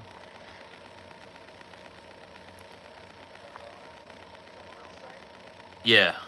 In case you can't tell, I've been hitting the head a lot. I started boxing when I was 7. I think Cejudo never should have came out of retirement. Cejudo is another case of, like John Jones, negotiations with the UFC went bad, and we wound up seeing Cejudo lose 3 years of his prime. When Cejudo retired, that was a negotiation tactic, trying to get more money from the UFC. Did you see his beef with Jake Shields? Who's beef with Jake Shields? Mayhem was really close at Rampage. Yeah, they were really close back in the day. I do not like Luke Thomas. I don't know if he's a Jew like Ariel, but I'm not a Luke Thomas fan. And yes, I did submit Aljamain way back in the day. Bro, I had really good jiu-jitsu. And I was bigger than him. Aljamain, Ariel Helwani's beef with Jake Shields. I did not see that.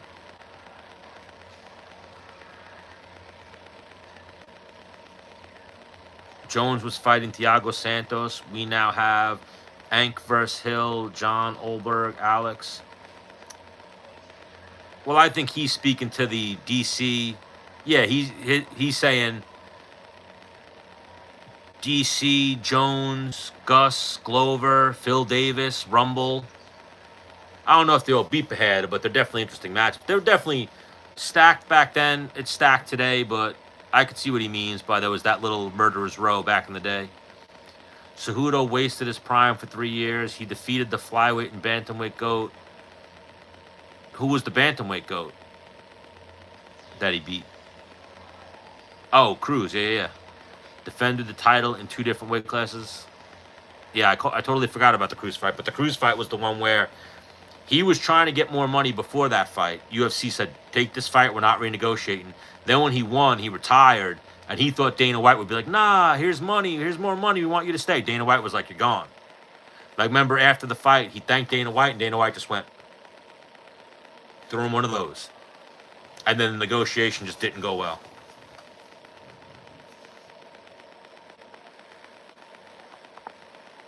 I mean, I'm not going to speak on training like I just did. I probably shouldn't have even said anything. But I have a list of UFC guys that I've submitted.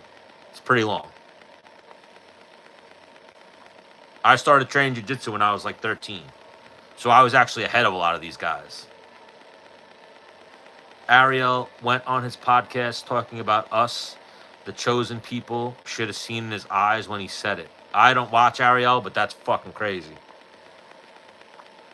And yeah, Aljo was a, I think, D3 wrestler from Cortland, but probably could have went D1. He just had horrible grades. And he started wrestling late, Aljo. Bro, Aljo was good, but don't slack, don't hate on your boy, bro. I was good back in the day.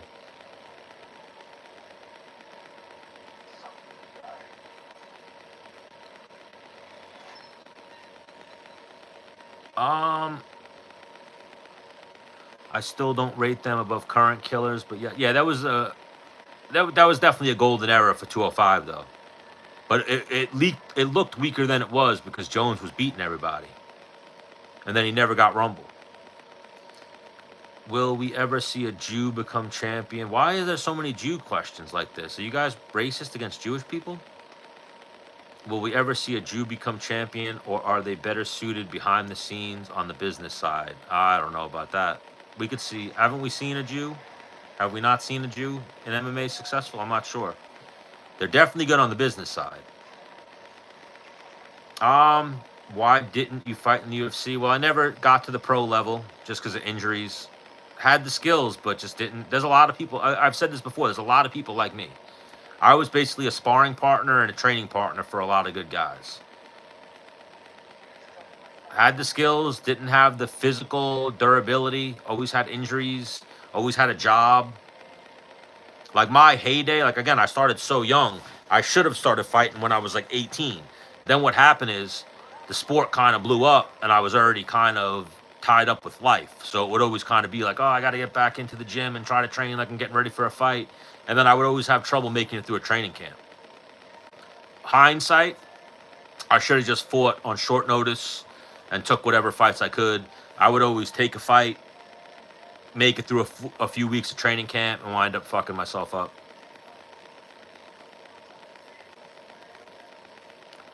I was about to say Beneil Dariush is Jewish, but I think he's Christian.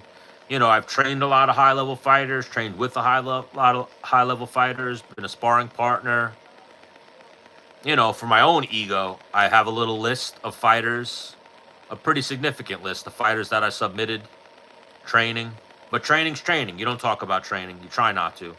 But I was just using it, the Aljamain story, to the sense of I saw way back then that Aljamain was good on the back and was a fucking mental maniac. So the only people that ever were like, we're doing another round because I maybe got the better of them the round before was a guy named Hugh McKenna, who, if you Google him, was a durable pro who just couldn't really compete at the pro level, like was a mental head case a little bit. Really good dude though, but in the gym he was a killer. Him too. He's beat many really good UFC fighters. Gregor Gillespie, who, if you guys know Gregor Gillespie, one of the most underrated guys, kind of had that fight with Kevin Lee and then kind of lost his love for it. And on top of, Gregor Gillespie was a really high-level wrestling coach, so he never needed to fight. Gregor's rich off of wrestling privates, never needed to fight. He fought for his own ego or whatever. And Aljamain, only ones that were ever like, we're doing another round. And they went with me until they fucked me up. And I was a carpenter swinging a hammer, doing my hobby. These guys were professional fighters. But I was always pretty good. I was always a very good training partner in the room and very solid. Dennis Bermudez is on the list. Gregor. I don't want to start naming them, but there's a good amount.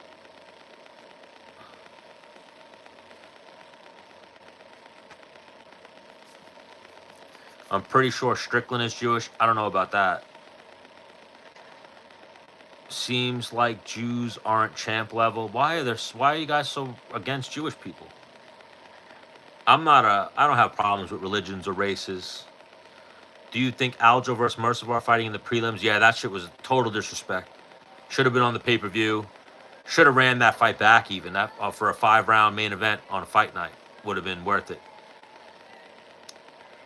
Islam Volk won. I thought maybe Volk could have got it. It was close though, but Islam probably stole it. And then same thing with Jones versus Gus won.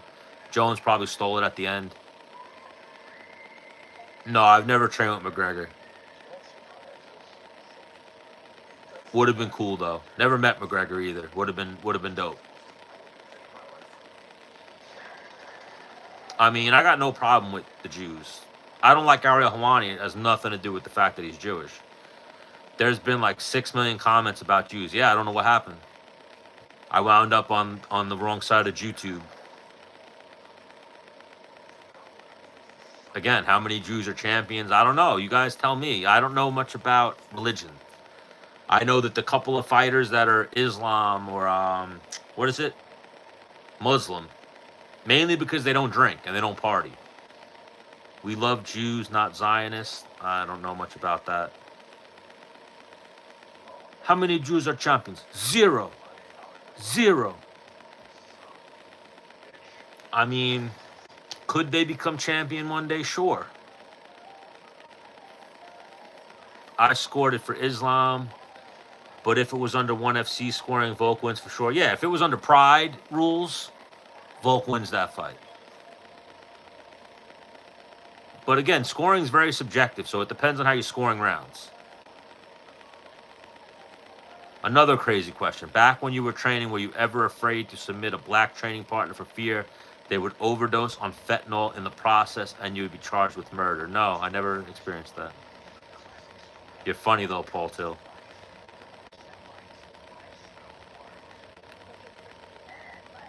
They don't play sports. Who doesn't play sports? Jewish people? I think they play sports. Volk lost Holloway too. I heard a few people say it and never saw it. Yeah, I remember the one of the fights. But no, I think even he lost the first 2 rounds. 3rd round was questionable, and then he won 4 and 5 with wrestling. But I think it was the second fight where Volk dropped him with a punch early and then dropped him with a head kick, if I'm not mistaken. He had Volk in some trouble. But yeah, even you guys that love the Jews, do me a favor, throw me a follow. Go follow my other page, Stan the Man MMA. I'm going to start going live a lot more with things like this. Call it MMA Late Night, where we just go on and we just talk about, I guess, Jews in combat sports and upcoming fights, recap some fights. I'll definitely be live for the fights tomorrow night. Do a little recap show after.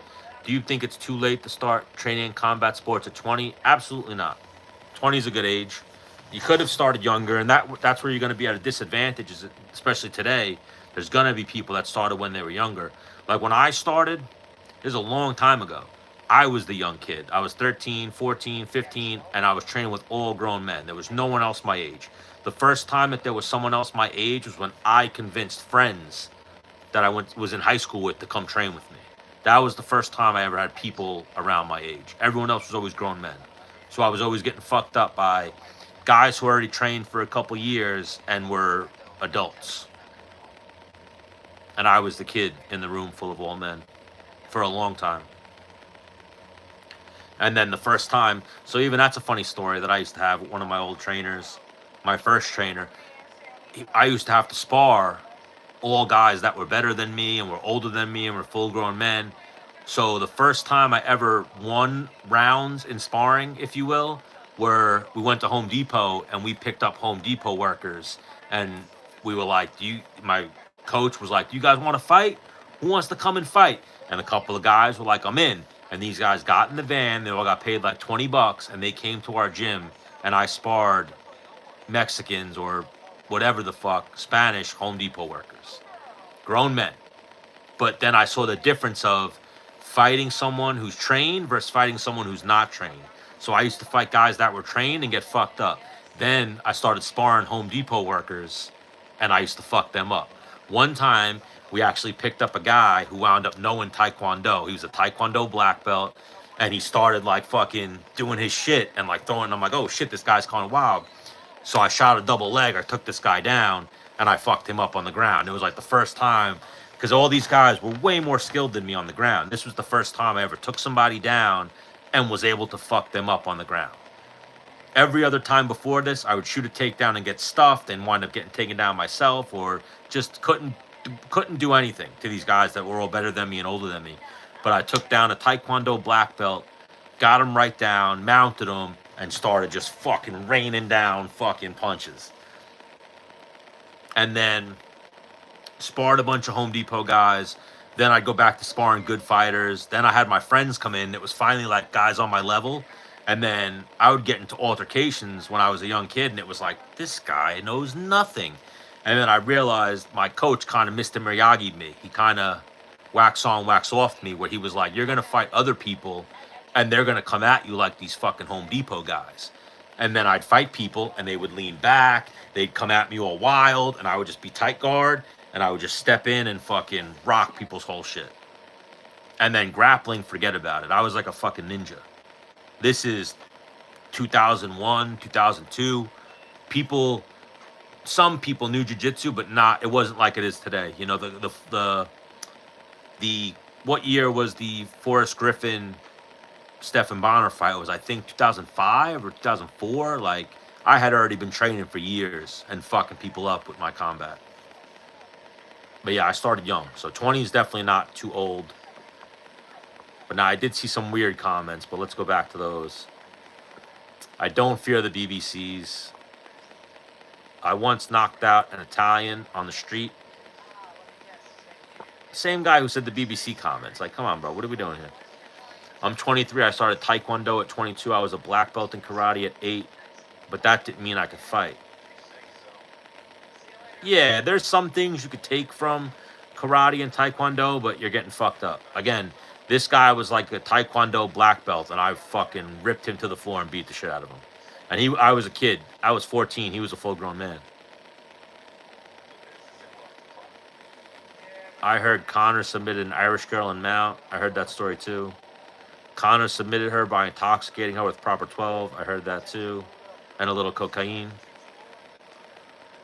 So we got John Jones throwing combos, Dana with the Stockton, and Connor with the sub. What is the best submission hold to get your debt interest back from a Jew training partner? Probably a guillotine is the simplest. And so one of my coaches too went to jail at one point. He wrote me a letter, and that's what he said in the letter. He's like, if you want to know what works in the street and what shit really works, a tie clinch, a guillotine, and knees. That's what works on the average guy. They'll be completely lost. So you could put your hands up and throw wild striking and it's 50-50, you probably have an edge if you're trained. But if you grab a tie clinch or a guillotine or start throwing knees, the guy's going to be fucking clueless. You're going to land some shit. But yes, it's never too late to start. You should start Monday. Most of the great fighters started MMA late. Yeah, you see they started all different ages. A lot of them too, you'll see like Volkanovski, a lot of people, even if they started later, they had a wrestling background before, they had some type of combat. Do you rate Salat? I don't even know what that is. Yeah, I've never even heard of Salat, so I can't rate that at all. I think it's probably ineffective. Judo definitely works on the average guy. Go watch some old school Pride fights and some UFC fights. There have been some good judo guys. Kara Parisian, Manny Gambarian was a judo guy. You could say Ronda, but she was beating up soccer moms. And then if you go watch some of the old school Pride fights, there was Yoshida, who came in. He was a judo Olympian. He used to fuck people up with judo.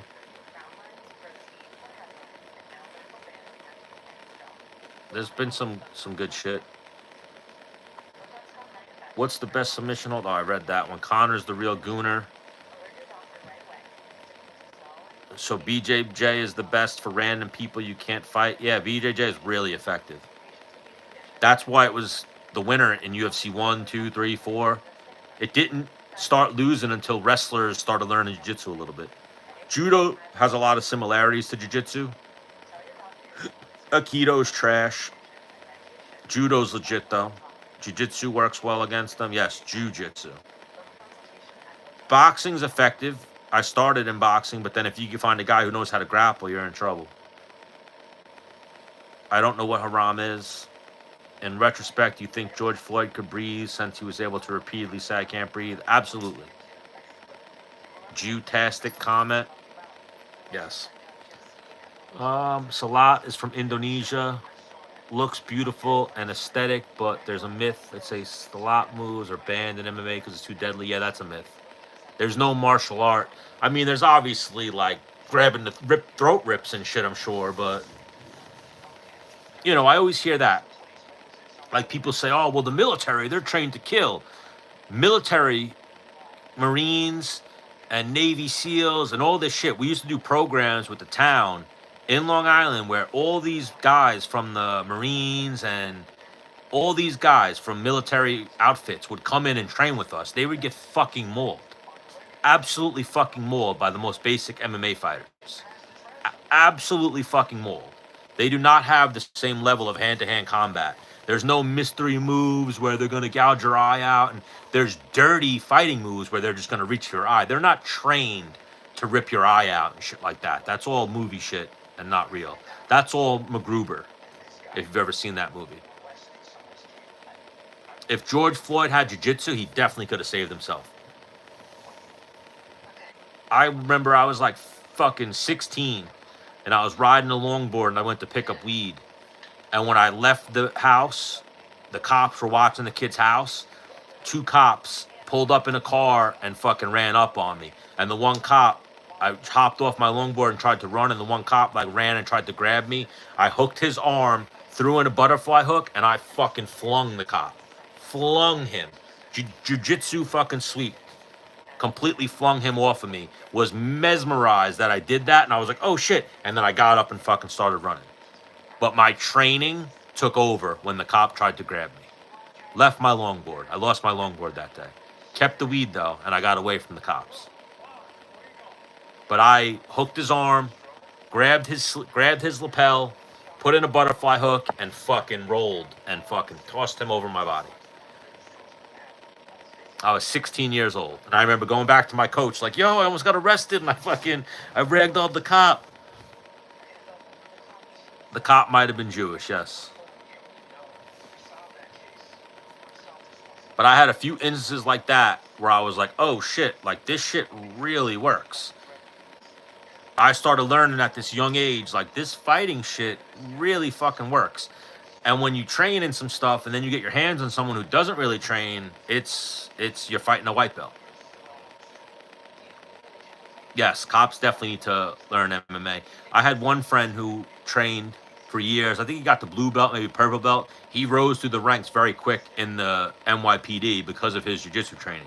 And because at purple belt, he knew so much more than all these other cops that, like, he would stand out at all the fucking training that they would do.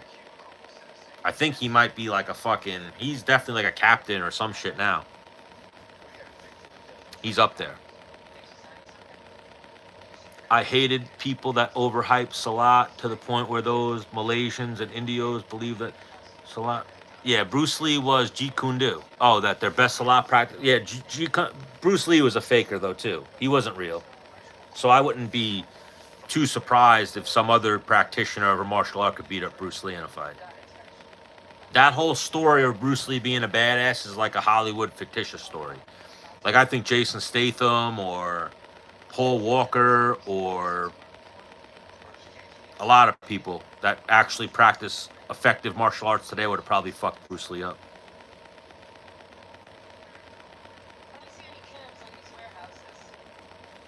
Do you know that tubby guy with Pajeda is an open Freemason? Who? Polino? Why is butt naked MMA banned, especially for women? Are we going backwards or not? It's legal somewhere. They do it. I've seen it on my porn feed. Do you know Pajeda did adult movies before he was in K1 kickboxing? I do not know that. I did not know that. But we're getting to the end now. I'm going to wrap this thing up. The comments getting a little bit too out there for me. I would love to sit here and answer them all night, but if we're not talking about actual fighting, I might as well get some sleep, place some bets for tomorrow. You can find his videos. I don't know whose videos you're talking about. I'm not trying to watch Alex Pajeda porn videos. But again, please throw me some likes. Throw me some subscribes. Leave some comments on the video. Go follow my other channel, Stan the Man MMA. I appreciate you guys for joining, even the guys who are sitting here asking weird questions. What do you think the chances of Aspinall Jones happening? 50-50. You're the man, Jay Slice. Always happy that you come and check in on me and chill with me. As you see, we're slowly gonna keep climbing up our numbers, even though we're getting a lot of the Jew-tube in here, a lot of jiu-jitsu practitioners. But again, fuck Ariel Helwani. Guy's a piece of shit. You're the man, Amazing Gamer. Thank you for joining us. I'll definitely be on tomorrow. Hopefully you guys join in. What about? Oh, someone asked a question about John Jones over here. Oh, well, the Jew talk, I have no idea. You know, I feel like there's a problem in America or in the world where people just hate on Jews. I don't hate on anybody. Whatever religion you want to be a Buddhist, be a Buddhist. You want to be a Muslim, be a Muslim. You want to be Jewish, be a Jew. Let's just do it and all have a good time. Thank you, Amazing Gamer. Hope you have a great day as well. I'll see you hopefully tomorrow for the fights. Hopefully everyone has a good Saturday. We got some good fights. UK here. Yeah, you can't hate on people because then you're putting out bad energy into the world. All right, Jay Slice, you're the man. I'll see you next time. So everybody, have a good day. Have a good Saturday. And I'll see you guys tomorrow night for the fights. Again, Stan the Man MMA. Throw me a follow on this channel. I appreciate you guys. Much love. Well, see you later.